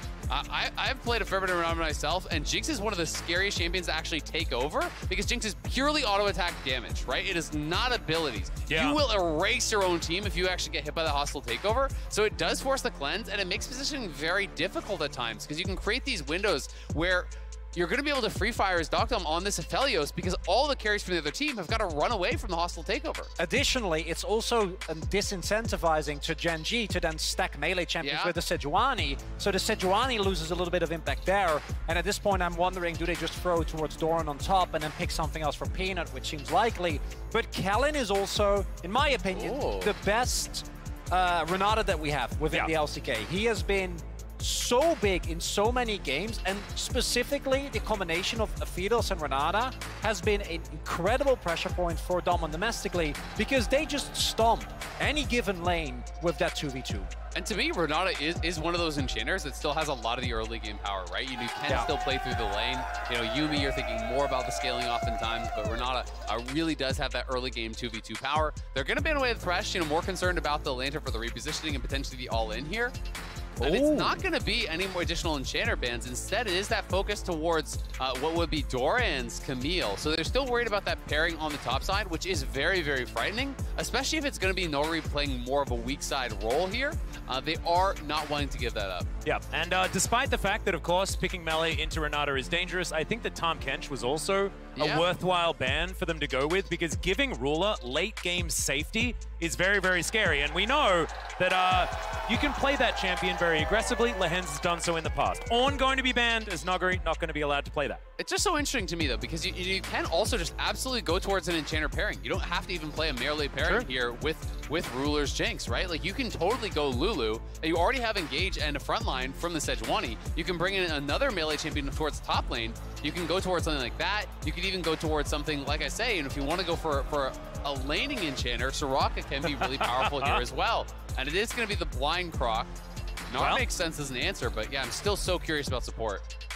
So the Gnar is going to be considered into the Renekton that might be going top lane. I say might because Showmaker has done this before in clutch games. Yeah, would not be surprising if we now end up seeing a counter pick here from Nuguri. Key thing though is, of course, that in terms of actual having AP damage, that would make it, it very hard. What I do like though, I know Renekton is not the most popular pick, but I think that Damwon have shown that a strong 3v3 topside, especially when bolstered by an Aphelios lane, is a recipe for success. So I think going back to that in theory works out well. The problem is, as the Lulu comes in, don't think playing Renekton into Lulu or Gnar is particularly fun. And additionally, don't think the setup for Damwon is quite as nice as it was in the previous game. No, definitely not. I mean, they don't really have any hard engage right now, right? Right now, you're looking at potential flanks over on the Damwon side. Showmaker LeBlanc is an iconic pick here, but again, this makes this comp, I feel like, so much more mid-game. Yes, there is scaling for Doctom on the Aphelios, but you're looking over against Lulu, Jinx, Azir with a stronger front line. This one feels like the pressure is on Damwon early, big time. I think they have to play from ahead. If you are playing, you know, from a neutral state in the later stages of the game, it feels very difficult. I mean, that's exactly what Azir and Jinx do, though, right? Like, it forces you into trying to answer in the early mid, and I actually think that this is a fantastic idea from Damwon. All in on that. If they're going to win, that is when they're going to win it. And so Damwon Kia going to have to very quickly bring us to Game 5. Also ties us in the larger theme of this series, which is Gen.G. When they actually get to 5v5, Game 3 notwithstanding, they are the better team. They have shown that when it comes to pure teamfight execution and front to back, they can kite back, they can protect Ruler, they can play around the peak performance from Chovy and Ruler. And Damwon Kia make the read, we gotta win early or we're not gonna win at all. That's how they won Game 3. But I do agree with you, Azale. I think that the clock is on them way more than was in the previous game. And I think it might lead to Damwon, again, going for these overforces. They're gonna have to force, you know, it is a lot of pressure on them. And one of the key differences here is they don't have as good ways to force, right? You have to be flanking from multiple angles. That is kind of your way to engage.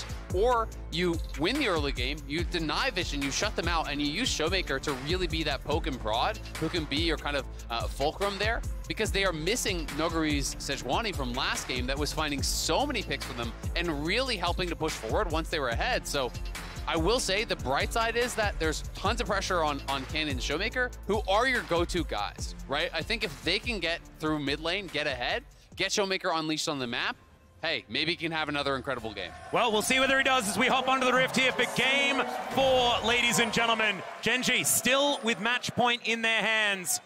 Damwon Kia could bring us to that best-of-1 decider. As Showmaker, Gen.G, are they predicting that Showmaker's going to go for it? And he is. He's just going to do it a little bit later than he otherwise would.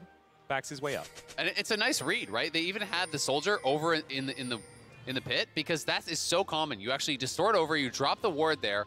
So he's reading that play, dissuading him from being able to do it. Just nicely done. Small thing from Gen.G. Also, again, Peanut going for the control ward start that we've seen come up more and more, especially on these little bit slower junglers.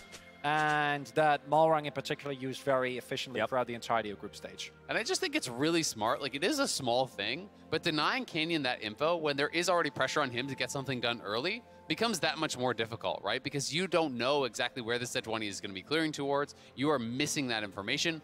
We'll see if Showmaker will go in late at all and try to get that ward down. He may look for it. And I do think this is worthwhile. So he does drop a ward at Raptor, so they're likely going to spot the Sejuani clearing up. And that will at least give Canyon the info, though a little bit delayed. Yeah. And back to laning goes Showmaker, and yeah, here it is, all the information given, so Sejuani will be on the map. Damwon Kia just starting to push off once again here towards the bottom side, but I believe this time the experience advantage not going to be as high here for the Aphelios. It is worth noting, though, that Damwon didn't leash, right? So they started the 2v2 because they wanted to get pushier, so they want to play for the faster level 2. So that signals to me that they are going to try to play this a little bit aggressively, see if they can get this quick level 2, push Ruler and Lehen's back, and utilize that to try to create some sort of an advantage. Yep, already starting to push up this lane as we can see. Nuguri and Doran still just fighting it out, of course. The Gnar having sometimes pretty okay time into the Renekton. I'd say that now still the case.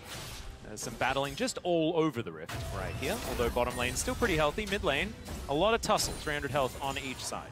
And what we see as well is that Canyon actually has not been spotted on that ward. Went from blue to Grom and now towards his red buff. Does have a window. Don't think top lane looks particularly diveable, but maybe he wants to look towards a mid gank, but will get spotted on the ward there, so not really going to amount to too much. And sees that ward come down, knows that he won't be able to find a lot as Doran. Yeah, crushing his way forward, not wanting to overextend onto Nuguri here. Doesn't have enough information to go for it. As we can see, Canyon going to move in, looking to steal this one away. Not going to be able to do so, but does get the information there that Peanut is in the area. And the very small thing, but he does force out the smite, so it should be his scuttle if he wants to actually play for this. Peanut, the wraparound. Yeah, now Nuguri's going to be able to move on over. There's the flash in, gets the big stun, and also able to get the Colombic. Unbelievable! From the top, double for Canyon and Damwon Kia. They really want those 5 games. And Canyon needs the early lead. Canyon says, I will find the early lead, as both junglers kind of aware. Maybe the other one is there, maybe they're not. But the moment that Peanut makes his way over, Canyon crucially, look at that ward. He thinks he's safe. Yeah, and it's actually such I think Canyon read it. Canyon. Yeah. He had the read, right? I mean, Canyon was skipping so many camps. He was down 2 full camps to actually hang around here for this long. He spotted him doing the gromp. He waits around. He has the read that they're going top because Renekton is so low. It's such a juicy target. And Canyon takes the risk, and look at the stress. You can see, it looked like he was almost like slamming his keyboard there. You know, a little bit of frustration, a little bit of jitters there in the movement from Peanut. And that is a massive play in a game where you had to be ahead. Yeah, absolutely right. Peanut does do this. He moves his leg up and down if it's in one of those pivotal moments. I do exactly the same thing. Papa Smithy used to be very upset about it. As Lehen's going down to 50% health. Thankfully, we're standing, so not going to have to worry about it for us. But still. Well, I mean, I'm never bothered by that. I think oh, thanks, man. Yeah, the entire desk moving doesn't bother you? Well, I mean, it took some getting used to, because that does actually happen. The windows are breaking, things are falling off the shelves. Yeah, exactly. It's like, okay, this is relax. You know, it's more like the entire platform at Lopar just goes like left, right, left, right, left, right. It's like a ride. Yeah, great. Yeah, just, you know, you gotta go with it. As a lands. And again, it's a nice push here, you know, from Dom. You know, they didn't leash. They have the plan here, so Canyon is put behind on the clear speed, but is able to get towards topside. He gets the double kill. Bot lane, they've already pushed in and got that early shove. They get a play out here. And Kellen is able to actually delay the base there of Lehen, so they will get a preferential reset here if they would like to take it. And the key thing to me is, again, Drake stacking. Dom and Kia are definitely going to have to put a lot of pressure towards that part of the map. And with the permanent prio that they've been able to generate for themselves so far, expect Doctom and Kellen to go back and then be ready, especially when Showmaker always also finds his way back towards the map. That's a painful That's a trade. pickaxe longsword stuff for Nuggery. Yeah, pickaxe plus PTA early game, that's gonna hurt. So, you know, really investing in the early game, even with the rune choices here. Dom1 clearly recognize, you know, what this game is going to have to be for them to win, right? And they have got to continue pushing the pace. I will say one bit of bad news, though, is Chovy's advantage here in mid lane. He is up at least a full wave, you know, or so after this wave that's crashing gets collected. So Showmaker will be put down a little bit, but we'll see if Canyon can transition his lead around. Because as you said, they need to start taking the dragons. They need to have these points of power that are going to draw Gen.G into fights earlier than they would like to be. And to me, that's what Dom1 has been trying to do. Nuggery gets the crash here, just going to back. Peanut is in the general vicinity, knowing nothing's going to happen. Hey, Renekton with PDA and Dominus, though, at this point, you're not going to kill him. You probably end up getting 1v2'd, so as a result, Dom and Kia have free reign on the map, are able to get a Drake, set up extremely deep vision in the entirety of the jungle of Gen.G. Yep, Showmaker able to move himself forward there. As you can see, pops back to his distortion, so he'll be fine. Like you say, Drake stacking, starting here for Dom1 Kia. Not going to be enough, though, I don't think. They're going to need to keep up the pace, try to find skirmishes. Yeah, absolutely. They will need to do that. But, you know, 6:30 in, grabbing your first dragon, that feels like one of the earliest ones we've had in the world group stage and quarters. People have been taking so many more delayed dragons. We really haven't seen that many Souls or Elder type games. But Dom1 is going to try to push it towards that, right? They're going to try to get, you know, 6:30 first dragon, come right back, get their second dragon here, you know, around 12 or so, and then look for that about 20-minute soul point where maybe the Jinx and the Azir aren't really looking to fight, but Gen.G's going to be getting nervous at that point. Well, Doctom with some low-range guns, Ruler able to just use the Jinx as effectively as we have seen in the past, right? Like, it's outranging the Aphelios that you are doing here by picking the Jinx up, even though things are a little bit different as it used to be. And what's interesting is that Doctom in the past himself has also been a fan of this, is that we often saw Aphelios gravitate towards the PTA, so that you basically become an assassin with Guild Force, because your all-in window is a lot stronger than what the Jinx can provide. As Doctom and Kellen, Doctom now going to hit 6, Peanut maybe looking for something. As on the other side of the map, Dom and Kia, as they should, going to get up, pick up rather an early Herald. Yep. And this is perfect, you know, just continue pushing that forward. Peanut is spotted out here. That's a brand new ward, so he had to have known, I think, that was actually dropped down there. I think he was on that timing, but still hanging around, you know, looking to perhaps threaten if Dom1 were to get a little bit aggressive. But with Herald taken on topside and this wave potentially crashing, it could be Doran that's in a little bit of pressure here at this point. Yeah, and Canyon hasn't actually used the Herald just yet. They're just threatening.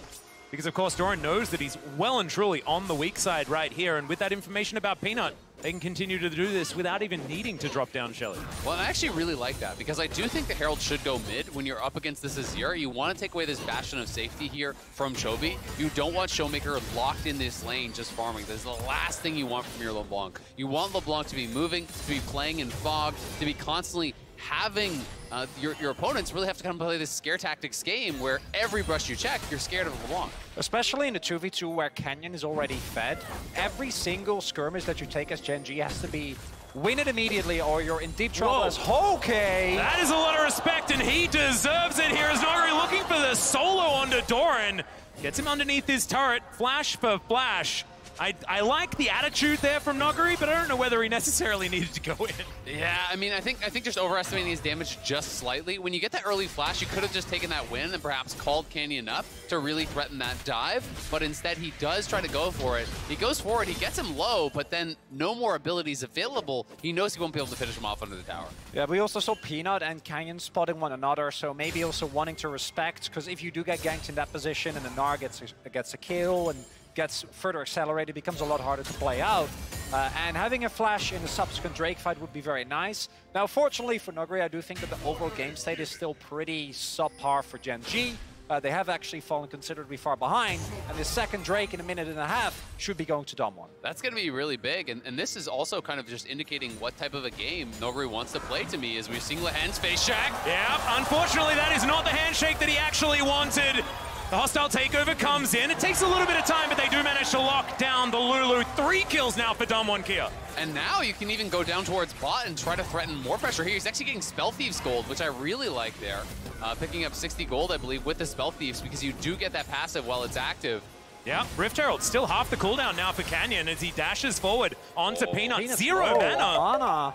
Exactly right. Ruler wants to come on over. He wants to try and defend, but there is just no way. Canyon is massive. Goes untargetable as well. He's going to be able to just boogie his way out on the Sejuani. This is wonderful for Dom1. They are really pushing the pace. And overall, Gen.G don't have a response. It's one pick on Lahen's, leads to a lot of the safety from Polymorph being gone. Noguri going to get a little bit of damage, but as you pointed out, with that Blade of the Rune King, a long trade's always going to be favorable, as Lahen's, definitely can't die twice. But in of itself, already, like the amount of early game pressure that Dom1 is generating is very hard to deal with. And Gen.G, their one saving grace is obviously how well they skill, but look how far behind Peanut is. Yeah, and the threat of this Rift Herald was used 3 times before it was actually thrown down. I think that Canyon, I mean, that presence of mind to know that you can just stand near it and make sure that Gen.G feel the pressure, absolutely beautiful here. I'm feeling a little bit worse about my decision not to prioritize Canyon in that draft we did, Azale, because I was like, no. Just getting better and better. Canyon has been a bit 369 Canyon ruler.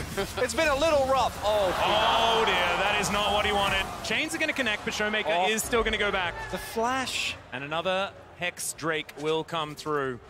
But as you were talking about, Max, you know, we're seeing Canyon feel so confident to actually go into these fights because he has that early mythic completion, right? He knows that he's such a point of power. When you're comparing the items, just look at the top half of the map, right? Like, that is the big concern. There's just no fight that you want as the Gnar or the Sejuani, and that is why Canyon is just pushing the pace. This is what we saw him do as well in the Kane game. I think he does it better than anyone in the world. When he is playing from an advantage, this guy just feels so oppressive. Like, he is living in your jungle. What are you even supposed to do about this? Yeah, and we saw the Sejuani look broken, right? When it was compared, when it was paired with the Camille, the Yone. When it's paired with only Mega Gnar, you're not going to be feeling fantastic about getting all of those passives, getting all of those stuns happening in these fights. And it's something we talked about a lot at the top of the series, and we now have to go back to us. Yeah, that's disgusting. Also, notice who's third, casually, even though he hasn't really done that much in his game, is Dom, because he has actually been able to get a lot of plates. Now dropping to 4th with Showmaker.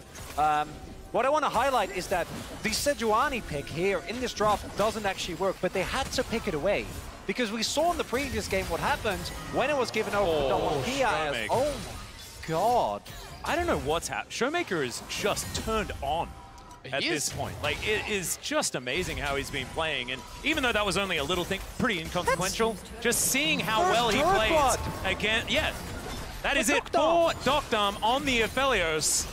Dom1 Kia, are they doing it, John? Are they doing? Are we ready to believe in 5 games or no? You calm down, Atlas. Not just yet. I mean, there is incredible scaling on Gen.G, but they have put themselves in a position where, you know, the game is in their hands, right? You know, they are the ones that are driving here and going to be able to have all of the options that they need to try to close this one out. We'll see if Canyon has a bit of an overstep here, as there are a lot of Gen.G people in the area, and he will respect that fact.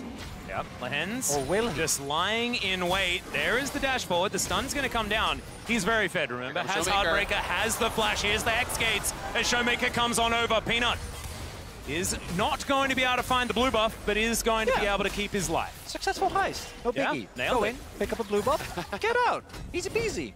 And he just had to wait that little bit of time, you know, for Showmaker to actually take the Hex Gate in.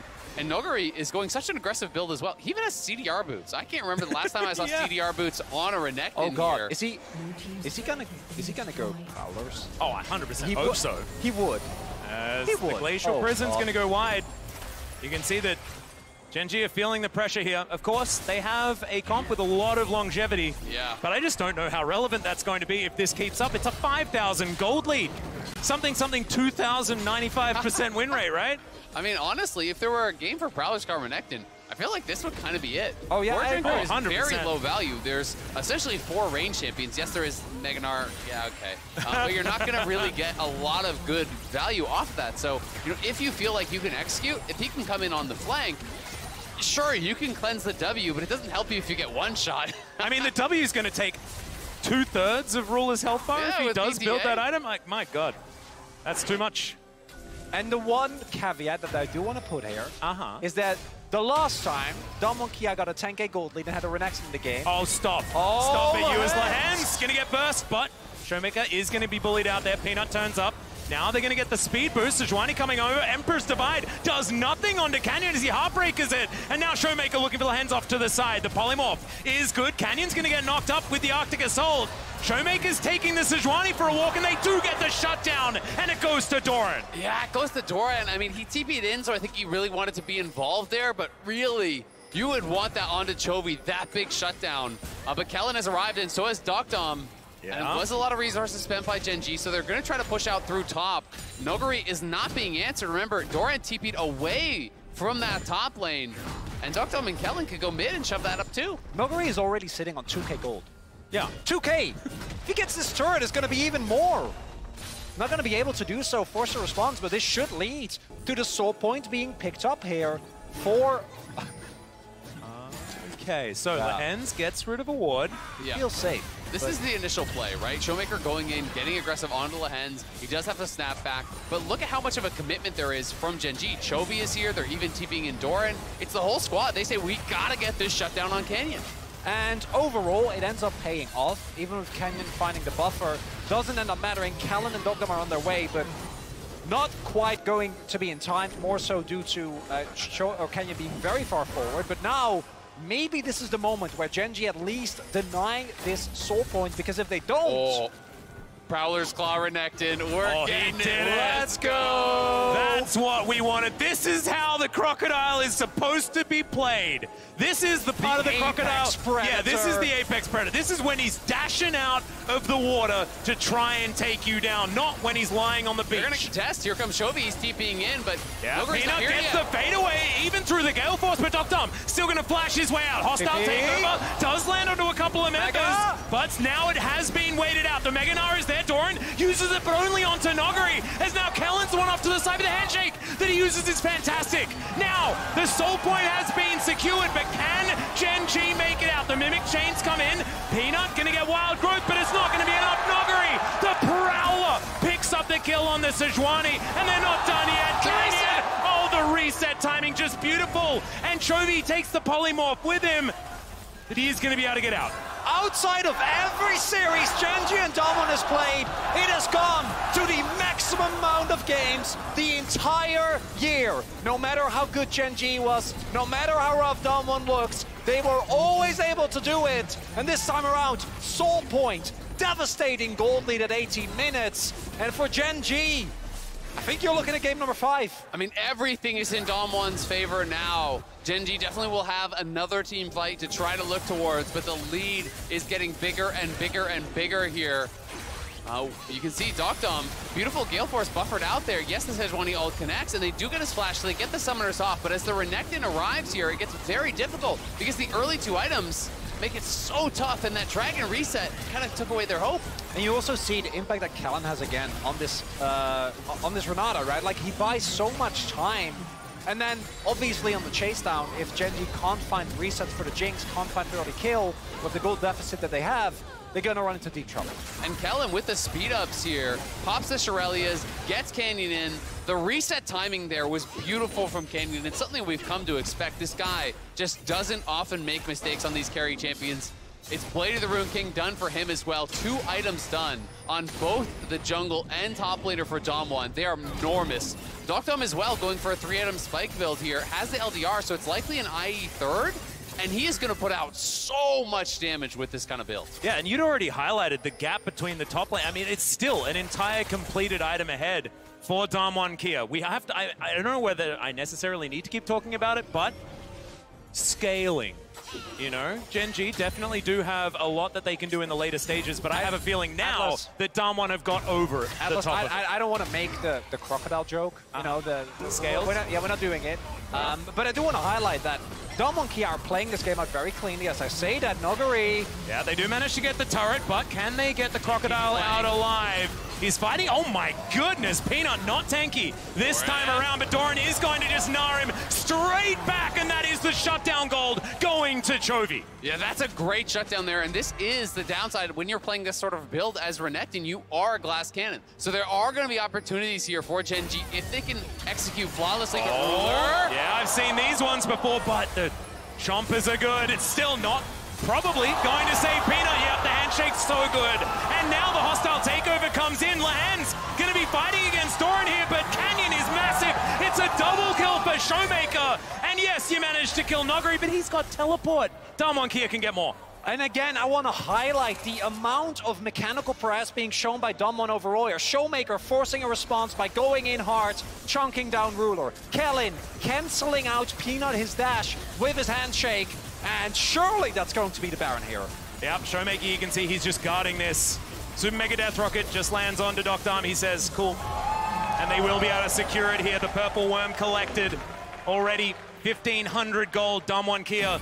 This is massive. I think we're looking at a Game 5, gentlemen. I don't want to say it too early, but it's definitely feeling that way now. It absolutely is, and it is Damwon on a little bit of an over push here. And you can see, again, you know, Gen.G are going to look for all of these opportunities. It's a deep TP flank here coming in from Doran, and Noguri does not have the tankiness really here to survive, but it's a lot committed to actually kill off this Renekton.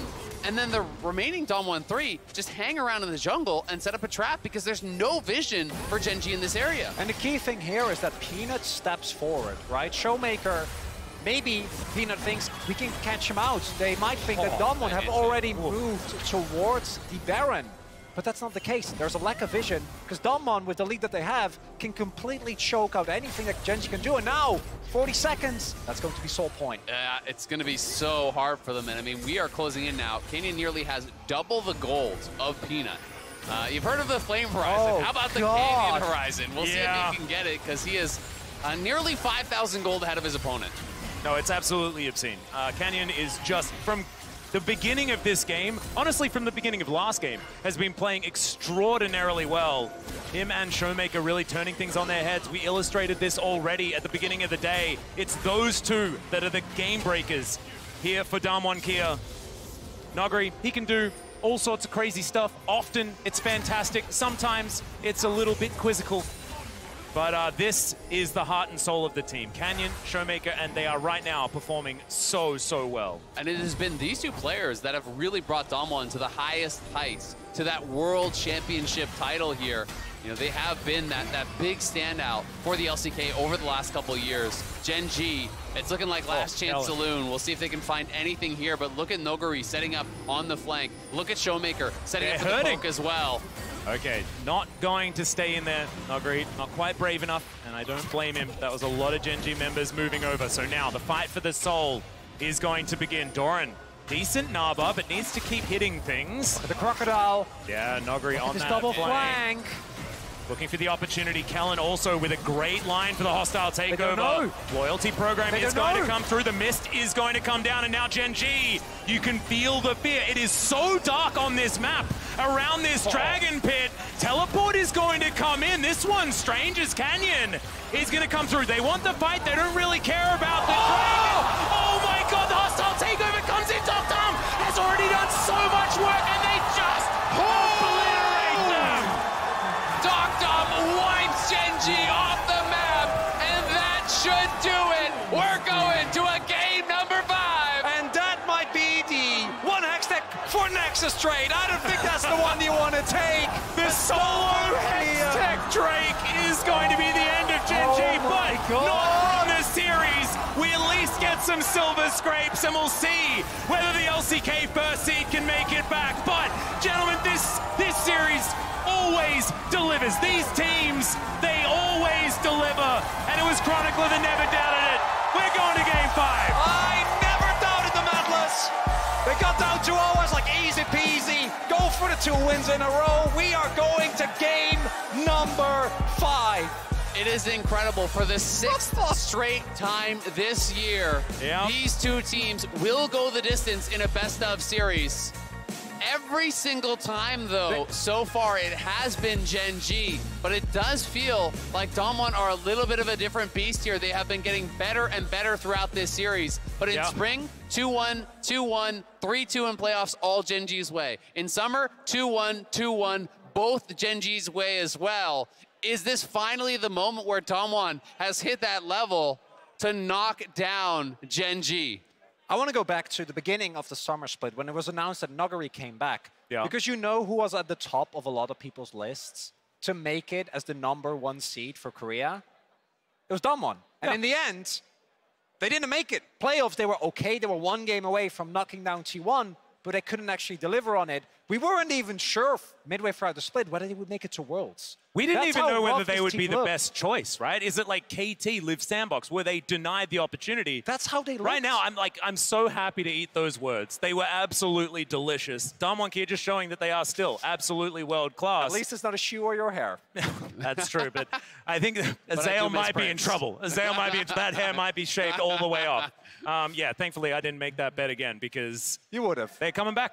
And I've got to say, you know, you are going to start getting very, very nervous now as Gen.G. All the expectation really was on them. I do think when you come into Worlds as the LCK #1 seed, the expectation is World Championship or bust, right? That is the measure of success for this region that had dominated for all of the beginning years of League of Legends. And it has been 4 straight years of LPL dominance when it comes to international play, when it comes to those titles. And so now that expectation really is for Gen.G to be that team to try to bring it back, to try to bring that championship home. But they may not even be the ones holding that torch at the end of the day. Exactly. And of course, any team that has gone above +29 in game score in the LCK has won the World Championship in the summer split. It happened 2015 with SKT. It happened with Damwon in 2020. Gen.G, they have to win this game #5 if they want to repeat history. But Damwon Kia have tied up the series, and while we await game 5, we're heading over to the State Farm analyst desk.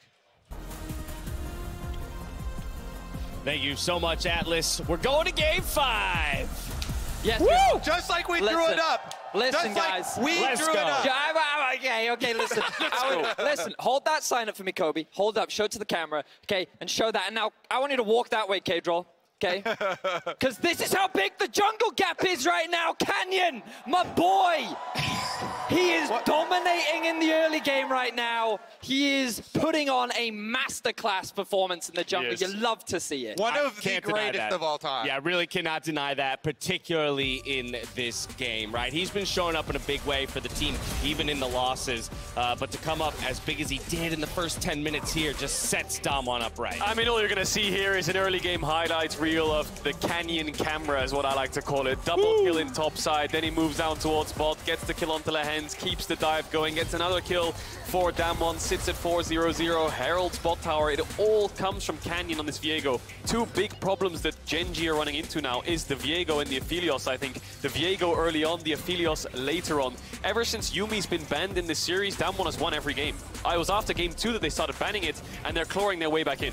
One of the biggest things that we talked about at the beginning of the day was the playstyle differences, where domestically, when Peanut was getting early advantages for Gen.G, he was looking for a lot of early ganks. He was actually setting up his reliable laners for success. But when Damwon are getting early game leads, it's the way in which Canyon controls the early game, whether it be through ganks, whether it be playing around where he has pressure.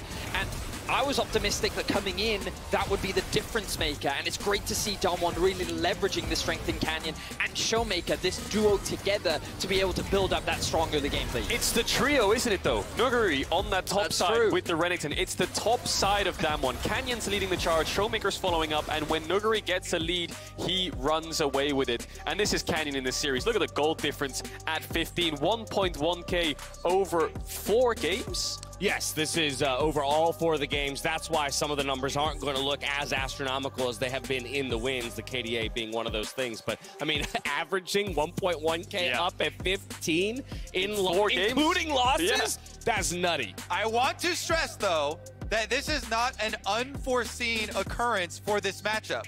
In a lot of the Gen.G Damwon matchups, Canyon has had a giant jungle canyon. There was the Karthus game. There was a bunch of... It's in the name. Exactly. There's been a bunch of individual circumstances here, but that's why this series and these series between these two teams are always so fun, and they always go the distance. And it's even the Renekton build. Just look at it. He's playing Blade of the Ruined King, Plowless Claw, Cyril does Renekton with Lucidity Boots. This guy is against Azir Jinx. I wanted to bring that up because first 2 games it was Gragas, right? We came out of that second game, Caves, when you're like, look, just get him on something other than Gragas. I didn't know it was going to be Blade of the Ruined King, Prowler's Claw, Renekton. But what on earth? This is the early game for the last 4 games. Now, granted, game 3 and game 4 was an absolute stomp from Damwon. The gold lead was astronomical, but over their losses and their wins, they're average 2.5k gold up. I think that was the stat. It was the stat coming into this best of 5. Yeah, coming into this best of 5, they are getting these early leads, and Gen.G are relying on teamfight to get themselves ahead, but I think the Viego and Aphelios are solidifying Damwon's teamfight enough in the mid game with Yuumi being out that there's no real way for Gen.G to come back into this. But game 5s between Gen.G and Damwon are iconic for pocket picks. Yeah, and I think there definitely is a way for Gen.G to come back into this. All right, Canyon, we can't do anything about Canyon. He's going to get a champion. I think that one is too difficult to control. I think you hit the nail on the head, though. What we keep bringing up, the Aphelios, is such a key pick there for Doctor. But let's take a look at another one. And actually, Aphelios dumped some damage. Yeah, you're totally right, man. Look at his positioning. They're all turning onto Damwon bot lane. I thought this was a throw. 4-man, 3-man ultimate Brewers on the side. Also, why did Doran hit him up the river there instead of into the wall that's right next to him? I don't know. Nuri could have also flanked a couple seconds earlier, but still, this team fight, Damwon, yes, granted they are ahead and they have the Baron and all that stuff. They managed to pull it off. They were flanking from 3 different angles there. But Damwon's coming out on top in these last 2 games in absolutely everything. And even in game 2, when they were doing similar kind of plays, they threw the game away at Baron, but they're being very cautious this time around in these recent games. All right, gents, I'm putting you at sword point here. Yeah. Right, so I don't have a gun. That's so bad. Sword point. All right, 2-2 is the series score. I want to hear from the Damwon folks as Gen.G is going to stick to blue yet again for the 5th and final game. So what is the recipe for Damwon? And then Kobe, you're going to respond for Gen.G. The Aphelios priority is crucial. I think that regardless of what Canyon plays, he will be fine. We've been seeing consistent performances from Showmaker all series long, but the advantage of having a reliable, safe bot side of the map means that they can play more towards top side. And coming into this series, we talked about how Gen.G don't seem to have many weaknesses based on what we've seen from them in summer, but that top side is that one small weakness that they could look to take advantage of. Damwon are fantastic in these game 5s and pulling crazy picks out. We saw it in the game 5 when they played Nidalee against Gen.G. They lost. We've seen them play Azir top along those lines against T1. They've lost. What I would love to see here from Damwon is a Karthus draft, some kind of Renekton mid to catch Gen.G off guard to keep the early mid-game snowball. Okay, but they've already seen that. It happened already this year. Won't catch him off guard. I was going to say, do you want to see them do that regardless of what's coming out on the other side, or specifically into something you've seen out of Gen.G so far? It works well on red side with a Renekton flex, with an early rotation Karthus before 1-2-3. It's not something that maybe Gen.G will think of, and Damwon here have the opportunity, as well as Gen.G, to pull something out that we have never seen before, because it's a best of 1 now, and I'm sticking with Damwon on this win. I think they're going to pull the reverse sweep off. We've already seen one Karthus come up big in the tournament, Kobe. I wonder if that'll happen again, but we also now have to talk about the Gen.G side, taking 2 losses in a row. Shoes on the other foot here. They're the ones who need to bounce back. The great thing is, one of the biggest strengths for this Gen.G team is their composure on stage. They will not be flustered by the idea of a reverse sweep. So as long as they focus on their team fights, their reliable carries, Ruler will get fed, Chovy will get fed. He still has the highest CS per minute of anyone at this tournament. And as long as Doran doesn't open the door and make one of these unnecessary engages, they can still win this game. Remember at the beginning of the day, we showed the spring semifinals, the gigantic comeback that they had to make, and that was also in a game 5. I'll give you some good news, Kobe. The only time that Damwon go to 5 games, they always lose. Yeah, they're either dominant series or there's a 5-game loss. Except at Worlds. Last year, semis against T1. And who knows, maybe today it's all tied up at 2-2. These teams have delivered us our only full game best of 5 at Worlds so far, but only one can emerge victorious. Now, as we go to break, check out Damwon Kia's team anthem, Attention, as the song that represents their playstyle on the official LoL playlist on Spotify. Go ahead and cue that up. But first, the sweet sound of Silver Scrape. Let's go, Damwon! Let's go, Damwon! Let's go. Woo! Chovy! Chovy, hold on! You better be praying to that church of Chovy, baby. Over there's the flash in, gets the big stun. They want the fight, they don't really care about the dragon. Oh my god, the hostile takeover comes in. Dom has already done so much work and they just obliterate them. Dom wipes Gen.G off the map.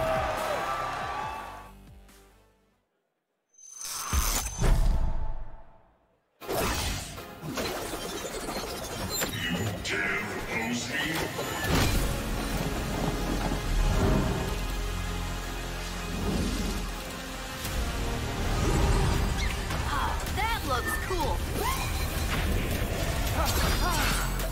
People fear what they cannot understand. Gracefully.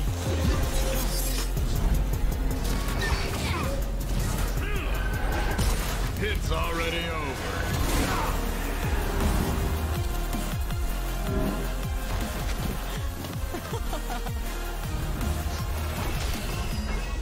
Die with grace.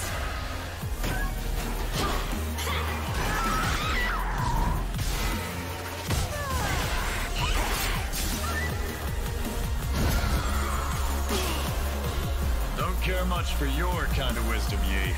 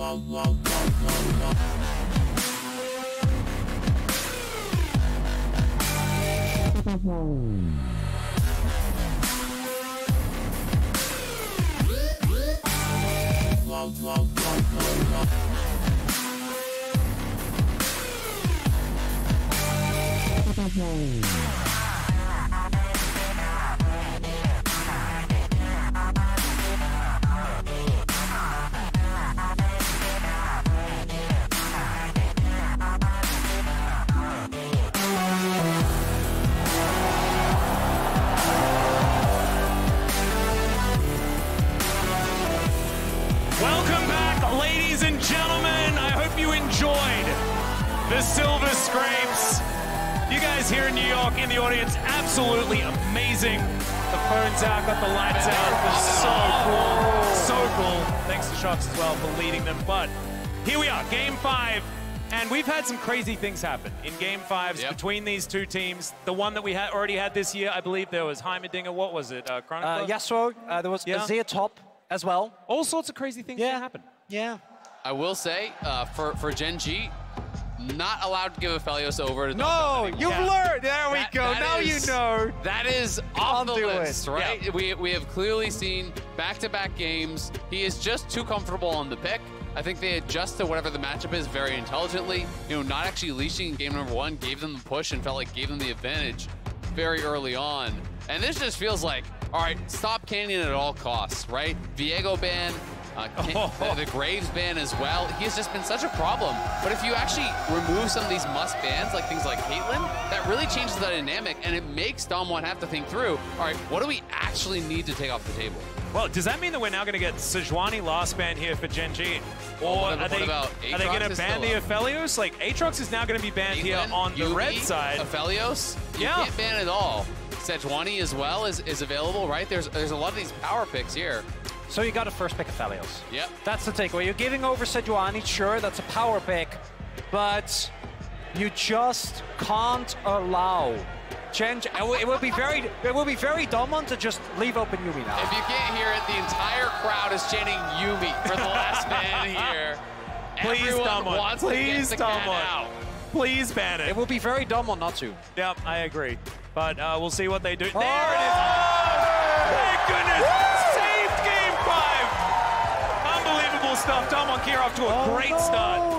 As Sejuani is going to be first pick. Giving it to him again. Yeah, so I guess we get Aphelios at least. Yeah, it's got to be Aphelios. I think you go Aphelios, and I wonder if he takes an early jungle pick here again. You know, there's already been a lot of focus towards limiting Canyon's champion pool here. You know what's really good at the Sejuani? What? What, the Canyon has a world skin on. Oh my.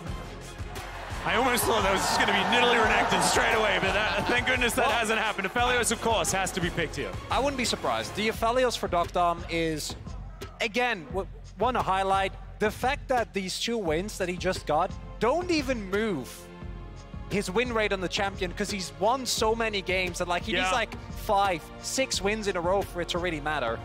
And Dom1 are just presenting so many problems. Like this is the conundrum here. This is a for flex. Gen.G. This is a flex. Potential flex here between mid and top. But this is the problem, is that it's like you can point to individual things. Dogdom's Aphelios is a problem, but Showmaker has been a problem on everything. Canyon has been a problem on everything. Like, this team is just playing at such a high level. Kellen has been such a problem as well on the Renata. I think they just go Lulu 100% though, now that it's the Lucian Nami coming through. It's got to be the Lulu. Yeah, and you already have parity in the bot lane here. But again, you're giving Dom1 exactly what they would pick. If this was blind pick, this is what they would want in this match. I think it's a Nidalee. That's what they wanted to pick there. That's what it feels like to me. But now an opportunity to ban if they would like to. Probably not going to happen. But still, the Lulu are going to come through as we expected. And so things looking a lot more standard at the early stages of the draft, but a lot of things could change as we get further. And the reason why this Renekton is so interesting, because we know how good Canyon is on AP carry junglers. This is a given. This is what this team has relied on. And I guarantee you, they're gonna try, if they can get away with it, to save that R5 as the Yone ban comes. They want to go Azir. Azir R4. They want to go very Azir likely. on 4th pick here. That's like really tipping your hand. So now does Gen.G actually ban away the Azir, or are they okay just saying, no, you can have the Azir this time around, we'll play the LeBlanc, or we'll play the Akali, or we'll play that aggressive side of the matchup. I think there's a lot of mind games at play here, because of course they might still be disrespect. Yeah, no, obviously this was going to come in, but the fact that the Yone's been banned away is just to deny that composition that Gen.G looked incredibly comfortable on. I do respect it, making sure that there can't be something that has been pre-planned in scrims to come through here. There is still, you could go Akali plus Camille as well, right? So there's still I other like Kamali, that was great. Yeah, you can go the Kamali combo with the Sejuani. So it is a vibe ban, so there are still opportunities to go triple melee topside. I will say, the other options I feel are more mid-gamey, early-gamey, you know, compared to the Yone, who does have that incredible scaling as one of those melee solo laners. Is it going to be a Karthus angle or a Lilia angle here for Canyon? Is what's going through my mind right now. I don't think it has to be though. You can fan that out and I think it's incredible that Canyon is drawing 4 bans here, right? Yeah. But it's like, okay, you quad ban Canyon, just put Renekton top, put a Showmaker on an AP mid, and Canyon can play AD jungle, and like, who cares, right? Yeah. So that is the power of having a player like this that has been such a threat on all these different picks. Kane is unbanned. Do they go back to it? It would be against the Sejuani potentially, but it could be flexed. Well, okay. It's going to be locked. There it is. The Kane once again. 5. And I love the Talia hover there, because if you're unaware, Donmon also loved to flex that pick. And this what we're seeing right here is the reason why when Lance was interviewed by Ashley Kang, he said, oh, I don't want to play Chen. I don't want to play Donmon. I don't want to deal with this team, because what is going well? You just don't know.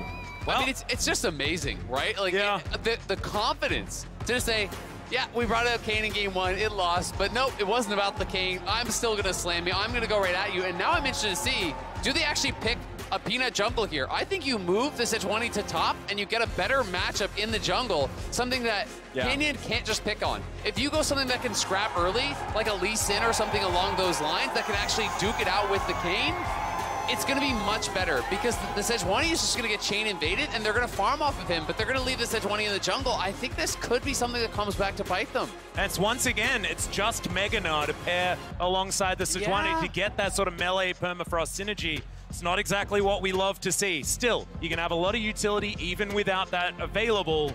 But now, Damwon Kia to take away this final pick. It's Damwon. I'm expecting Showmaker, you wouldn't. A trump card. That's another one. Okay, it's the Syndra. Showmaker to take another one of his iconic picks into the mid lane. I mean, look at this top side from Damwon. This is the most go right at him style top lane and mid lane and jungle that you can really draft here. They have the Kane, the Syndra, the Renekton, so much early and mid game power with these soul lanes that I think the plan here is dominate the soul lanes so that Canyon can chase Peanut around the jungle and invade constantly because he will have prio, farm your form off of this Sejuani by constantly scrapping him, similar to what we saw in the previous matchup with that Kane against the Maokai, and then utilize that power to really snowball the game early through things like dragons. And you have Doctom and Kellen as that late game insurance. They are going to be scaling up in the bot lane, and the pressure is not on them to join the scraps. It's really interesting because you want a lot of melee to pair alongside the Sejuani, but you want way less if you've got a Kane on the opposing side, and Red Kane is so much more preferred over the blue version. So it's a little bit of damned if you do, damned if you don't on that side of things, but this is definitely a Gen.G composition that they have piloted very well in the past. But Damwon here, you can just look down the line. The amount of comfort is just incredible for this team.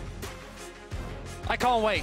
Every single time these two teams have faced throughout this year, it has been incredible. And even this series that started off on such a tough note, that was looking like another 3-0, like we had seen multiple times throughout the quarters, has been brought to a final game. And the iconic picks that we see here, Renekton for Nuguri, Showmaker and Syndra, like... There's just too much already. Doctom Aphelios doesn't need an introduction after the last couple of games, but here we are onto Summoner's Rift, and as you can see, it is Game 5. This is what a lot of us expected would happen after Game 2, have to admit, had my doubts. And I will say, yeah, very much not in the way that we expected to get here, That's the right? big one. Because Damwon have just looked better and better and better each subsequent game. And you have to think that if Gen.G has a rough start to this one, it is going to be really hard just mentally to come back into that game because it has been all Damwon for back-to-back games. And even in that second one, it very nearly was their game as well. Yeah, and I really do want to add some credit as well to the coaching staff. Like just saying, Damwon, play comfort. It's Game 5. This is where the nerves really start to play a factor. Well, just play the champion that you have the most muscle memory on. It's going in again. Yeah, one more time. Canyon. It's a red start. Yeah, just going to steal this one away if he can. My I don't God, think it's been seen. Circumventing the ward. He's going to get 2 camps. This is brilliant. Like, what are these level 1s? This guy is just too damn good. He has all of these pre-planned as well. Like, he's done this. And wait, so what he's going to do, I wonder, is he going to camp this brush? He's going to do red and then camp the brush and potentially wait right there for the Sejuani. You know, try to intercept him as Sejuani is coming down towards Krugs. I wonder if he'll do that or if he'll run straight towards the Krugs himself. Because we saw him in this last game, you know, when he was playing the Kayn, he got the invade and he looked for the scrap to farm. There is also priority in both mid and bot side. Dr. and Kellen have the advantage for level 2. Peanut's going to find out. Yeah, we'll notice that this one has been taken away. Of course, the vision was taken as Canyon, 50%. Oh, he's showing. Yeah, Peanut. He's not going to be able to start this one off. And I was really worried. I was like, how is he supposed to make sure that he's hitting the Sejuani as many times as possible to guarantee Red Kayn? Well, now Peanut is just going to have absolutely no way to farm his jungle because that's all Canyon wants to be at. And look at Ruler and Lehens, right? If Kellen and Doctum can get this wave in, Lehens and Ruler can't come. This is so difficult, and Smite is actually available. It's not up for Peanut. Peanut did not have Smite. It just came up now. So Canyon is able to even smite that away, and the harassment continues. Oh, Canyon going in, but of course. Going to move on over. Shadow Step gets him over the wall. And he's completely fine. And now he can clear his entire top half of the jungle. And this has been the game plan for Damwon in every single game. Early prio lanes to enable Canyon. And Canyon is delivering. I mean, what can you say other than this is what a world championship player looks like, right? This is a world champion caliber jungler here. This guy is playing like he is the best jungler in the world. He is dominating in this series. And when he gets ahead, he feels absolutely unstoppable. How oppressive he has been on Peanut is just remarkable. Yeah. Oh, Kellen. Oh, even that glitter lance from Kellen, just amazing. But Ebb and Flow should be able to help out here towards the bottom side. And what has been a part of the narrative for Gen.G for so long, and not just Gen.G, but also all these players that you see on the left half of your screen, is them being unable to cash in, right? Them having so many second places. And it was not until this summer that they were finally able to break free from that. Oh, Kellen in a lot of trouble here towards the bottom side, but Doctom gets the double grab at him to answer back still. The Lulu gonna have to be careful, and no summoner spells remain for the Lulu. Also heal invested by Doctom, as I've seen this movie before, gentlemen, and it doesn't work out very well for the Peanuts. It doesn't, and this is how the series looked when we go back to spring, right? This is exactly the same type of start. Damwon Kia, again, investing very heavily in early game, and for Gen.G, if they are able to withstand the amount of mental pressure that are on them, not just as a first seed from the LCK, but as a team that historically has struggled so much with actually performing at the highest level when it matters most. Absolutely. I mean, you look at a guy like Chovy, and for years and years and years, people believe he is possibly, you know, the best laner in the entire world. He's one of the best mid laners in the entire world, but he just doesn't have the teammates. He just doesn't have the surrounding members to really get further in Worlds, and he's never been able to actually advance to the semifinals as a result. This year, there is no such excuse. It is put up or shut up for these players, and the pressure is absolutely monstrous you have to feel now at this point in the game. Well, Torrent throws his boomerang the wrong direction, and that might indicate that there are certainly some nerves here towards this top side at least. I do want to highlight, though, this is how the game should go. If you look at these two respective drafts, Damwon needs to do this. If they are not able, even with Doctom's Aphelios, I think there's some caveat in the later stages of the game, but into the amount of range and hard engage that Gen.G have later on, you will have to respect, you will have to, again, start stacking those Drakes. So for Gen.G, as long as they don't give up too much gold, don't give up a lot of kills like happened the last time around, they should be able to find angles back into this game. I mean, there's definitely going to be angles, but I will say, this is nowhere close to the scaling advantage that they had in, for example, the Azir Lulu Jinx game, right? You know, I do think you're looking at Victor versus Syndra and you're saying, yep, you got the late game there. You're maybe comparing something like Sejuani and Kayn and saying, okay, potentially there as well. But the thing is, when you're this far ahead as Canyon, the scaling doesn't really factor into it that much. So I don't think that Gen.G get a free pass just to play for late. Don't. I think that they have got to be competitive in the early stages too, because this is a composition that can just run over you. And when you're looking at Lulu Aphelios, you heavily favor the scaling that they have compared to this Lucian Nami. So, you know, really, it might be a slight edge to Gen.G, but I feel like it's kind of a wash. Yeah, one thing I do want to say is that Doran on this Nah, in times in the past, has found so many of these clutch plays. In the last game, absolutely didn't. But a lot of the plays that made us really realize that Doran is a top caliber player were on this Nah able to find those moments. We'll see whether he can here in the game, in game number 5, because if he does, that's when Gen.G fans truly realize that this is a player to be relied upon. It's Canyon. He's just continuing to be a menace. Of course. And to me, the deciding factor in this game has been Gen.G has been unable to win any skirmish. It's always been the team fights, the 5v5, sure, but they need to get to that stage. And Domon is making it so hard for him as Canyon, at the very least, looking to farm some orbs. Look at him, just outside of vision range. Yeah. He knows the ward is there, but he's just waiting to see if Gen.G's bot lane overcommits, he'll go for them, but otherwise, he just takes the red on respawn, right? Like, he is just living in his opponent's jungle. He is always there on respawn. Peanut's gonna get the bad news. I mean, what can he do about it? He can't win the 1v1, and he can't even really walk the dangerous way because he knows that Canyon could be there, and it's gonna be another red buff going that way. I will say, though, Canyon has not been able to scrap with Peanut as much as he would want. In the previous game, we saw a 10-minute transform. It does not feel like he's anywhere close to that sort of a pace, you know, because he was not only hitting Peanut a lot in that game, he was also hitting the top lane a lot. So he was farming so many of those orbs. And it's really interesting, especially for Kayn versus Sejuani, where as Kayn you want melee champions, and so does Sejuani. But neither of them have them, as Canyon. Yeah, Blades Reach is going to come through, but just base Kayn not exactly going to be doing what he wants to do, especially in comparison to Rast form that he could potentially have, and he just wants to keep hitting Peanut as often as he can. Peanut's going to stick around down here, though, foregoing a lot of his jungle to see whether he can defend this bottom side as Chovy rotating over. Ward goes down, vision available, Scat of the Week avoided by Chovy somehow, and the gravity field comes in here. Canyon just wearing the Chaos Storm, and Chovy answering beautifully in mid. Yeah, doing a great job, but Noguri, I believe, maybe already even started the Herald. Looked like he was over in that pit. Perhaps just clearing out a ward. No, taking it for a walk. The Herald. That's nice. You know, Shelly spends a lot of time in that pit. Well, exactly. She deserves it's not healthy. You need to get out and move.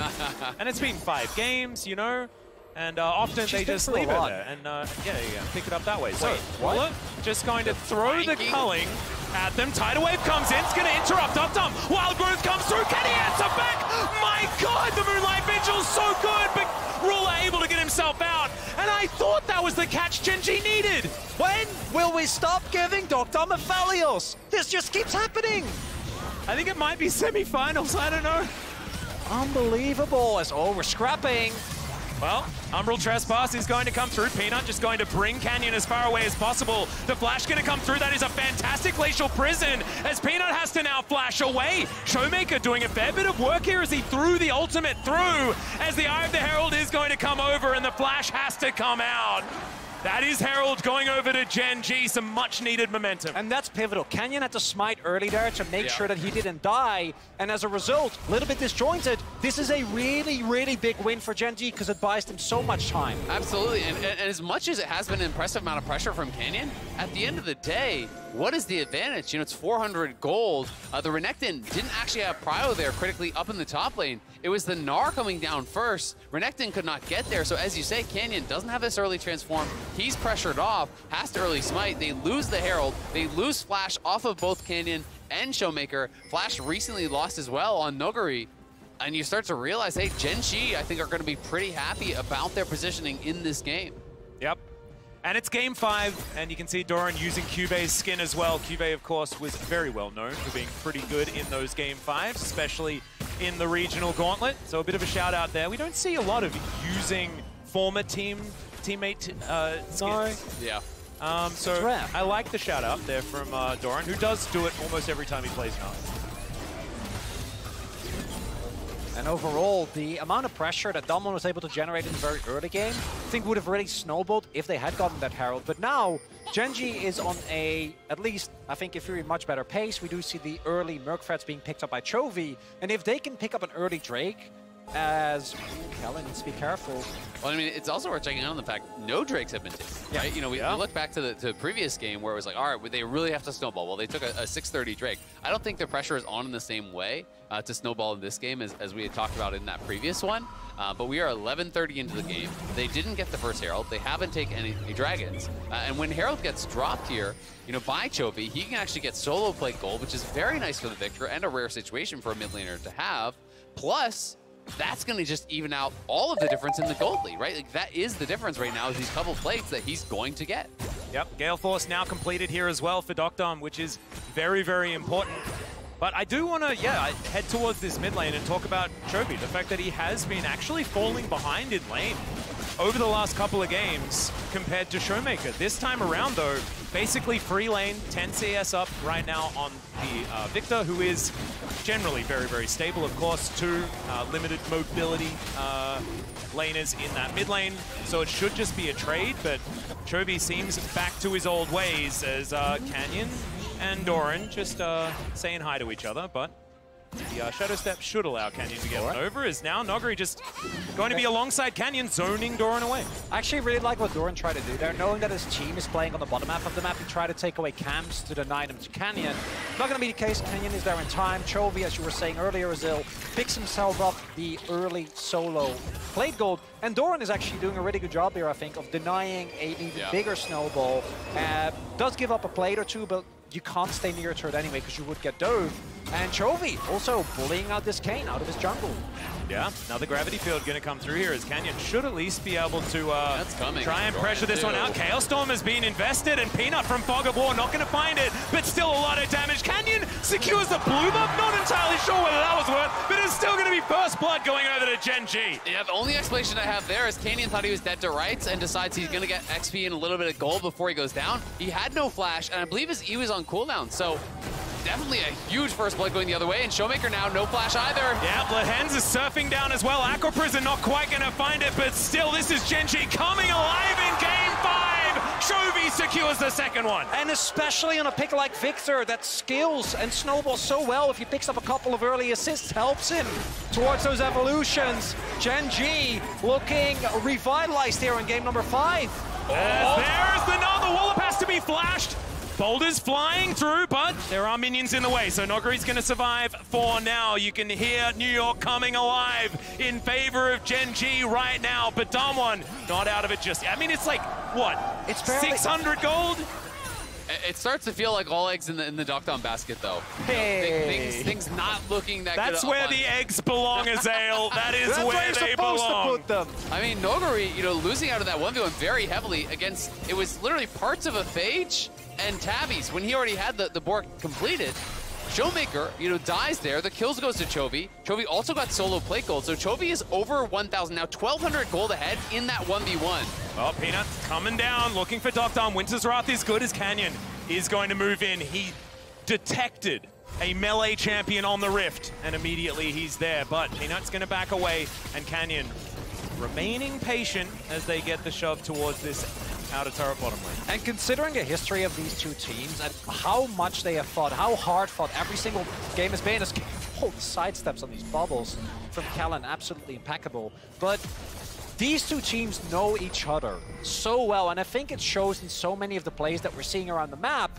As push comes to shove, though, Docdom says, thank you very much for the first turret bot. Solo gold going over to this Phalios, and even though I don't think the front line is nearly as good, and Noguri clearly going for the Prowler Skull build again. With a Lulu, I've seen Docdom pull up crazier moves. Yeah, I have a lot of concerns about what the contribution from Canyon is going to be in this game, though. Yeah. He is very far down where he wants to be now. Yes, he still has to have a farm advantage, but he's actually down on gold to the Sejuani. He doesn't even have his transform as far as I can see. So it is looking really, really rough. You talk back to last game, he just non-stop got those skirmishes. Peanut has basically just avoided them. He's just refused to give him those fights. And he's the only melee champion on the map, so he can't get the transform. Yeah, and a lot of the early game we were talking about Peanut, he's playing so scared, this isn't working out. But maybe it's just Peanut recognizing the fact that if Canyon never hits him, it's going to be a much better time for them in the long run. And so that is why he's been playing that way. As I say that, he's just going to walk on over. Canyon brought out of the wall there for a moment. Come on, Peanut! Atlas is trying to make a point. Yeah. How dare you? What I love, though, is Peanut, when you go back and you watch that Spring 2022 Finals Game 5 VOD, it's Peanut that's like, guys, don't worry, we can do this. The man is getting absolutely demolished. His ego is not in this game anymore. Well, he just plays for his teammates. As there's the culling, Ruler is going to take Showmaker down to 50% health. And the Syndra is going to have to get out of there. Something has changed in Gen.G. You can feel it. Yeah, I mean, they're getting that confidence back that we saw in those earlier games. They're getting that swagger. Was a lot committed, though. They did TP up Doran, and Noguri stays bot, so we'll at least get the push. There'll be a couple minions denied here. We'll see if Dome over the wall can get anything done. Canyon dashing forward, just wanting to continue denying camps, but Doran pretty happy about this. And base Kayn, not really going to be the threat that he was in game number 1. As Showmaker now just getting enclosed on, had to flash, and knew that he was going to have to burn it, and Damonkia well and truly on the back foot, even though they still have a gold lead. I mean, it's a tough one. You know, they do have that gold lead here, but it lies to you a little bit, I think, you know, based on the state of the game. They have no dragons. They haven't really been able to push the game forward that much. They are TPing in here to try to prevent a dive, but there's no wave anymore. Yeah, Noguri's going to go for it here as the gravity field's going to come down. Chovy taking a lot of damage. Yeah, serrated Dirk and Blade of the Ruin King. Noguri does a lot of work there, but still has to invest a fair bit. And Chovy, his flash is now on cooldown. That's definitely good. But this Drake going over to Gen.G, their second of the game. It's still a win, I'd say, for Gen.G, because yes, Dome gets more gold, but we are already seeing the fact that Gen.G is like, okay, we are still maintaining some semblance of control. We're trading 2 Drakes, which means effectively, even if Domon in the next 5 minutes completely take over the game, Gen.G can say, okay, that's fine. We'll just hang back and wait till we hit, for example, a death cap on Chovy, and we're going to be fine. Yeah, I mean, there's no ability to actually force them to come fight at these dragons if they don't want to. And we are now 18 minutes in. Canyon, just now I saw the notification in chat, is near to his transform, right? He had a 10-minute completed transform in the last time he actually played this. So, you know, you talk about trying to take over in the next 5 minutes. At the very minimum, you need to get the transform on Kayn before you can really do much of anything. And Kayn from behind is just so useless. Yeah. You know, Kayn from ahead, especially red Kayn, can just become this drain tanking champion that you can't really punch through. I'm even wondering, because we have seen Kayn's go... Well, exactly. Because, with Conqueror well, that's the thing. We've seen both red Kayn, I don't think it's happening. Yeah. And as we see... He's going Black Cleaver.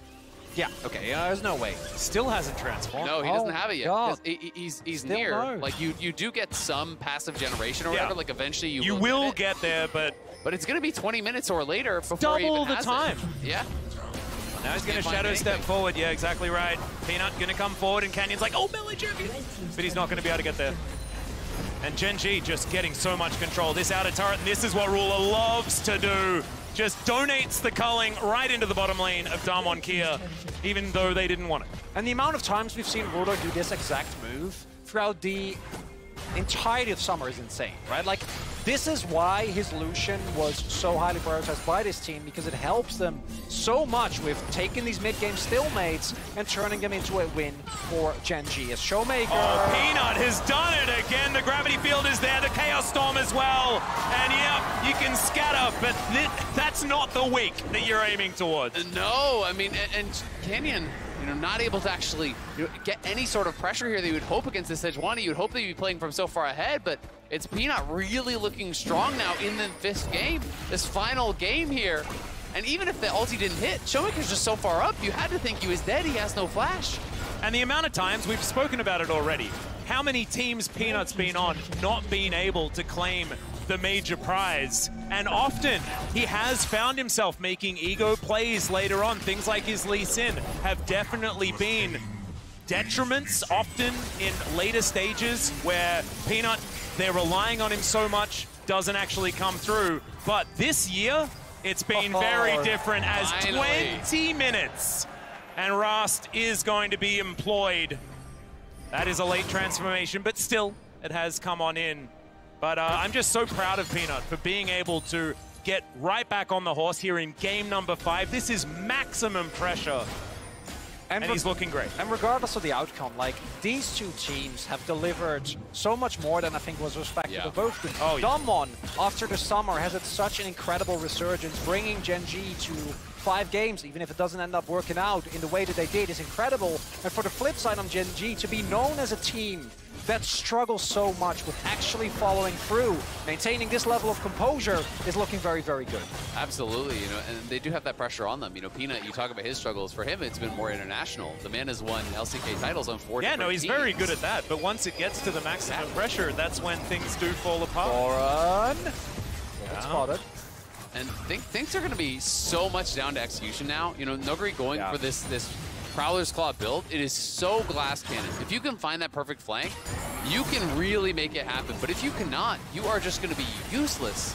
Oh, another culling to come through, and that is a back massage that they didn't ask for. Still, Ruler going to back away, and this is just the poke Lucian style that he's played all year long. And we talked about Gen.G, or Domon rather, not getting any Drake, so Gen.G can peel off Drake. What if they just take the Drake and they're going to be at like 27 minutes soul point with an Infernal Soul? Because I agree. I think if you look at the item break points, the only one that is remotely strong on the side of Damwon is Nuguri, and maybe if we look at the Bloodthirster finish, I think Dogdom can have an impact, but... Oh, this is a squishy Renekton, remember? And so Doran, starting to feel himself, can do a lot of work onto Nuguri.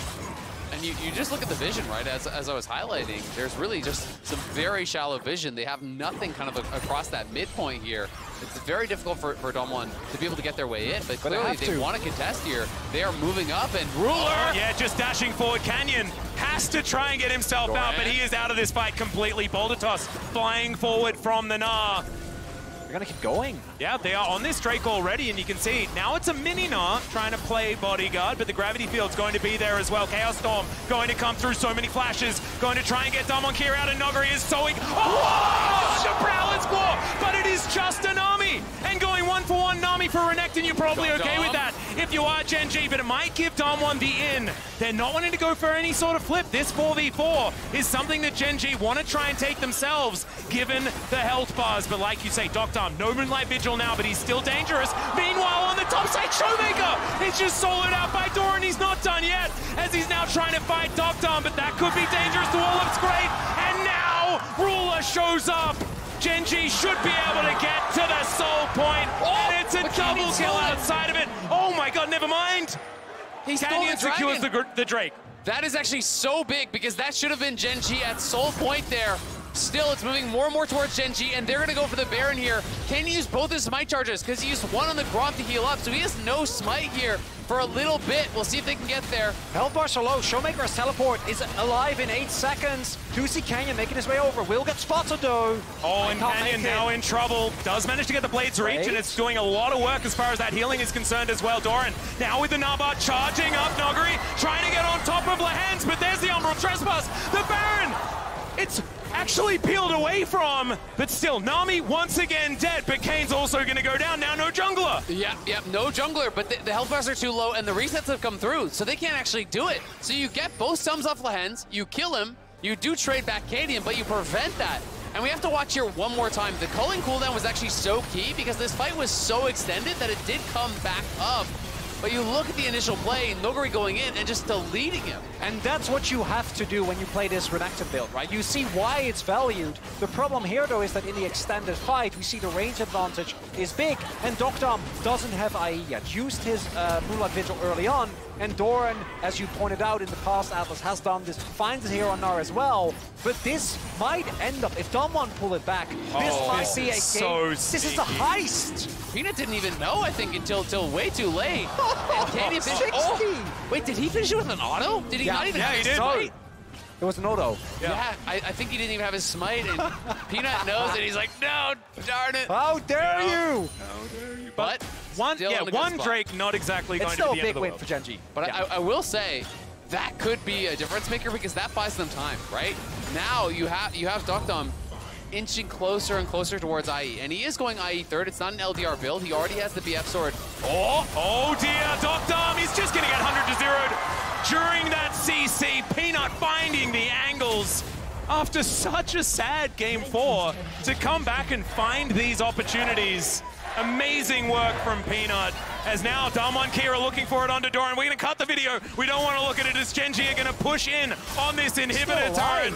Yeah, he's actually lasting a very long time as the Umbral Trespass comes in. Yeah, exactly right. He's going to have the Mega Gnar available as well. Pushes Canyon away, but Nuguri is going to dive on top. But still, look at the amount of space that he's bought. The inhibitor is going to be the trade. What is it, base for Gnar? You're probably not going to want that. Oh my god, the chase there, it's such a commitment. I thought Tubu were going to back off, so I thought he would actually get out. They do get the kill. But you're losing your tier 3 plus the mid lane inhibitor there for just the 1 kill onto the Gnar. It even cost him the flash on Canyon, I believe, and now Gen.G out of the map here, trying to reclaim all of the vision control around the Baron. I don't want to lose either of these teams. Can we make it a best of 7? Is that okay? Can we do more? I'm down. Yeah, we'll right? make an executive Everyone, call can here. we build a losers bracket right now? Come on. Let's just build it right now. You can hold it at my house. I'm okay with it. We'll go back to Freak's Basement, just like season 1. Yes, please, No please. problem. We can do that. Yeah.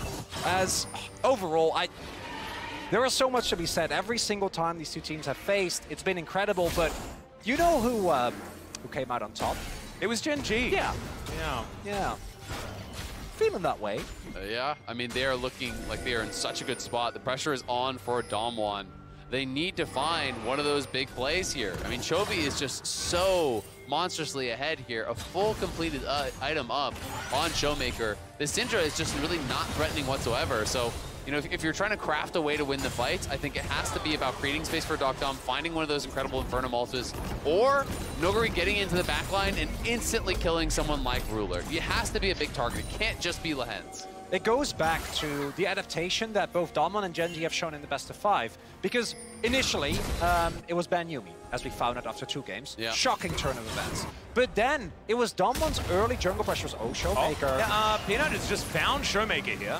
Of course, ulting the Sejuani is something you definitely don't want. The ult is going to go wide, but the Permafrost is still going to be there. Doran wrapping around. Canyon will turn up. The Boomerang's good to slow Canyon down, but Scatter the Weak is fantastic, and Gen.G going to have to back away. But I mean, look how unthreatened he is, right? Like, yes, he does trade out his care. ulti, but he He has is a a lot monster. of CDR and just kind of walking straight at Showmaker. And this is the problem. It's like, sure, if Showmaker could get a full ulti on Ruler, that would matter. But barring that, you pop it on Chovy, he's going to Zonias. You pop it on Peanut or Dorian, they don't care.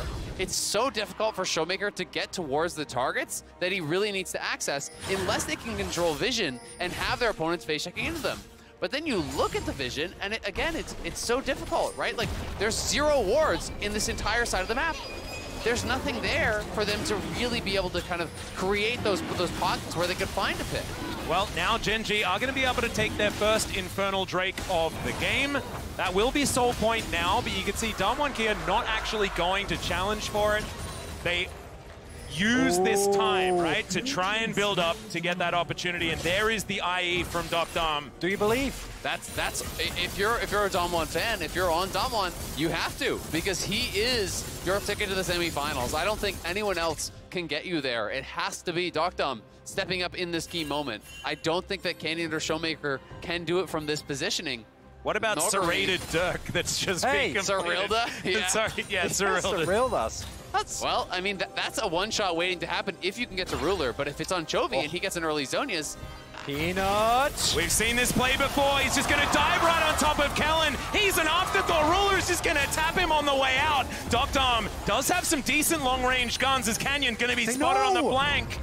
And Gen.G, yeah, they're going to take the first kill and see if they can take down the jungler. That would mean Baron, and that could mean the game. And Canyon, he's got Shadow Step. Very difficult to catch up, but still. Gen.G just going to try and bring him to them, I guess. Could certainly do that by just starting off the Baron. I wouldn't be opposed to it. Think that, especially with Kellen still down, a lot of the defensive power available for Dom is not there. Well, Ruler look. Oh my god. Oh my god. Wow. Okay, well, Showmaker is now very low on health as Peanut's going to face check, but he can do that. Tidal Wave comes through. Dom looking for his opportunity. Moonlight Vigil is going to find nothing.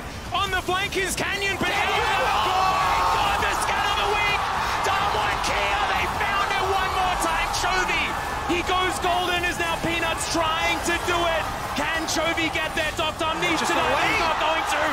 And Damwon Kia, they may have found their way back in, and they might have just won the series. And I said he couldn't do it, but I should never have doubted Canyon. The 3-man knockup into the Scatter the Weak, and Damwon are back into the game. The Baron will be theirs, and we are witnessing one of the best series we have seen in so long. As Noguri just says, I don't care, I don't need Baron buff.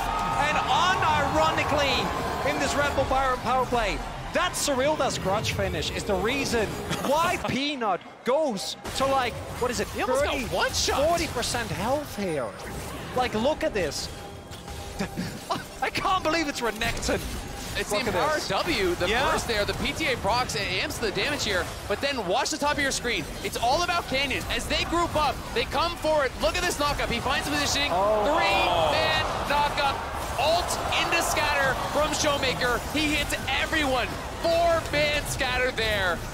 I doubted him. I never should have. Canyon and Showmaker make it happen. Items be damned. Game state be damned. These guys are so clutch. It is unreal. Look at Zephyr's face. You can see Bertle in the back there as well. Just mind-blowing. And I agree, 100%. Because when I saw that Moonlight Vigil go wide, I was like, pack it up, boys. The range of emotions. Yeah. And score. Oh, I mean, they know what that means. That was a 1K shutdown, by the way, on Chovy. That went into the pocket of Canyon. Not exactly the guy you want to be getting back in the game here. Dogdom as well now has the Last Whisper completed. What? Showmaker's damage. That ulti into scatter, everything connected on everyone. Everyone was so grouped up. They all get knocked up. They all get AoE'd there by Showmaker. That was like the ideal fight. You couldn't have drawn it up better for Damwon. It's just unreal that they found the angle. And it's not over yet. That's enough, right? Might not be, right? You know, it's 1 minute here. Gen.G just need to collect themselves. Stay calm. You're still playing from a point of power here. You're still a little bit up in gold, but the Baron buff does do a lot to eliminate that, and they will still have it when the Dragon spawns. And now it's going to be Damwon Kia's turn to face check Gen.G. As Doctom just walking towards Peanut. Not a lot of fear on this man with that full shield built up from his Bloodthirster. Gen.G move back towards that Fog of War. 35 seconds on Infernal Soul. One key thing to note, Doctom, no flash. That is so massive if they can find the angle to get in on him. But a lot of the playmakers on the side of Gen.G don't have flash either. They're once again just going in on top of Peanut. He might have just been caught out of position here as Lahens wants to find a heal. The tidal wave, have they overextended? The answer is no, he just gets trespassed! Canyon flashes away and they lose their jungler! That is going to mean no Drake and Damwon Kia. They extended again. And the key thing here is that Gen.G sure is at soul point, but that only buys you time, and if every subsequent fight keeps going the way of Damwon Kia, at some point the hesitation, the fear has got to set in, and for Gen.G, I don't know what's worse, losing those 2 games or feeling like you're losing control of this one. I think it has to be this one, because they were playing from such a point of power. Peanut here, was this a failed Q into the wall? It did look like it. Did he get knocked? Oh, it's the scatter. It interrupts it. The scatter interrupts him going over the wall into the knockup. Again, Showmaker and Canyon, they can't keep getting away with it. They can't. I can't believe that Showmaker, after the early game where Chovy had looked so good, like... How? I don't know, Azale. He's not human. I think he is. I'm having a look. He's right there. He's not human, he's a polar bear. I don't know what you guys are talking about. As now, Damwon Kia being able to stack, especially if they get a 3rd or even possibly a 4th with how this game is going. I don't know if it's ever going to end.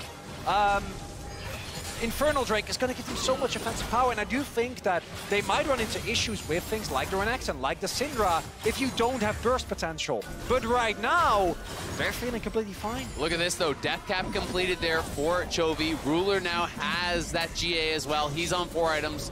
The 2 key carries here on Gen.G's side, still having great games, and are really picking up those itemization. You know, they're looking really, really good. You look at Showmaker, he's still an entire death cap behind Chovy.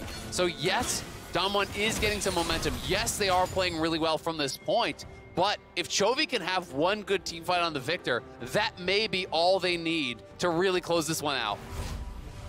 It's not just Chovy, Ruler as well, as you point out. Like, the amount of defensive itemization for Gen.G as a whole is the one thing that Damwon somehow need to play around. And it's, as much as I think Doctor or Noguri and Showmaker have been pivotal, it's going to go down to the consistent damage that he's able to do in a fight. Because just the burst, I think with the itemization that Gen.G has, will not be enough. We have to remember the last team fight that they took as well, the Moonlight Vigil went wide. This is a 4-item Aphelios. If that hits, like, everyone's dead, and it's possibly just game over. And especially from this point in the game, it almost definitely is. As Canyon be able to get out of there, no worries. I mean, the pressure is just mounting and mounting and mounting. Noguri closing in on his GA. It is now complete. That is massive for him because you are just a torpedo on this champion, right? You go in, you try to one-shot someone, and then you die. The GA really allows you to play in such a way that it's very difficult. But you can see Gen.G trying to invade, take over the top side jungle here. Are really trying to make it difficult, but Canyon! Well, Ruler is just going to dash on in. The Umbral Trespass is going to come down as well, and he has to get out early. He is going to do so. Wild Growth, it will keep the Kayn alive, but that is a defensive cooldown that they will no longer have. Inner turret goes down. Damwon Kia, everyone's alive. And they didn't have the Renekton in there, so Gen.G smell a moment of weakness, get themselves a quick turret, and here you also see the advantage in terms of range that they have. If the Victor can just freely poke, Noguri, he's fine. He's a crocodile, makes his way to the water.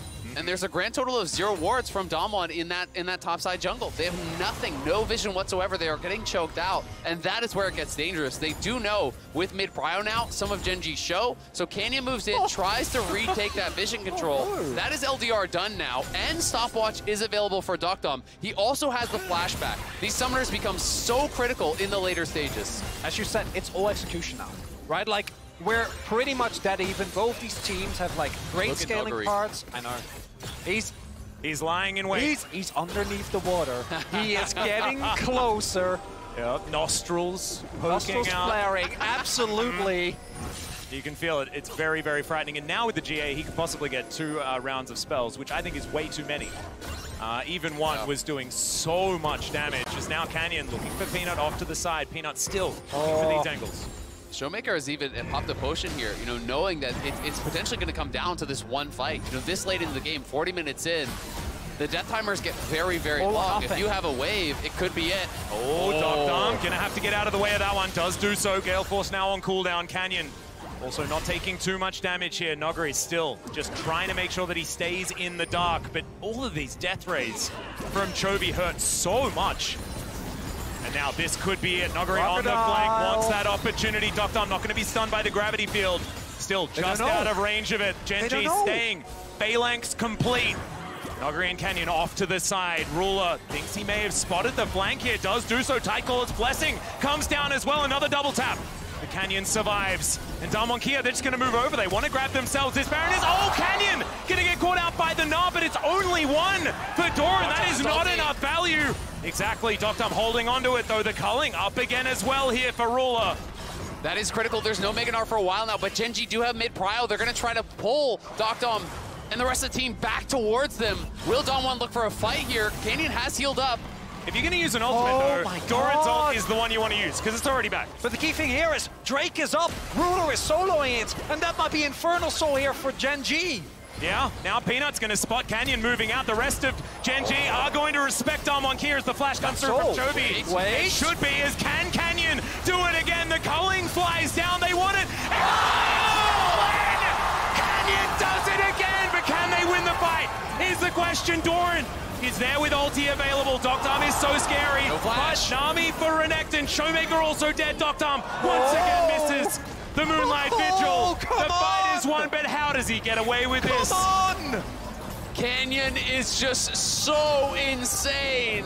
The best jungler in the world. There is no shot. He keeps pulling it off. He gets through, he steals it away. That is 3 straight Infernals. This is starting to be a problem. The amount of additional ADAP this late in the game is massive for a Syndra and Aphelios. He has been such a difference maker, even when set behind. Starting to be a problem. Did you see what Noguri did to the enemy backline? That's insane. Oh. It must be so scary to be a Nami in this game. Absolutely. I have to say. Look. Oh my god. Oh no, I mean, Peanut just gave him a taxi straight to it. Yeah. Peanut walked back towards it while he's in the Umbral Trespass, so he was in the ulti. Watch this, you think, okay, we proc TA, we're fine. No problem, we're winning the fight. What? Yeah, I mean, that's some damage there, for sure. Nice sidestep from Doran, keeps himself alive. But we've got to track again. So what summoners were spent? So Showmaker, Canyon, Noguri, all down their flashes. Chovy down a flash, Lehen's down a flash, Doran down a flash. So Ruler and Dokdom critically do still have it. Both mid laners are missing it. You look at the damage done, I mean, it's been all Gen.G, but it's not the way the fights are looking. Nope.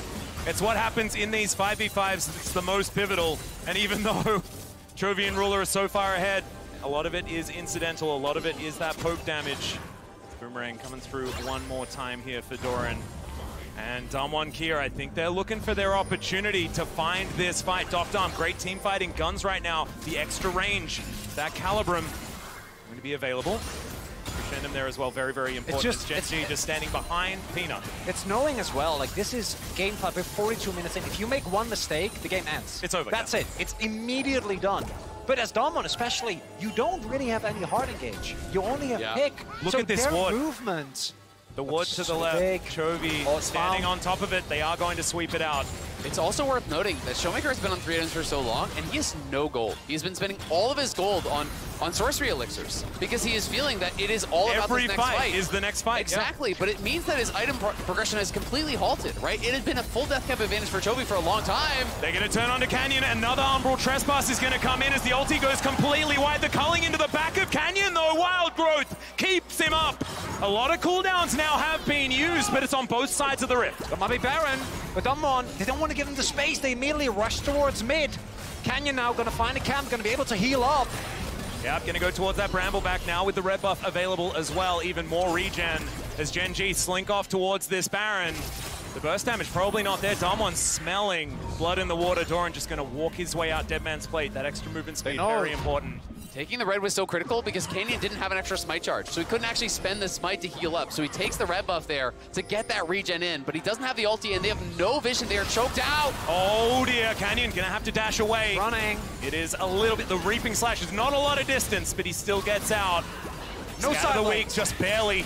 Yeah, side lanes don't exist. Everyone in mid. Stop talking about those, Chronicler. This is the K-Ram. That's where we exist now. 5,000 gold, the lead for Gen.G, but it is so irrelevant. And now, Gen.G going to try and burst this down. It is so late in the game, this Baron should just be gone. We can see already down to 5,000 Canyon. If you do it again. Oh my, okay. This time Peanut secures the objective. Canyon now fighting towards this backside. Peanut back towards the rest of his teammates. Gen.G still needing to get out. Another Umbral Trespass is going to come in. The ulti brilliant from Peanut this time as Canyon gets another double knock-up. But it is not the 3-man, and it doesn't have the follow-up. Go in. Dom still has ultimate available. They don't quite know where he is now, they do. And now Nogari on the in the back line. Peanut trying to get him out. Scatter the Weak connects. And there's the Moonlight Vigil immediately. Chovy goes golden. Doran gonna do the same thing now. It's, oh my god! Chovy gets rid of Canyon, but the answer is still there. Dom, Ruler, can he do it? Yes, he can! Ruler turns it on its head. Oh my god! Quadra kill! And Ruler will get past the quarters. He will take Chovy with him. And Gen.G have done it. Ruler takes over the game. The quadra kill in the moment where it matters most. He dashes in. He knocks down Dom, and he is sending Gen.G to the World Championship semifinals. Ruler broke the 2K kill record in the LCK. It took him 5 years to get an LCK title. And here he is. Look at the smiles. Gen.G. They get it done. Look at Peanut, the absolute elation. And Doran just bouncing up and down. This is a Gen.G that have realized they've conquered what has been their biggest enemy in the past. It could not have been closer. That final fight was down to the tiniest differences. The smallest things changed this game completely here. Chovy Zhonya's, as we saw Dom flying in there, he flashes in, trying to one-shot this Victor. The Zhonya's there, denying so much of that burst, that even when Chovy falls, Ruler finds his moment. He finds the smallest opening to dash in on this Lucian that could be so easily punished if you miss that. It just takes over the game.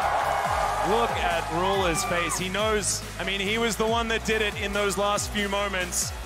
But I just want to say, everyone that was on stage today was an absolute superstar. This series, absolutely unbelievable. And I think even Damwon, even though this was not a victory, they still need to walk out of here with their heads held high. This was a team where throughout the split, we weren't sure whether they were going to be representative for the LCK at Worlds. We were talking about KT, Liv Sandbox, even DRX was somehow in the conversation, and they made it as well. And Damwon Kia going from that team to going this far is nothing short of incredible. I mean, you think back to some of the incredible historic series we have seen here in New York. You think back to the World Semifinals in 2016. Last time it was in North America. Ruler was here in New York, as was Peanut. He was part of the legendary Rocks SKT semifinals that many people point to as one of, if not the greatest series of all time. And I feel like we were treated to something equally special here today. A series that really delivered on the highest level, that had it all, from pocket picks to incredible team fights to back and forth series, comebacks. It really had everything. The end of that game, I had absolutely no idea. I didn't know what was happening. Nope, no clue. And Canyon on the Kane being able to steal dragon after dragon. When he got into that Baron pit, I guarantee you, there was a universal clench from every single Gen.G fan. What an incredible series. And I think that, Chronicle, you and I were having the conversation beforehand, we're like, this always delivers. After game 2, I'd given up. Yeah. And that's when they get you. That's when they come back and they get you. And my heart bleeds for Damwon. I think they showcased how far this team could have possibly gone. But at the same time, for Gen.G to shake off what has held back so many of these players for so long is nothing short of incredible. I mean, it's just amazing. And this was actually the longest game we've had here at Worlds 2022 so far. Just a hair under 45 minutes, 44:51 on the clock as they actually knocked down the Nexus there. I mean, the composure, you have to say, you know, from these carries on the Gen.G side in those final moments. You look at Ruler, nearly 40,000 damage dealt here. Just an incredible, incredible player here. You know, does come up in that final moment. A hair's breadth between these two teams. But there's so many impressive moments from both sides, really, that it's just, it's one of those series that you want to go back and watch again and again. I just want it to be played again and again. We could watch these two teams battling forever, especially this year. It has gone the distance every single time. We're a broken record talking about it. Can we have another tournament after this? Yes. The Gen.G versus Damwon tournament. It's just every day. It's we only just commentate their scrims. Sounds great. You keep going back to it because the series had it all, as you pointed out. Like, we went to 5 games. We got Gen.G, a team known for not pulling through, countering a reverse sweep 2 games where they got absolutely boomed as well. Like, they got bodied across the board. I mean, it's Chovy's first ever World Semifinal. You know, that is incredible. He has finally broken through, you know, and made it to that next level. And well and truly is a threat to win the World Championship this year, you know, which would be absolutely amazing. I mean, he's never lost a semifinal in his career. True. There you go. Okay, okay. I've got to say as well, I just can't say enough about Canyon. The fact that this game started how it did, this man got a 20-minute Kane transform. Like, it was so late, you had to think this was going to be a game that just went off the rails very, very quickly, but he was still able to have such an impact. That play towards mid lane, the 3-man knockup into the 4-man scatter from Showmaker and Canyon, really swung this game. And then I think the composure from Gen.G to not crack after that moment was amazing. Exactly. It just had everything. It showcased the creativity of Damwon, the pure skill of Gen.G, and the composure that these players have built up over such a long period of time. And I was going to talk about composure as well, because it was composure, counter-composure, and then counter-counter-composure, and then Gen.G destroyed the Nexus. But we're joining Shox and Translator G-Sun on stage with Chovy for our Verizon post-game interview.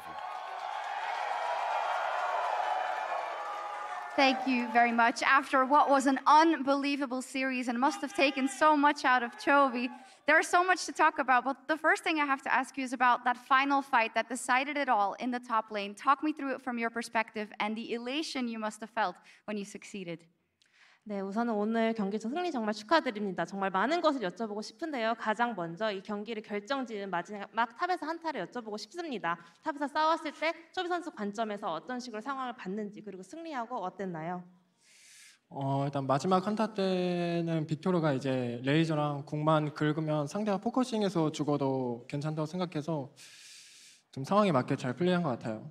So in that final fight, I was like, if I can just put down my laser and my ult, even if I get focused down and just like get 100 to 0, it should be okay. And I played accordingly. And perfectly in that regard. Now, when it comes to playing Damwon this entire year, it has always come to that decider game, but you've always had the one-up over them. Why do you think in this best of 5 specifically, when you look across the whole series, you were able to beat them? 언제나 올해 담원기아와 젠지와 담원기아가 만났을 때 계속 풀세트 접전이 나왔고 언제나 젠지가 승리했습니다. 그렇다면 이번 다전제에서는 5경기 중에 정말 어떤 부분이 가장 주요했기 때문에 또 한 번 승리를 가져왔다고 생각하시나요? 이번 경기에서 솔직히 5세트 다 중요해서 저희 선수들 다 열심히 잘 했는데 아무래도 그래도 5세트 때 진짜 집중을 잘 해서 유리한 경기 좀 살짝 엎어지긴 했지만 그래도 잘 마무리한 것 같아요. So I want to say all 5 games mattered so much, but at the same time, our players are doing a great job. But especially in the last game, you know, we were having the lead, and then the enemy was able to actually close the gap, but we were able to, in the end, close out the game. And it got really close in that final game, and the reverse sweep was looming. From a mental perspective, who stepped up in the team before that game 5, and what was the approach to make sure that you could bring it home and not have the reverse sweep completed? 이제 마지막 경기는 사실은 정말 리버스 스윕, 역습이 나올 수도 있는 절체절명의 순간이었는데요. 그런 만큼 멘탈적으로 어느 부분에 집중하면서 무대에 오르셨고 또 어떤 부분에 집중하셔서 역습이 안 나오도록 좀 집중하셨나요? 일단 저는 개인적으로 오늘 경기하면서 좀 실수가 많이 나왔어서 실수를 줄이는데 마지막 경기에 더 많이 신경을 썼고 그래서 제 플레이에 문제가 없었던 것 같아요. So I kind of figured I was making a lot of mistakes today, so I focused on, you know, removing those mistakes in my play at some point. And overcoming that in order to make it to your first semifinal at Worlds. And it has been a year of milestones for you, Chovy. But when it comes to this particular one and making it to the semifinal, what is the importance to you when you look at the story of your career so far? 이제 초비 선수는 또 올해 커리어적으로 놓고 보면 정말 많은 기록을 세우고 있습니다. 그리고 이번 4강이 초비 선수의 첫 월드 4강이 될 텐데요. 이런 측면으로 접근했을 때 어떤 식으로 보고 계시는지 4강에 대한 의견 부탁드립니다. 솔직히 제 개인적인 생각으로는 커리어보다 저의 개인 실력을 더 중요시한데 그래도 이제 4강에 처음 오니까 되게 기분이 좋고 처음 온 4강이지 기회 놓치지 않게 열심히 하도록 하겠습니다. Well, I actually want to focus on my performance, not my career. But at the same time, it feels great to be at my first semifinals of Worlds, and I would do my best not to miss this opportunity at semifinals. Okay.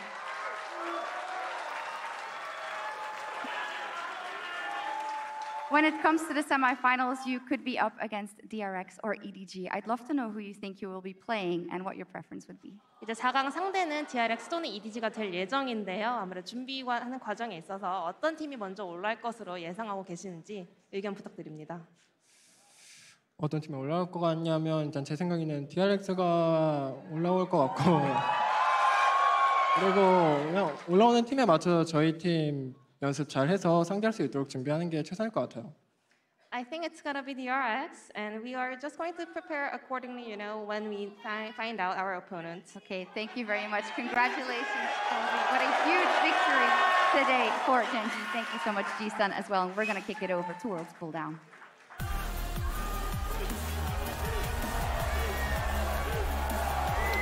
Thank you so much, Shucks. And what a series. We went the distance, the full 5 games, and there's no better way for it to end than the longest game of the World Championship so far. Damwon pushed them every step of the way, but Gen.G and Chovy, in the end, will not be denied his semi-final. They get it done. One of the best series ever at Worlds. This is Rock's SKT flashbacks.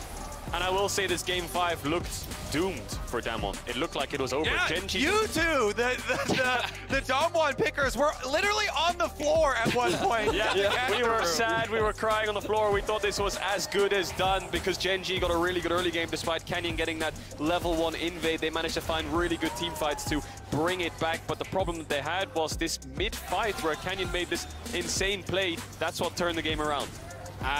It was a spectacular game to watch overall. The fact that we got to see, I believe, Damwon just not giving up until the very end. The fact that they were at such a disadvantage. They had no reliable front line to play around, which made these fights so difficult. Yet they still found ways. I was screaming at the television, bringing Canyon into the Dragon Pit, and he steals steals the dragon, doing so much. I respected so Kobe. good. I respected Kobe. I want to make sure that if I win this series, I win it in the face of the opponent, having every opportunity to smite things away. This last fight, everyone held their breath because Gen.G's cornered. The game's dead. Literally up against the wall. And Nuguri is just solo killing Peanut right there. Gen.G are stuck against the wall, stuck in a blue Just Ophelia, watch so Ruler. It Just looks watch like Ruler it's over, in but this fight. it's Ruler that just drives this game home for them. Flashes away from Canyon, manages to get the kill here. Chovy onto him. Showmaker stopwatches, but then Nuguri managed to take down Peanut. Dogdam then moves forward, but they're moving into a Victor, into a Lucian, and it just turns on their head. That fight was so incredible. Oh my word, there are so many small things you can break down in that fight, but how broken is bot lane, right? Like AD carries, man. Unbelievable role. This is just, but Ruler had incredible clutch play at the very end there. Yeah. It was such a back and forth game and such a back and forth series. I really think we got to see what made both of these teams so good, both this split and at the World Championship this year. The early game dominance from Damwon, the phenomenal team fighting and skill expression from Gen.G. It was a masterclass of a series. We got to see the highs and lows of both teams, and there's nothing but celebration that we can have for getting to experience some fantastic League of Legends. And in the end, so it was written, so it shall be. Gen.G destroys Damwon in another series. 3-2, going the full distance. Little did you guys know, this is the first and last time you'll see this trio on the announcement. So much fun Kobe just killed his podcast, his feature podcasting partner. We knew anyway in game 5, me and Kobe looked at each other like, well, one of us is right. One of us will claim the sword. At least we know Venius was wrong. Come on! You know what I love about this? You know what I love about this, Kedro? You said that this gave you inklings of that Rocks SKT T1 series back in 2016. And I'm so glad that we talked about that at the top of the day, that there are a couple players still remaining on these rosters who were a part of that best of 5. There's magic in Madison Square Garden, I think, and it just delivers some of the best series that we've ever seen. Peanut delivers some of the best series we've ever seen. This time, it comes out on top. And to have this series in front of a live crowd again. It has been so long, you know, really, really get that full energy and the full experience. This is it. This fight in the mid lane was just nuts. This could have gone down as one of the greatest plays in League of Legends history if Damwon won this game. And I still think, despite them losing, this still is one of the greatest plays. I've never seen a Kane do this, ever. Like, 3-man into Showmaker, and then Showmaker stuns 4 out of his ultimate. Kills one of them, stuns the other 3. And to know, just for context, they're down 3 Drakes. I think they're also down 7-8k gold. The game is absolutely lost. Gen.G control the whole map. They have objective bounties. They make it work, and they get the Baron. It was one of the biggest comebacks ever. That was a straight EDG versus SKT type team fight. Yeah. If they had come 10K back, or if they Canyon's knock-up finds the ball. It was crazy, and it was those 2 players, you know, the 2 stars of this team that have been there for the entire time, Canyon and Showmaker, combining for a massive combo. God, can you feel the energy off it? We're still nerding out over this. I'm just such a good It was so funny fanboys of good League of Legends. so it was so funny because Kedro and I were just like, we were like, it's done, it's over. And then that game happened, and then we both jumped out. We're like, okay, we're in, let's go. And everyone is sad to see, you know, Canyon and Showmaker, you know, eliminated from this tournament. I think that is universal. I was going to still vote Canyon my MVP. It goes both ways, though, because we would have seen Chovy and Ruler knocked out as well, right? And such incredible players like Lehens and Peanut. So this is just a sad matchup to see in the quarterfinals. That's a world finals level game. Yeah, absolutely. In game and from the series itself, that is world finals level. It's world finals caliber without a doubt. But that is also the reality of the World Championship, right? Is that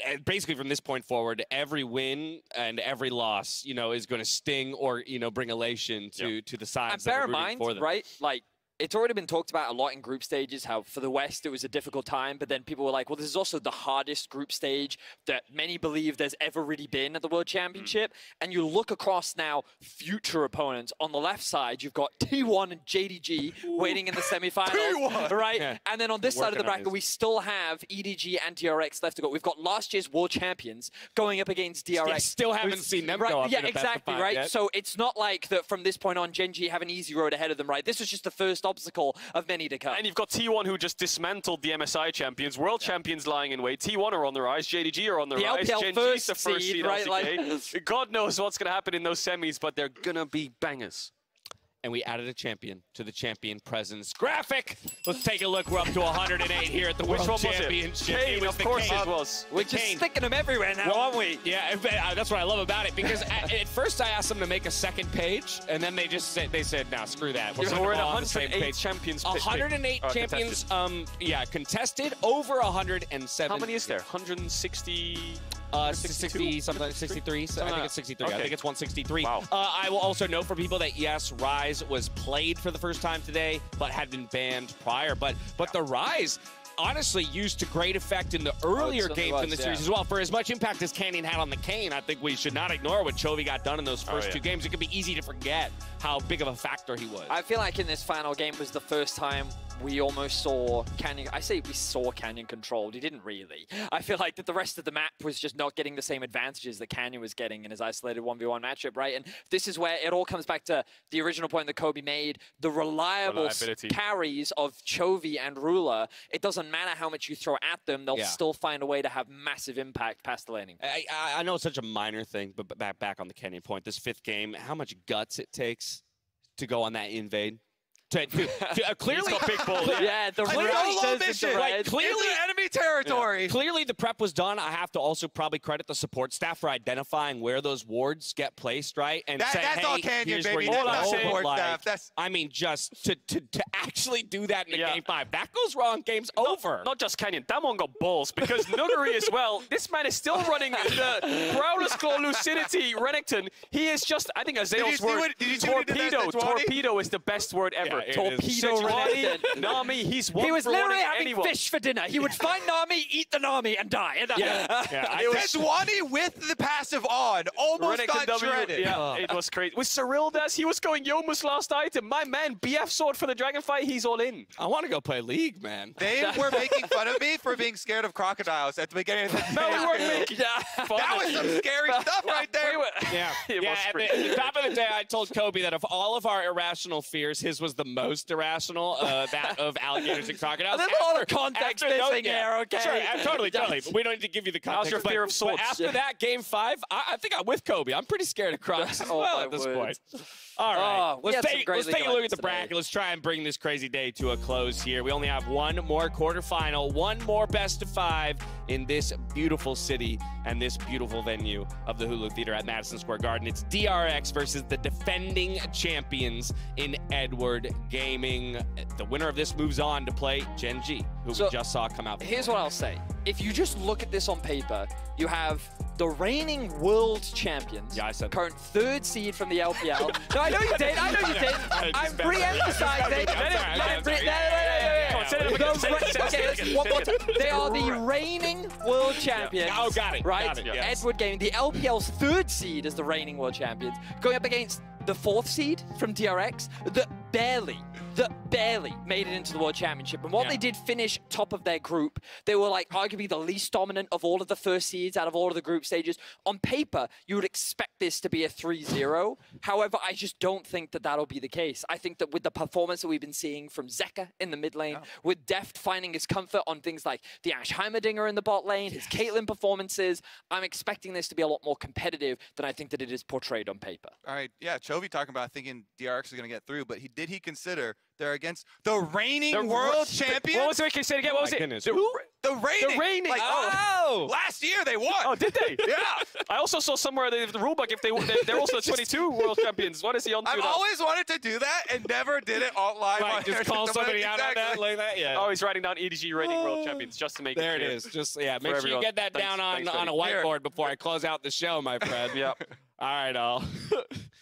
Oh wait, never mind. We need to keep. We got more. I feel like we're the last ones at a party. Everyone is gone to the stadium. We're still here. We're partying. We're having a great time.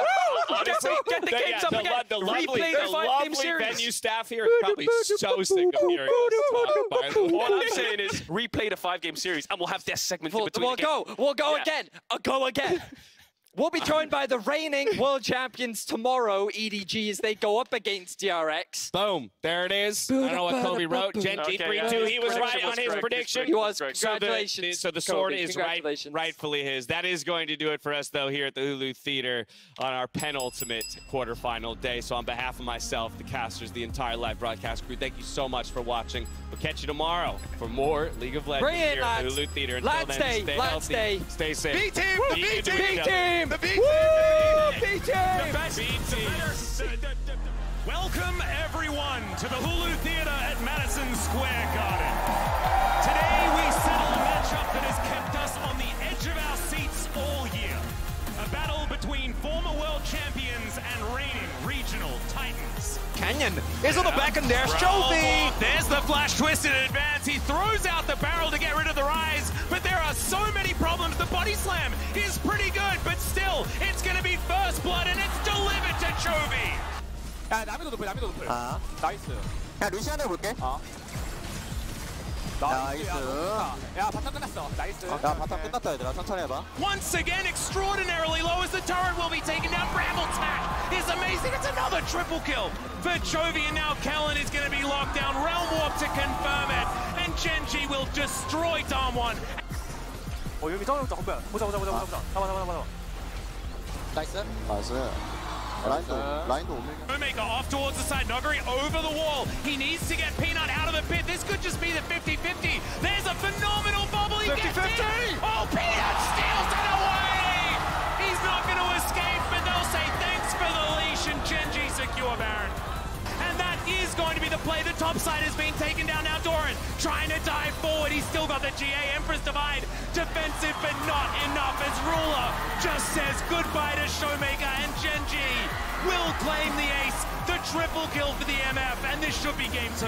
But it's never a miss. Showmaker is going off. Oh, God, as we say it, he pulled all of Gen.G into a game 4, gentlemen. Who is this guy? Showmaker. From Ruler, sorry, as there is the ult. The Keeper's Verdict getting Showmaker so many as he pulls back. Dr. He flashes into the Baron pit, but he's now tanking it up.